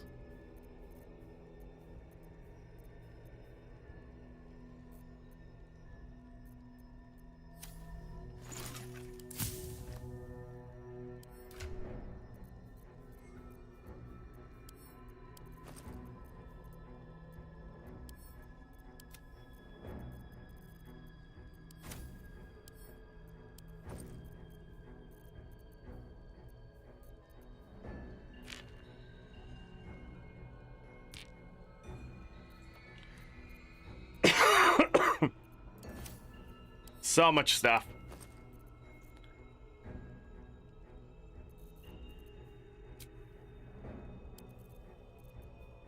Scroll of animate dead. So we have 2 of those now.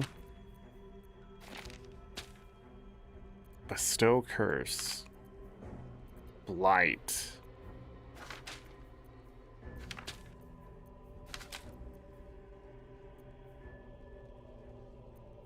I don't know how these ended up being 2 different items, but here we are. Talking about it some more. I like how it's like, detect dots. The Emperor's like, okay. If you want.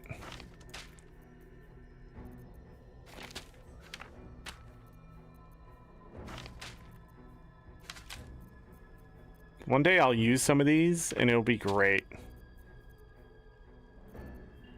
But there's so much executive dysfunction when I open this bag. It's sort of ridiculous. But also I can't take advantage of anybody's anything. Because most of the scrolls, they have nothing to do with what they have equipped or whatever.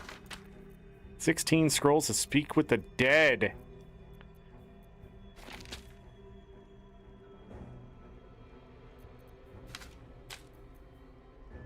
Stone skin.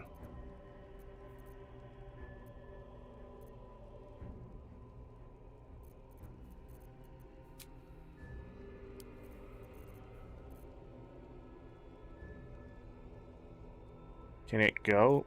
lower? Nope.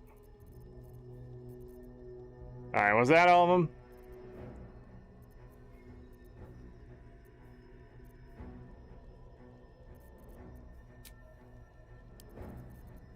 Should be put the best ones at the top, right? Yeah. Alright.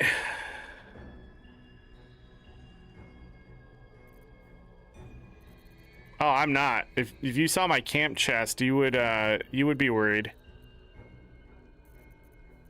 If you think this is bad,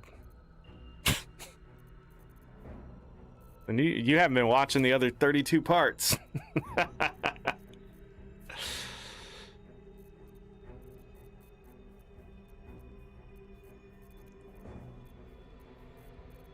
All right. Let's get out of here, I guess. I don't want that heavy stone.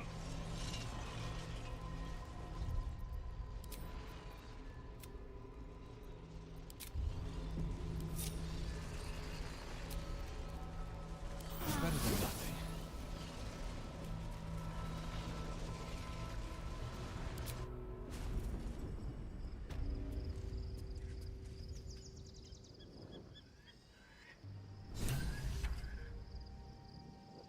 Oh, this guy automatically died. I can't wait to sleep.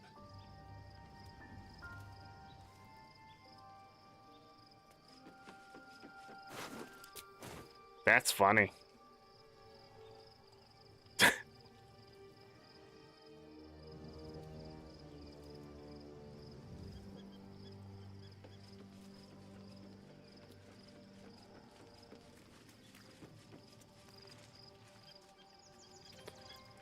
Well, time to talk to her girlfriend and see how mad she is at us. Where's Will? I guess this is just a character thing. Orpheus, Gith's only son. He lives. It is not the Geich visitor that Vlaakith would destroy and Voss would set free. It is Orpheus, the blood of the mother, the prince of the comet.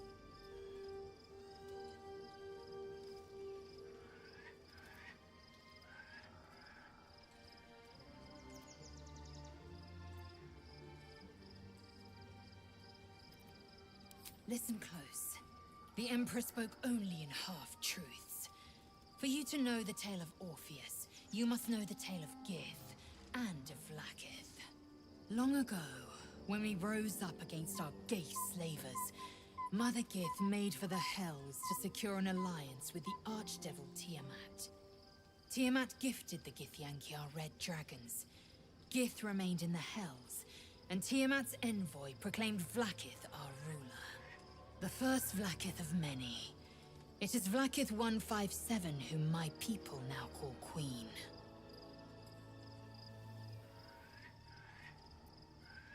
$157? That's a lot of Vlaakiths. Yes. Our current queen has claimed undeath and reigned for 1,000 years. But it was the first whom Orpheus tried to slay. Orpheus is Gith's only son. He led his mother's own honor guard in a coup against Vlaakith I.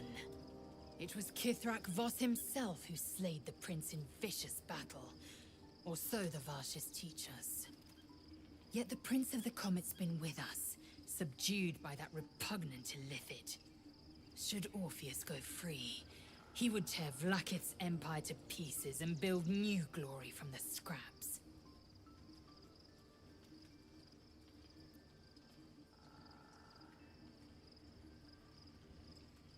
The seed and the sower.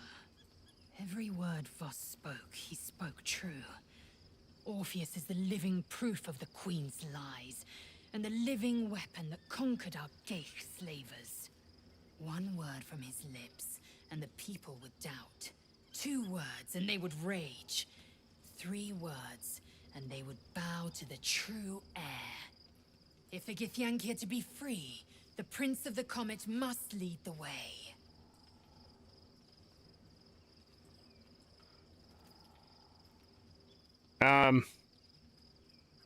What about him?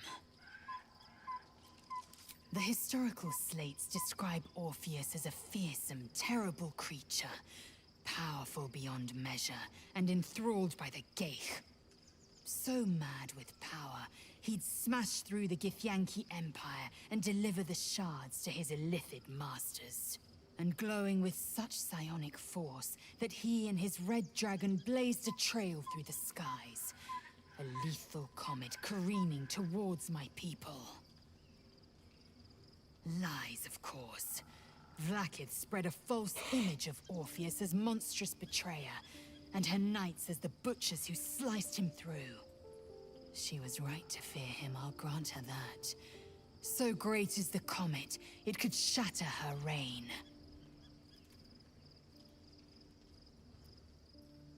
The Emperor may be loathsome, but it's right. Orpheus can disrupt a Geich hive mind. A talent like that makes the Prince a powerful shield and a powerful weapon. Why destroy a weapon like that, when you can contain it in a relic and keep it for yourself?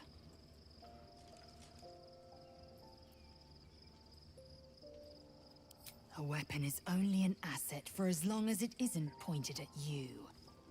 The means of Vlaakith's own end has been ripped away from her. Better to have Orpheus killed than to risk his escape.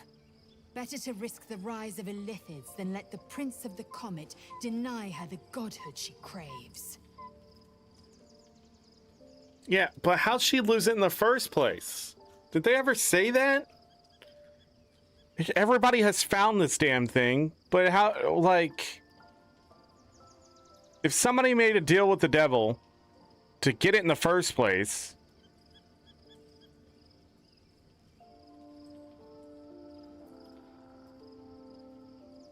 Orpheus is honor guard, loyal to the end. Trapped by Vlaakith in the same prism holding their noble prince, fruitlessly hacking at the sphere that contains him. They see us as Geich, tadpoled husks in the Emperor's thrall. I regret their deaths. But I pledge to live as they perished, in the service of Gith's son. On to other matters.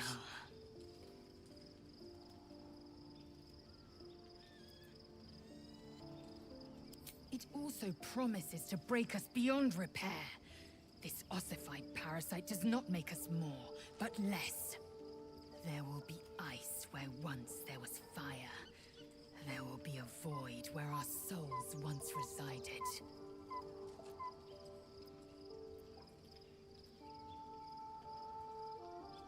You'll be unstoppable. I know. And I won't. I'm listening. I'd like to kiss you. Here. Now. If it weren't apparent, it should be. I'm not keen on such outward displays of our flesh bond.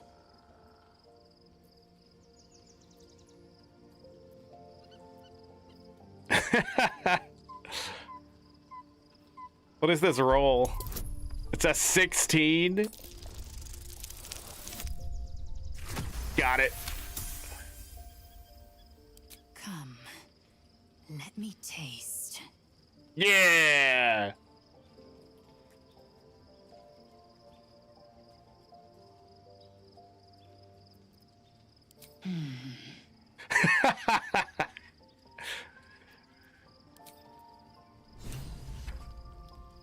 Okay, well, things happened.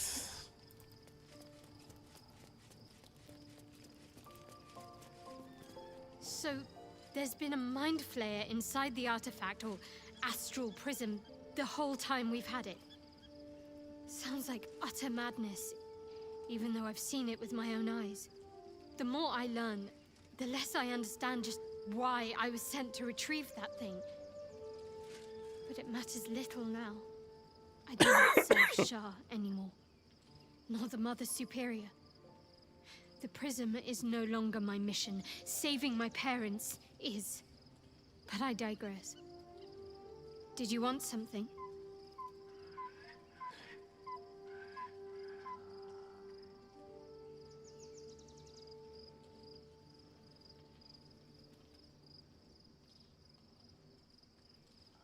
Sorry, I was coughing. Man, we're already 5 hours in today. We've only done, what? One battle? The one in here, then the one inside? Well, like, one, I guess, several in a row.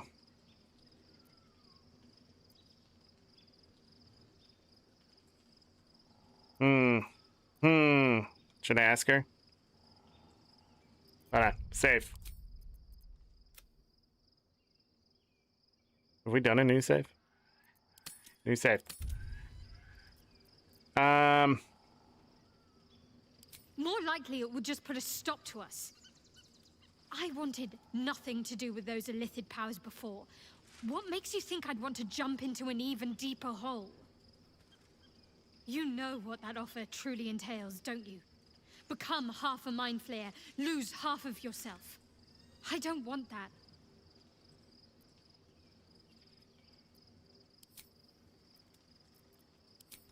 Good. You know who does want the power? This nerd. Always a pleasure. So, we owe our lack of tentacles to one of the very creatures that kidnapped us. And now it's offering us power if we're willing to evolve. Are you sure? I want to discuss. We both know what it is capable of, but I'm not touching it. But yeah, you were like, yo, let's eat those other tadpoles. And now you don't want it? Oh, because you're not going to look as pretty? Oh. That was before I knew the cost. Before I knew it meant transforming into some grotesque beast. Uh-huh. I remember how it hurt when I turned into a vampire. My body writhed and warped while I was utterly helpless. The grip of death owned my heart as it beat its last. I don't want to turn into anything else. I can't do that again. I can't watch my body be taken over. You're afraid? If we master the tadpoles, it will be different. But right now, that mastery depends on an illithid and its Githyanki's slave. I'm not going to submit to this. Don't ask me again. I just said that.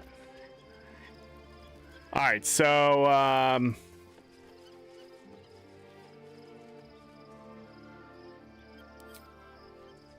what? Don't do it. Should probably get all pissy. Like, you break my stuff. Chat disconnected. Reconnected successfully at 2 p.m. exactly. Who's my favorite companion and why? You know, can I be honest? I don't think I have a favorite. I think they're all interesting, but I think Withers is the most interesting, because he's so mysterious and he's just like, obviously he's an avatar of a god.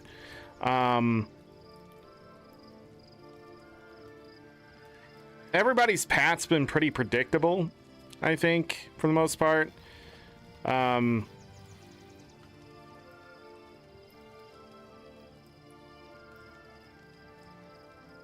I find the Githyanki sort of meh. I think the Githyanki are... I think they're overplayed, you know? The Mind Flayers, I mean, that's D&D. So it hasn't bothered me as much, except, you know, now it's like, become a tentacle boy. Like, okay. Shadowheart's story is pretty good. Gale's story is alright. Will's story is pretty good.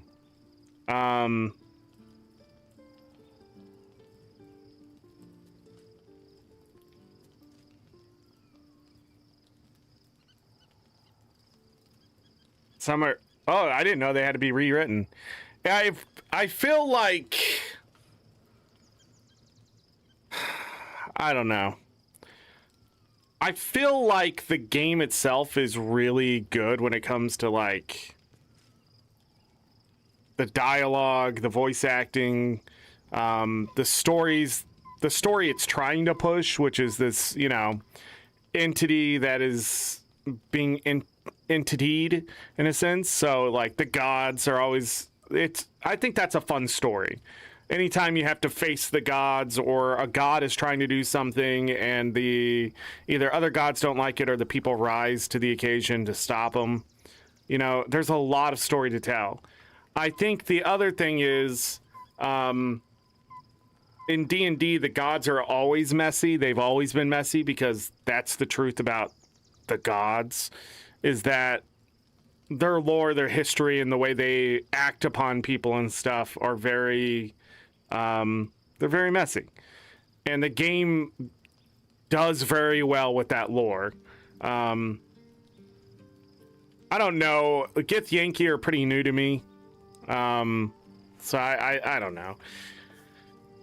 But Mind Flayers aren't. I mean, they've been around forever. The idea of a hive mind of just sort of an ultimate creature sort of enslaving and consuming all information is, again, that's not a new idea, but that's the Mind Flayer. And then you get the Elder Brain, who sort of is the central data processor of it all, and commands all parts of it to do whatever. So that story doesn't bother me as much as the Gith Yankee. Just the Gith Yankee feel very forced, is what I'm trying to say, in my opinion, as a race of creatures, species, whatever.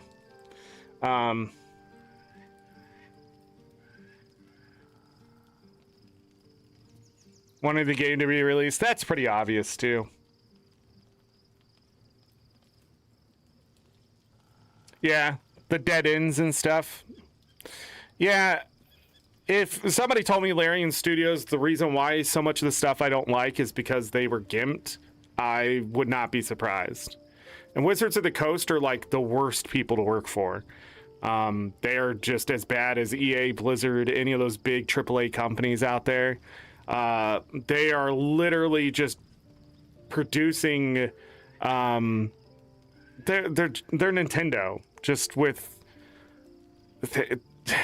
they just can't stop themselves from producing. And in this day and age, and this is true for like consoles and all sorts of stuff, we don't get enough time anymore to play with the stuff that we get. And I feel like this game is sort of an expression of that. There's so much fantastic stuff here ruined by something. And it's those blemishes that continue. And you could probably ask 1,000 streamers this, and most of them will agree that game streamers that have played hundreds of games over the last couple decades, that games today do not get enough time that they need to become a masterpiece, to actually be a 10 out of 10 legendary game that you're going to want to play forever. That's why you see so many of them back up and go play retro things or an older game or something from their childhood. Those games are actually really good. These games, there's always something that creeps up on you that when you play it either multiple times or enough, for me, usually it's about 80 hours and I'm going to just be tired of something. The game's dead in the water and you just don't go back to it. And I think that's sad because it's so close. Tears of the Kingdom was another example of Nintendo just squandering the chance of making a better Breath of the Wild. And instead, they just made Breath of the Wild 2.0 out of beta. Like, how disappointing. And it wasn't even done and polished. All the new stuff that they added, it still feels like 20% of that game is somewhere. And it took them 6 years to get there. And they probably were just moving people around. It's what Nintendo does now. I don't know. I think we live in the day and age of close but no cigar. You know, there's always something. And then, like, hearing that Larian Studios has to rewrite it and stuff sort of makes sense to why some of this is sort of, it feels sort of washed. Shadowheart and Will feel the most complete, and their stories stand alone pretty well. But then when you get into, like, Gale's story, it feels much like Shadowheart's or, what am I trying to think of? Karlach's and Gale's is really close. Like, there's a lot of that stuff. You start comparing the stories and you start going, oh, they're all close, but that's because they got washed out, obviously. Most of them are literally designed as a product, not as a passion. Yeah, absolute 100%. I've said this. There is no passion in the gaming industry when it comes to AAA studios, especially, and even in indie development. It feels like people are just copy pasting and sending it out the door. But then, like, you get somebody who wants to make something special, and it becomes that way, and they'll work on it for years, even after the fact. That's passion. But sadly, we just don't get enough of that. I feel like we just get, and now with the AI and stuff, it's even worse. We're getting oversaturated with just absolute bullshit and boring time wasters and stuff like that. And I'm someone who enjoys time wasters. Idle games, incremental games, those are some of my favorites, but there's so many of them now. And it's like literally I lose interest in the first hour for a lot of them because they just don't grab you like they used to.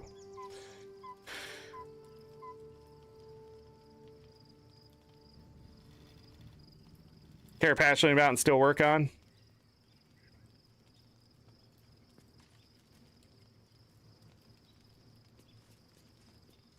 His had to be rewritten entirely. I wonder if his was first though. Because his is interweaved in Karlach's. Trying to think here. So it's separated enough from Shadowhearts, but interweaved with Karlach and the Devils and it's just so much shit. There's a lot going on there, and the main story. It feels like Will's is probably closer to being what they needed it to be than Gale's Go Blow Yourself Up. And now he's like, let's go to a library. Do you see like the difference? Like Will has problems. Gale is just sort of like a lost lover being casted out. And it's interesting, but like, I don't know. I just can't connect with that character at all. Pure cash grab garbage slop in many industries. I mean, the quality of things has become not, if that makes sense. Yeah, we live in the day and age of not greed, but complacency and apathy. And it's not anyone's fault. When you get bombarded with this stuff your entire life, day after day, you only have so much attention you can give. You're going to start feeling exhausted and just that kind of stuff. In video games, I feel like we're one of the few places where we could just get away from it all. You know, there weren't ads in my video games back in the day. When I was growing up, you didn't have to stop for a 30-second ad, a minute, you know. But that's what we live. Everything we do is a chance, an opportunity for advertisement.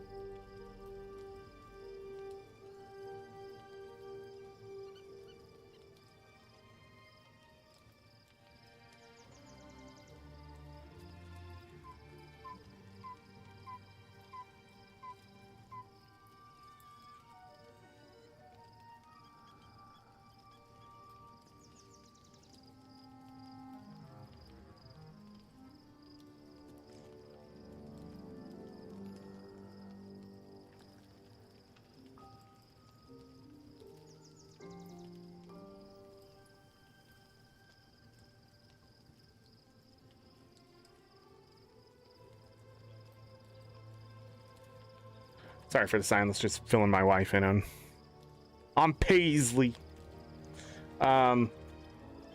Get to finish the game, look into it. Yeah, spoilers and stuff, yeah. I haven't heard anything much. I didn't know any of this was coming for Act 3. So I thought we'd actually get to the city today, but I've sort of just run out of time. Man, okay. The fights today didn't... I really feel like that one fight just has a weird bad start. It wasn't terrible once I got into it. That last time I was just like, just go. Just kill everything.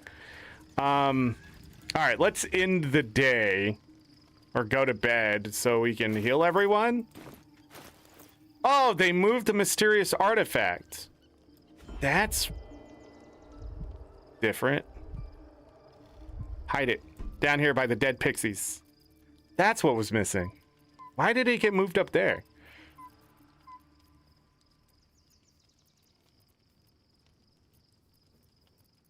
These are disappointing.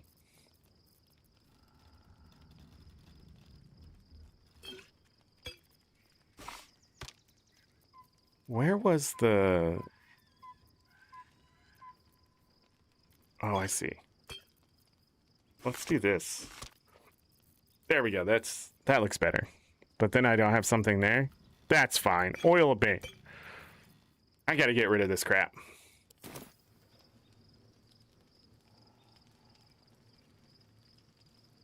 She holds it until, like, I've had it in my inventory for a while. They gave it to me at some point in Act 1 or 1.5 where they're like, hand over the artifact. And I was like, nah. And then it was in my inventory.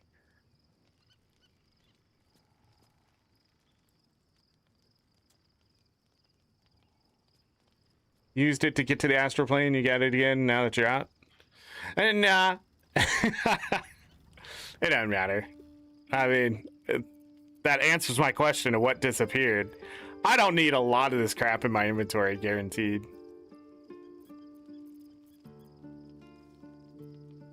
Right on the cusp of encumbered. Okay. We did all the things.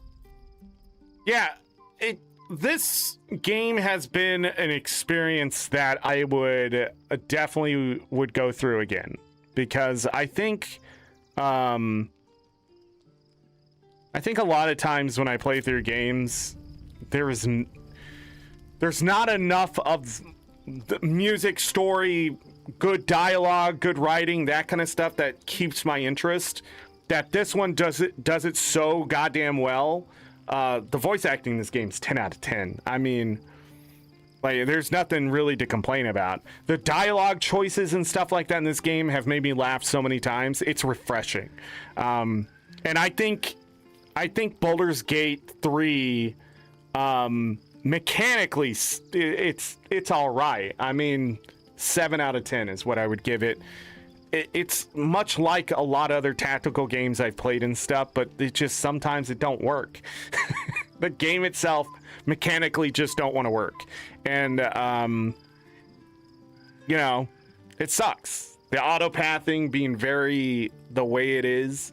And then just some of the rule sets of, like, why enemies do what they do and stuff like that. When I'm done with this game, I'm going to dive into why it is that way. There's got to be a reason. And as much as I rag on the devs and say that, man, they're sociopaths for making this is an experiment, I just don't think that's true. There's got to be something that limited them from doing certain things, like the reactions. Coding that's a nightmare, and I know it's a nightmare. You need a lot of time to figure out every single variable that can happen. But sometimes with the auto-pathing, why does my character move at all? It must be how it checks it and why it has to check it. Maybe so you don't fall through the earth. I don't know. But I will definitely be looking into more of why Baldur's Gate 3 is the way it is mechanically. Other than that, I can see what this game's game of the year. I mean, everybody loves D&D, that plays D&D, and just to make these characters the way they are. If we talk about the characters, like who they are type of thing, like, they're all likable in their own ways, and they're all different enough from each other for the most part. They feel very D&D, but they're like they're people. They almost feel like people, you know what I mean? And that's why the cutscenes and stuff play out so well. Like, they make you care about these characters, which a lot of games just fail to do. So, Salt Cube Honor Mode playthrough. I know exactly how I would play Honor Mode if I would ever want to put myself through that. By not using most of these characters. To be honest, I would hybrid the shit out of these characters and just break the game. And I know they like make it more difficult and stuff like that, but there's just things that are just set. Like Alert, like when you pointed that out and stuff like that, like you're right. Why would I ever want to get surprised in combat? Gone, you know? And then that, you know how much that stops so much extra damage from happening in battle, and being able to go first and wipe out like 1, 2, 3, 4 or more people stops a lot of your problems very quickly. Or like when I was fighting Ketheric, you know, and those necromites were over on the left side and I just blew them up with one arrow. Like, you know, it didn't throw me in combat either. So I was able to go and free the I forget her name already. Aelin. Like, it's stuff like that. Once you know it, once you've seen the future, like, and you remember these strategies, that's it. Blow everything up is a strategy in this game. As long as you're far enough away from the explosion, you're gonna win. Which I've shown, because when I still have the rune powder. I still have it. It's there. Wait, it's not on him. It's still there. This still can one-shot so many things. Even the Emperor, like, then he throws some smoke powder bombs on top of it. You're gonna win. You're just gonna win. Now, if you can find a way to stop force damage from affecting you.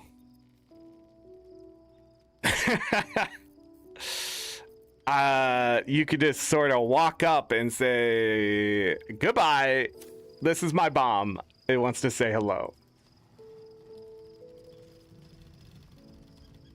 Dragon Age Origins Tactics Ogre. Let us cling together. I've never played Tactics Ogre.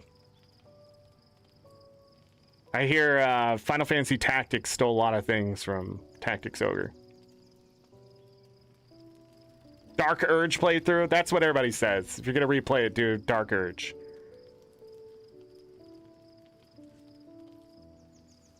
Yeah.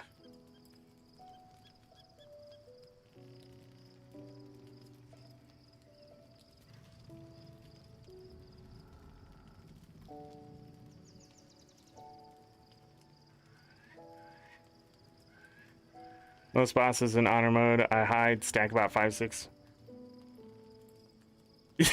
I mean, yeah. Anyways, we're gonna go to bed.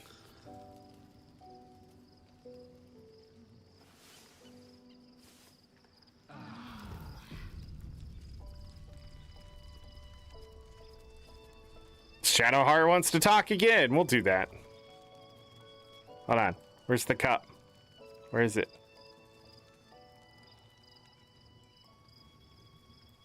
Yeah. We selling that, baby. I don't think I have a way to make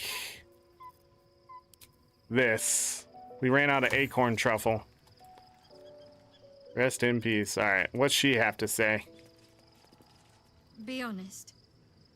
What do you think of the new look? What the fuck?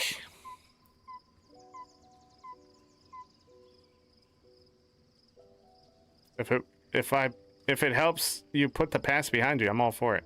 I love it. Not for me, but who cares? Inspired the change. How did you manage it? An unexpected benefit of my training. Any novice knows how to source the right herbs and mixtures to alter one's hair. Oh yeah, I knew that. Typically reserved for disguises and subterfuge rather than self-discovery. I don't live by Shah's rules any longer. Hold on. What inspired the change? Thought I knew who I was. But I was wrong. I do not belong to Shah. And I do not want to be adorned like one of her puppets any longer. The hair is just a gesture, true. But everything has a first step.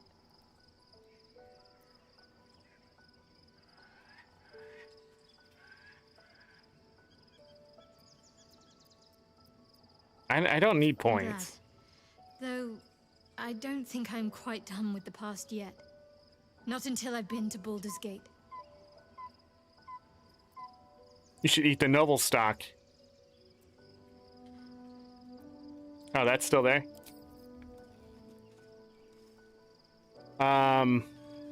Okay, well, she changed her look. There is a way. Hold on, there is a way. Oh, yeah. Let me show you my let me show you my camp stuff. Didn't I get an amulet with speak animal? Speak to animals? Speak animal? Speak like an animal?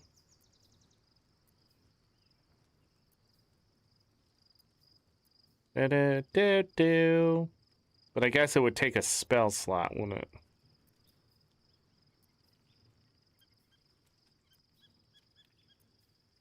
I feel like I did. Oh, it's animal friendship. Boo! Boo! Who needs animal friendship? When you can just talk to them like a normal person and they understand what you're saying. Will I ever get an item that has it?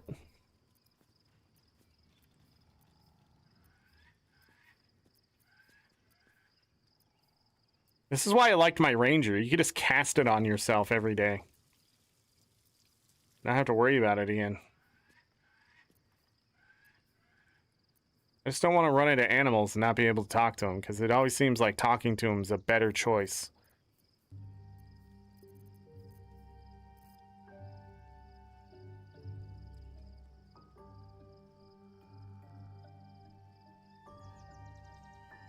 I already used them up. We're out of acorn stuff.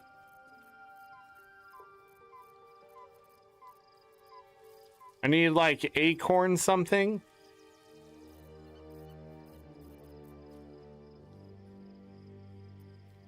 Oh, why is this here?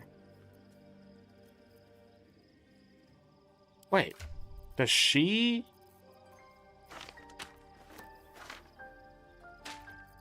Does she have speak to animals?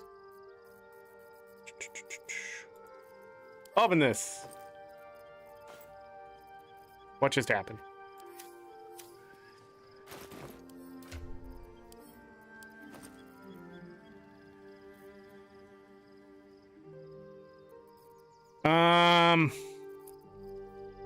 What level spell is that? I don't think we have it.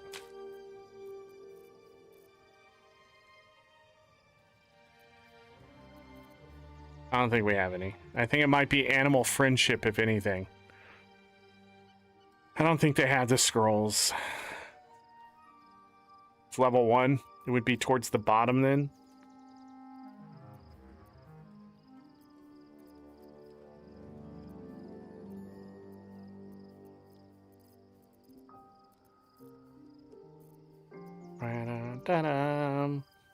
You know, I should put things to sleep more often.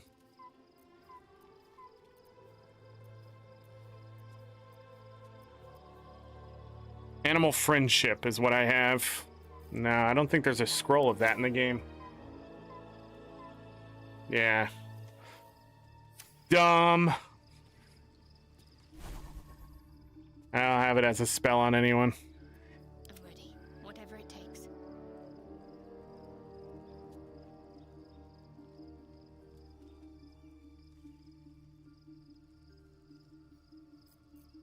Alright, well, I knew I was running out of it. So I'm gonna have to fix it.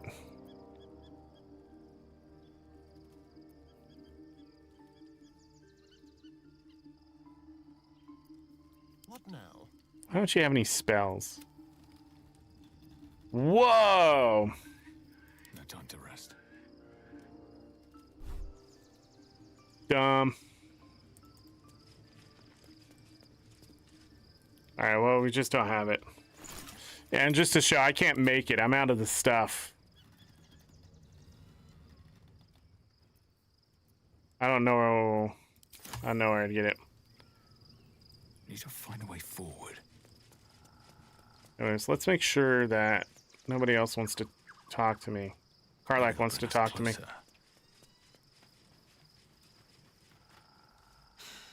Gods.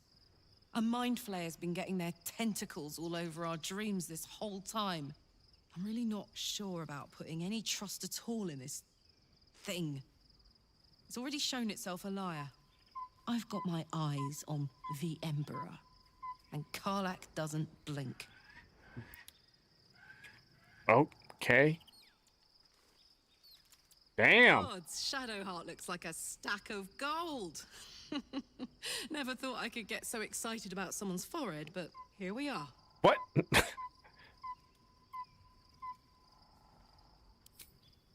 Special tadpole? Bit of a contradiction in terms, don't you think? I don't even want a regular one. You're talking about turning into what? A half squid? The tentacles. Surprised you haven't tried it yourself yet. Wow. Thank the gods. They're like, they are so worried. I'm gonna force them into becoming a thingamabobber. What do you mean I can't reach this? Scratch is not a this game. Scratch's tail wags enthusiastically. Yeah. Scratch's tongue lolls out happily, his tail wagging even faster.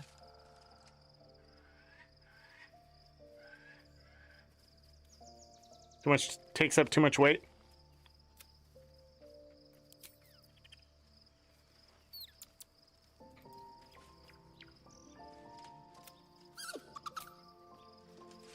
Yeah.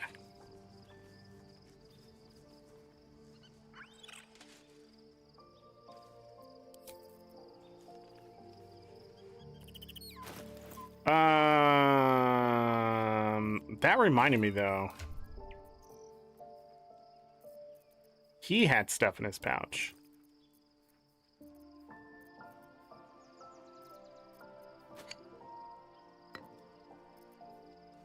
$8,462 things. 33,296 gold worth of stuff in that one. 64 weight.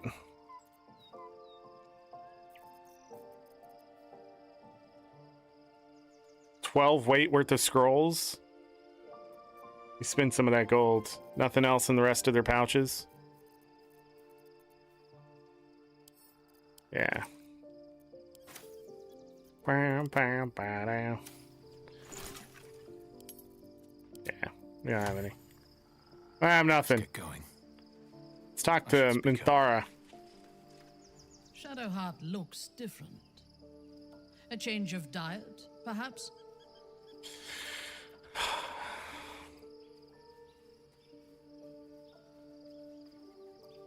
We will need every advantage to survive the battles that are to come. And my illithid parasite has already shown its worth. Oh yeah? If this superior tadpole is capable of unlocking my mind's full potential, it is a tempting proposition. I am surprised you have not drawn on its power yourself. Why do people keep saying that? Use it, become greater? As you should. When I am stronger, we are stronger. Okay. At the ready.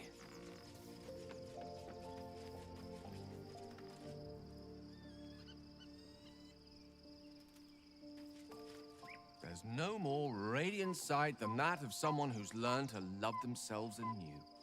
Shadowed in name, but no longer in spirit. It suits her.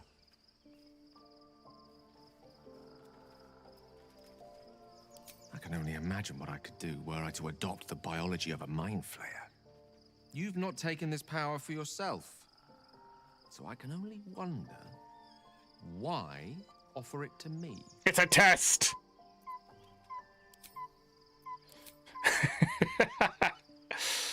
Gale is the only one who ever goes, wait, why haven't you done it?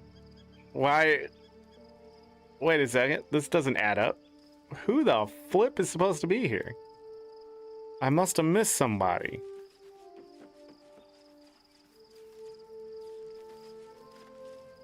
Oh, we have a new look for a new Shadowheart. Nice as it is, she still doesn't have the best hair in the camp. Okay. Don't make me leave you in camp for a while. Well, so, but what about blah?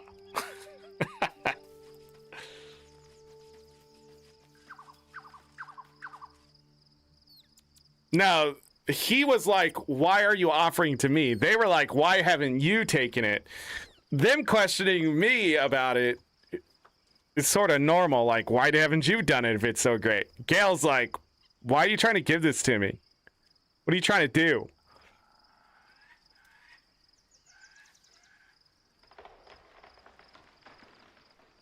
Or feed him artifacts? Yeah. I do have some abilities. But I have not given anyone illithid powers this playthrough, and I'm not going to. Be gone, friend. I have a darling to adore. Looking forward to a bit of... Okay. Breathe deep and move. Da, da, da, da, da, da, da, da. I like how everything is set up for the rest of this act in this camp already. Will, what do you got to say? Love Shadowheart's new look. Softer, less severe. It suits her. Yes, and at a great cost, partial ceremorphosis. I'm not about to make such a sacrifice. Not now, not ever. Thank you. See, I like Will. He's like straightforward. I don't like it. Something is different about Shadowheart. New facial creases, perhaps. A fresh battle scar I hadn't noticed. Bah, it eludes me. Are you serious?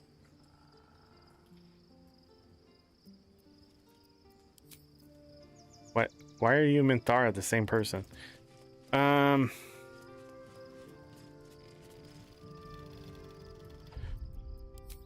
Okay. Oh wait, maybe they have something to say. We'll do that really quick. I will not be leaving camp until tomorrow.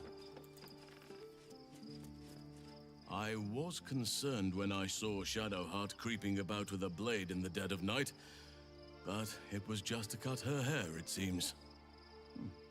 It suits her.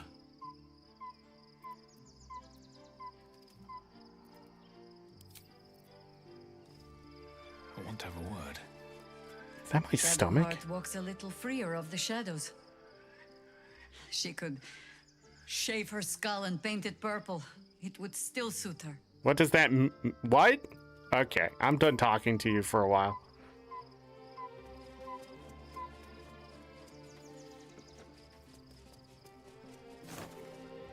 I knew it. I knew it.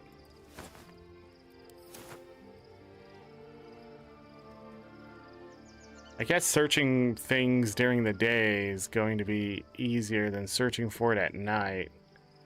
Wait a second.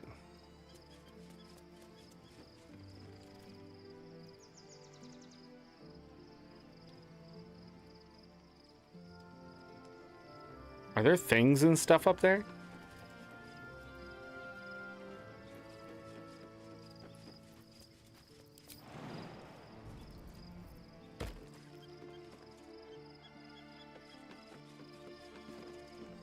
No, it seems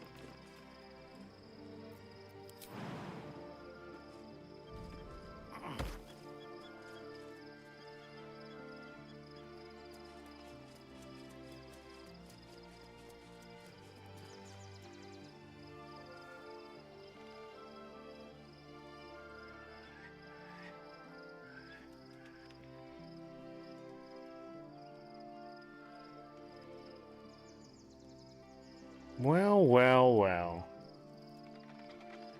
The hell's going on over there?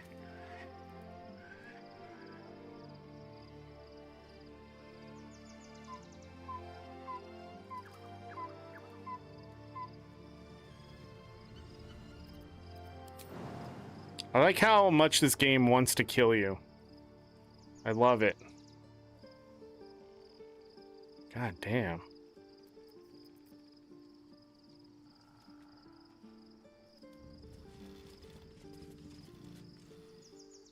I don't think there's a way not to take damage now that I've jumped up here.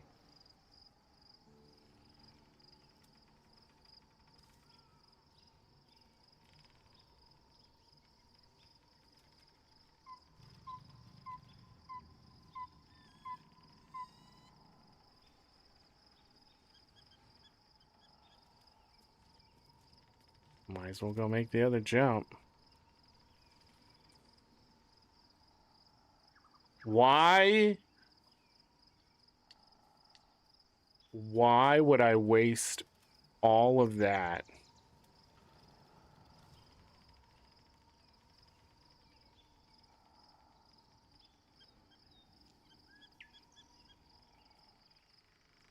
You know, there is an easier way to go about this, to get down.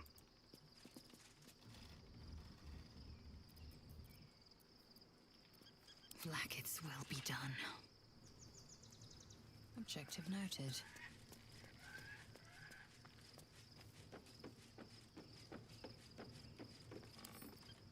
Found and taken.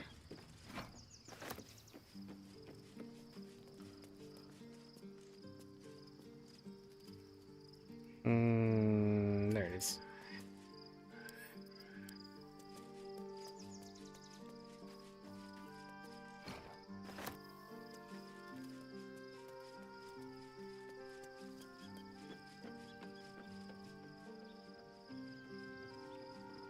Oh, there's two right here.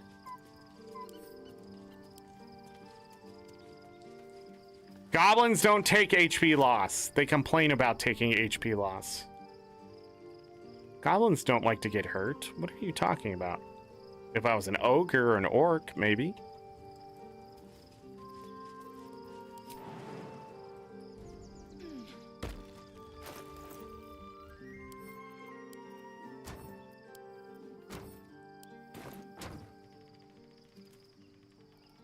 Easy. All's well that ends. Not as bad as it could have. Saved by my Gith-Yankee girlfriend. Yeah. Wait. God damn it.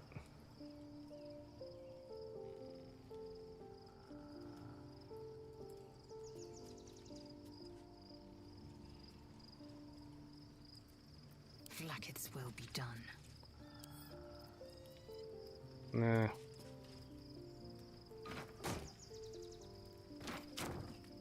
One true way.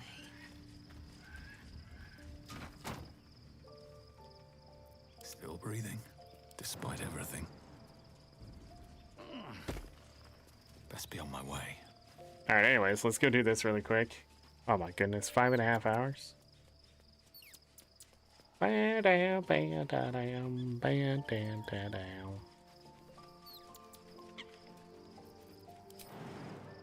can't actually get up here? Yes, I can. Hello? There's no way you can't jump over this. What?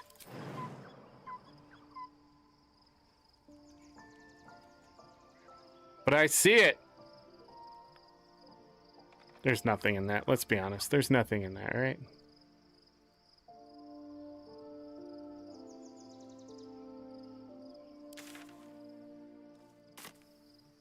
Alright, I don't think there's any secrets.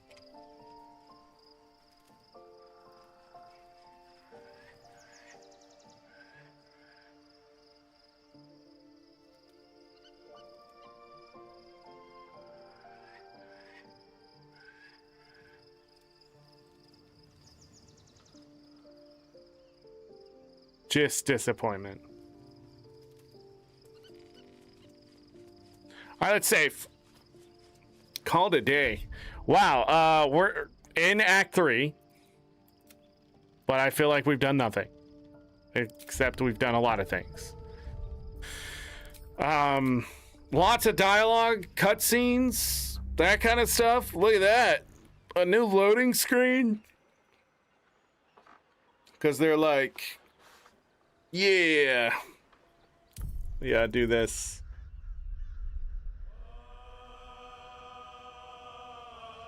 After all the spam from chat.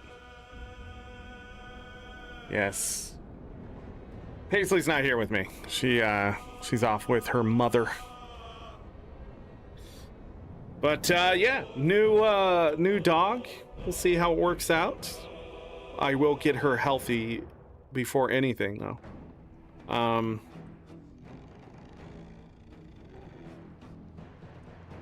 But she's so easy to love. You know? A white version of my character? Wow! Damn! Last day for the camera, everyone. Not bringing this back. Dang! A white goblin. I'll remember that forever. You know what? Still better than how we ended the last part. I feel like we had a great conversation today.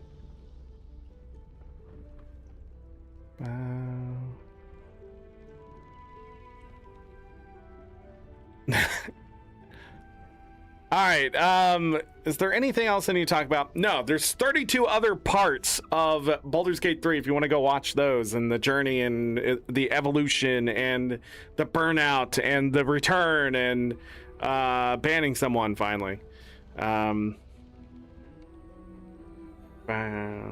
Greetings from fine Yakubian warrior. I hope they had a great weekend. Because I said that. Not a good Friday, but a great weekend. I'm trying to think if there's anything else. No, I'm not going to do Guild Wars 2 on Twitch today. I don't even know if we're going to do it tomorrow. There'll be no show on Friday.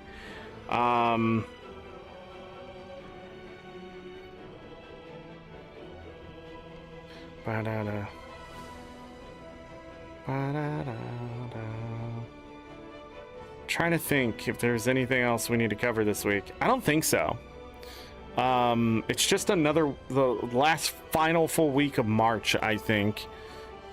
I feel like there's something else that's happening this week, but I don't think so. The next time Guild Wars 2 will be on YouTube will be Super Adventure Box, I think. But we're over there on Twitch. If you twitch.tv/AngryZorric.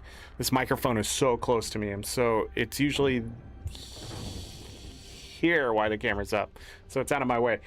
Twitch.tv/AngryZorric. We're grinding AP over there. We did the world boss stuff. I finished that up this morning after weekly reset. I didn't finish the weeklies. I got too tired.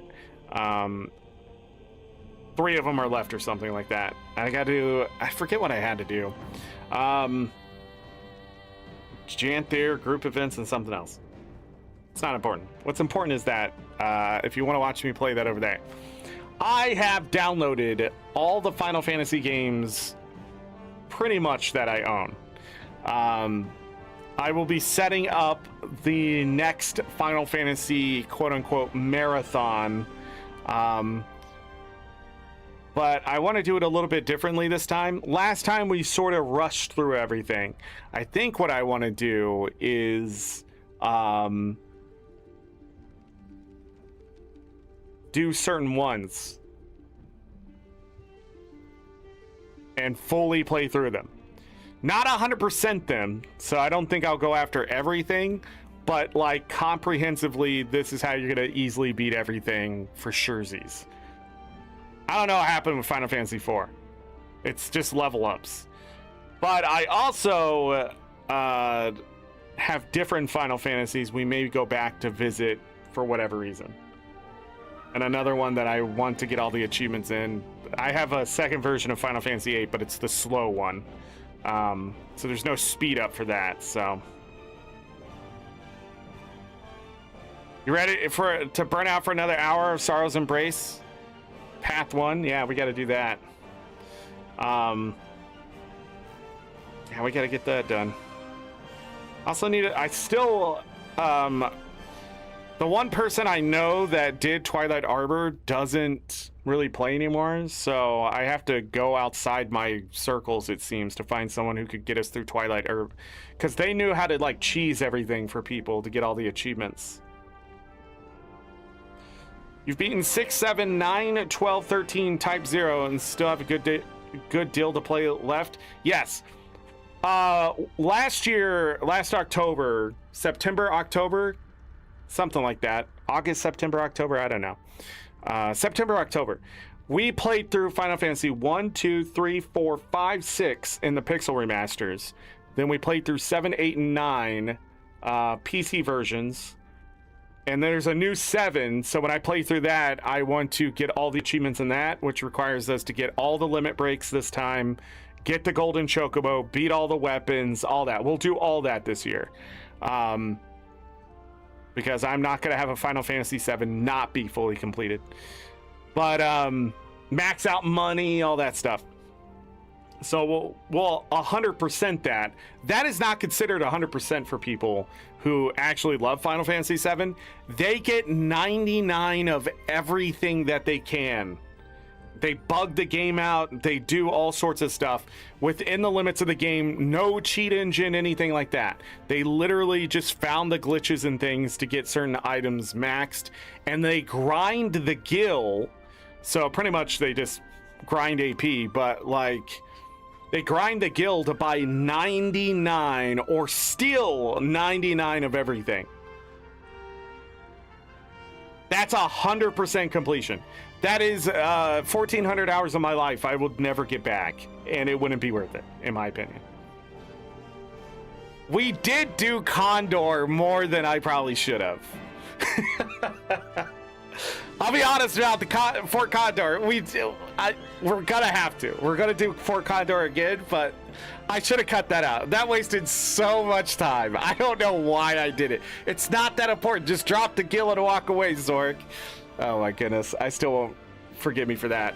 But yeah, then we played 10, and I did not technically finish 10. So this year, it's going to be Final Fantasy The Revenge. No limits. I might even mod Final Fantasy 9 to make it more fun to play through. In the sense of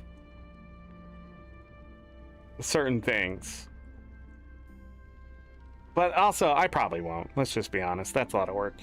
And the mods don't work sometimes. Blah, blah, blah. Completionist plus. Oh, man, Balatro? 98% of progress on. I have not mastered that game.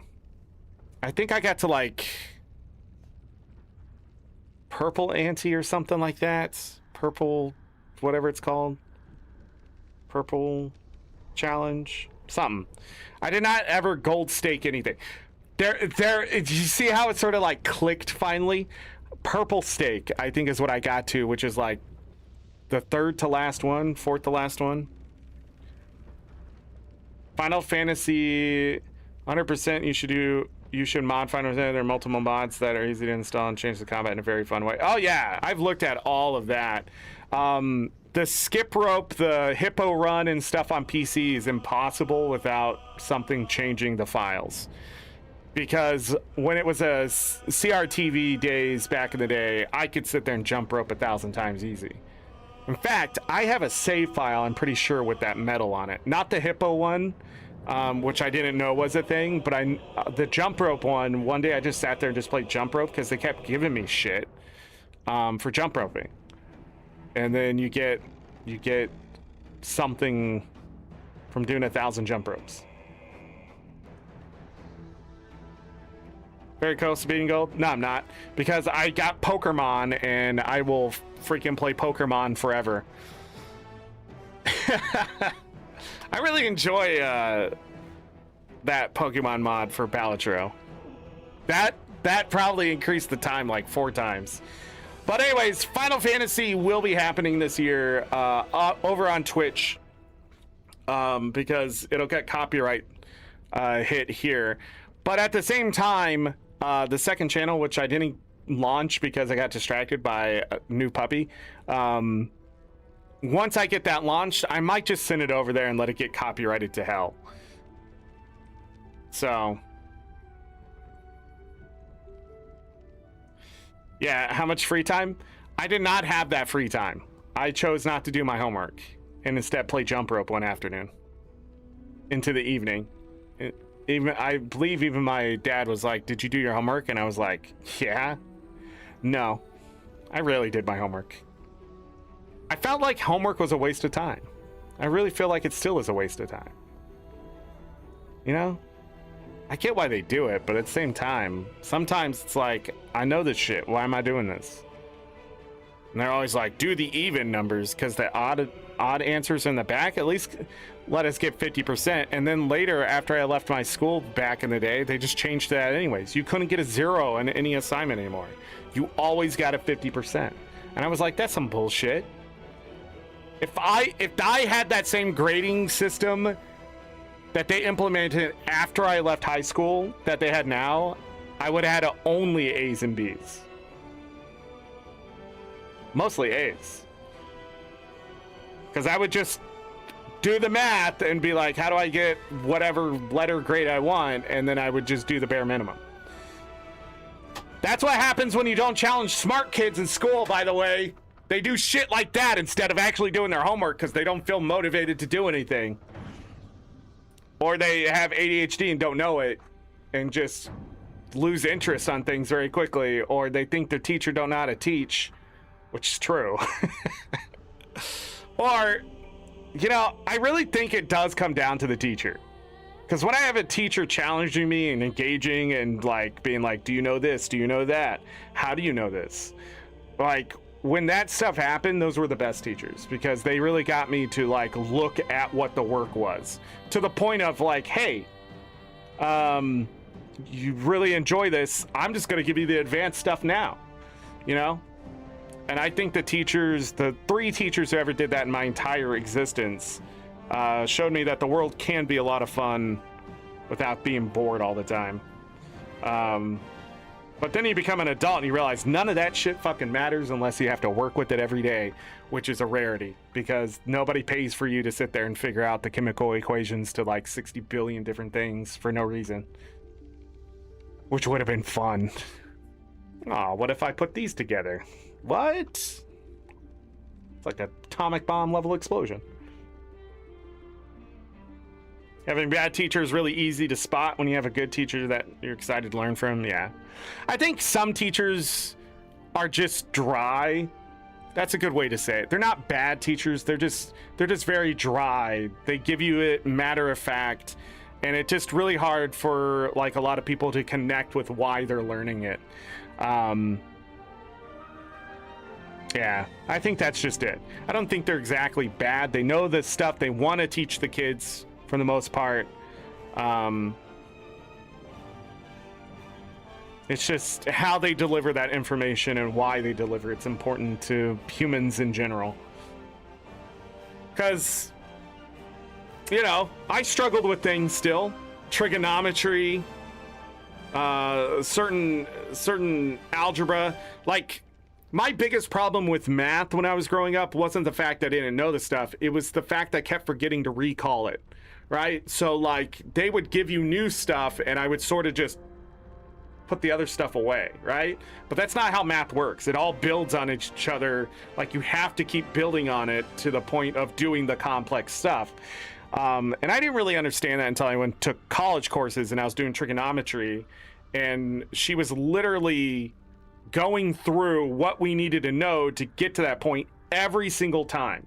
So like if you didn't know this, this, and this, she said, this is the stuff you need to study more than the thing I'm about to teach you.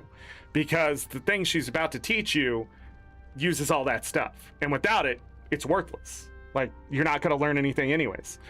And if I did the homework, I would have got better than a C because she was really good at teaching class. Also, she was attractive. That helps. You know, when you're an adult, you want to impress other adults.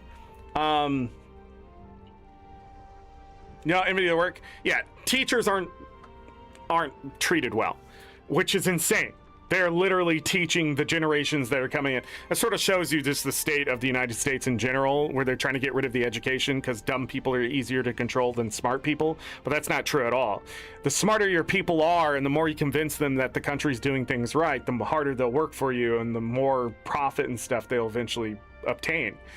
The thing is, you got a bunch of stupid people afraid they're going to get caught because smart people aren't catching them because they don't have the money or power. But there's eventually a time that happens every time in history where people have just had enough, and the smart people are able to convince all the other dumb people to throw out the dumb leaders. And it happens all the time. And it's always in a rotation, and it's always very bad for the country, region, whatever it was. And I think we're sort of slamming into that wall right now where people have sort of just had enough, because dumb people also understand if I go to store, can't afford my normal food and pay for the gas to go to work to get the money for said food, 1 + 1 don't equal 2. AKA, if I can't get my fucking Hot Pockets and soda and go home and gorge on that shit before I have to go to work tomorrow, I'm mad. And that's what's happening right now in the United States, and I think it's hilarious. It's like, no, we told you this was going to happen. But that's smart people. Smart people can see something coming down the road and be like, hey, yeah, let's not do that, right? Because I could predict all sorts of shit and tell you where something's going. And I could have told you this was going to happen as fucking 20 years ago, probably. But the thing is, like, now that it's actually happening to the point where they can see 1 + 1 doesn't equal 2 anymore, like, yeah, get fucked. But then you're also like, I'm getting fucked already, and I knew I was going to get fucked, so it's worse for me than it is for them, because ignorance is bliss. Idiots. Oh, why are gas prices going so high? Read a fucking newspaper. Open the fucking internet. I couldn't believe I had to explain to someone why war is bad for your gas prices, especially when they're going to war where they literally produce the thing, the product that makes your gas eventually, or they make the gas there and they blew it up. Like, but if you went to school and they taught you this shit, I just give up. I could sit here and rant about schools and education for the rest of my life. Everybody's like, oh yeah, we're gonna get political. I don't think learning shit is a political thing. I mean, you literally go to school to learn politics. That's like saying you fucking, oh, what are you, a sprinter? Because you saw me walking. Like, what the fuck are you talking about? Jesus Christ, that's the level of stupidity we have to deal with today. Like, you go outside with your dog and suddenly you're a zoologist. That's not how it works. There's a whole process. You can't get to something without the knowledge of the other shit, and that's how it's always worked, and how human beings have survived for so long. The problem is Darwinism doesn't exist the same way because I decided as a smart person to make things to protect you. And you use those things, you just don't think about it until someone points it out saying, oh yeah, did you hear that airbags just kill people in car accidents? But it's like 1 in 58,000 car accidents. But the whole point is now we make systems so you don't get in a car accident at all. You don't run into something. The car stops for you because you're too stupid to fucking drive correctly, or you're doing something you shouldn't do while you're driving. And then you're gonna blame the fucking airbag? No, you're the airbag, okay? There was a whole process that got to that point where people were dying from airbags. You cannot drive 90 miles per hour, smash into something, and think the airbag is going to protect you. At that rate, you're just gonna die. And it's hard to explain to people how fast you're actually fucking going. But if I put fucking 5 feet and said, hey, when you tried to stop, you were already dead by the time you went from there to there in 5 feet. You were dead. It didn't matter if the safety mechanisms went off or anything, because they would have been too slow anyways. They went off and sort of flung your dead body back because you were too fucking stupid not to drive 90 miles per hour in a 55 zone. Where some intelligent human being said, hey, the fastest you should go here is 55 miles per hour. You might fly off and hit that damn tree at 90 miles per hour. But then their friends go, hey man, he died because the airbag deployed. You don't fucking know. He died because he was stupid. Darwinism. Psh. But now we stopped the car before you hit the fucking tree and you get to try it again. But more than likely you're gonna kill someone else before you kill yourself, so I just don't know where we're at anymore. IQ, but which is sad, it's actually going up because it's impossible for IQ to go backwards. Because some smart person somewhere is gonna keep pulling it up at the 200 range. And that's why it's always 212 points total. Because in a year's time, we can gain 12 points of intelligence and people would stop being stupid. That means it goes up to 200, drags all those people up, and then everybody's shoved in this middle where they're like, man, what's my IQ? I don't know. How old are you? Did you get a year? Did you know that if you grow in the 2 decades from now, your IQ is probably going to be lower than it was 2 decades before that? Did you know that? It's really hard to explain this to people because nobody's fucking dying. We're just trying to drag everything down, but everything's getting better at the same time. So I just don't fucking know. I just want to go out and press a button for something to work. But you can't have that because some dude wants to fucking charge you $80 a month for a subscription cost to press the damn button. That don't make fucking sense. The button's already there. It already fucking works. And you just put in something to stop it from working, even though I already own the goddamn thing. And then if I break that, you sue me?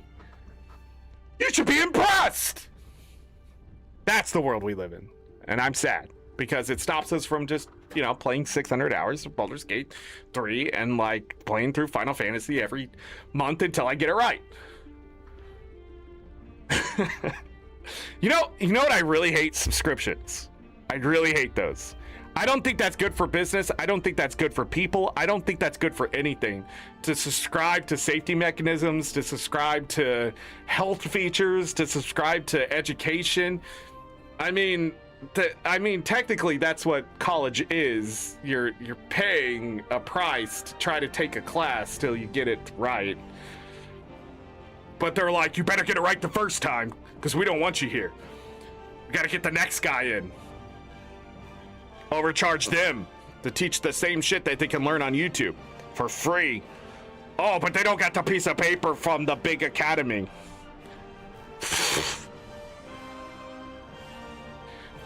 By the way, the other game of the year that everybody wants me to play, Expedition 33, you know where they learned how to make the fucking video game?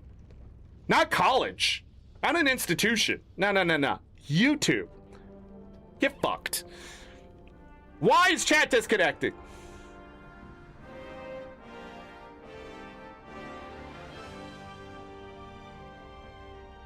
Yeah. Remember, subscriptions are only for poor people. Fines, tickets, penalties of any monetary design is usually just to extort poor people. Doesn't actually ever solve the problem. And if you want someone to stop at a stop sign, you would have the car stop at that stop sign, not the person. You would make the car stop. Like, there are ways to do that now. That is a stop sign. You will come to a full stop before you can go. But then people are like, what if it thinks there's a stop sign there? It's better for a car to stop than a car to keep going. Unless you're in lava or something. But I mean, like, those kind of circumstances don't happen on the road every day where you're like, woo, is that lava? Because you're just gonna die anyways. Driving through lava. You might make it to the other side, come to a big skid. Your car's still on fire. And coming to a stop. See, this is why we have movies. That's the shit that is shown in movies. That ain't gonna fucking work. I'm glad movies have gotten more realistic with that shit too, because like people are like, I could do that in real life. No, you fucking can't, okay?